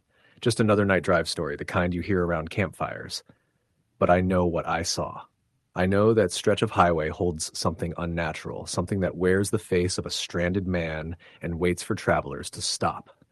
And sometimes when I'm driving alone at night, I catch myself glancing in the rear view, half expecting to see those black eyes staring back at me. Story the end. The night was thick with fog, swallowing the faint glow of the streetlights along Route 17. I had just left my friend's place in rural Pennsylvania, the clock nearing 11:45 p.m., and was headed back home to a small town outside Harrisburg. The highway stretched out before me like an endless ribbon, bordered by dense forest on both sides. I was alone in my car, the hum of the engine and the tires against the wet asphalt the only sounds accompanying me. I liked driving at night, especially this route. The traffic was minimal, the roads quiet. The rhythmic sound of the wheels against the pavement had a calming effect, and I used the time to unwind from the day. Tonight, though, there was something unsettling in the air. The fog was heavier than usual, curling around the treetops and creeping down toward the road like a living thing. My headlights barely cut through it, and I found myself slowing down, watching for deer or any other animals that might dart out. After a few miles, I noticed a figure standing on the right shoulder of the highway, partially obscured by the mist. At first, I thought it was a hitchhiker, but as I got closer, my stomach dropped. It was a woman, pale, soaking wet, her clothes torn and clinging to her thin frame. She stood motionless, staring straight ahead with empty eyes. Her dark hair hung over her face in tangled strands, and the faint light revealed scratches along her arms. I slowed to a stop a few feet past her, my breath fogging up the windshield. I debated whether to get out or drive on, but something about her frozen posture made me uneasy. I rolled down the window and called out softly, "Hey, are you okay? Do you need help?" No response. I flicked on my hazards and put the car in park, grabbing my phone to call 911. No signal. The screen blinked, searching, over and over. My heart began to pound. Suddenly, the woman turned her head slowly toward me. Her eyes met mine. Black, empty pits that seemed to suck in the light. Her mouth opened in a silent scream, and a chill ran down my spine. Without thinking, I slammed the door shut and hit the accelerator, the tires spinning as I peeled away from the shoulder. I kept glancing in the rearview mirror, expecting to see her there, but the road was empty. The rest of the drive was a nightmare. The fog thickened, the trees pressing closer on either side, shadows shifting just beyond my headlights. The radio cut in and out with eerie static, sometimes carrying faint whispers that made my skin crawl. Twice I saw figures dart across the road, too fast to be animals. Once I caught a glimpse of a pair of glowing eyes watching me from the woods. I kept my foot down, praying for the familiar glow of town lights. When I finally reached the edge of Harrisburg, the fog began to lift, the road widening and street lamps returning. My hands shook on the wheel, and I forced myself to breathe slowly. That night, I realized some roads hide secrets best left undisturbed. Story the end.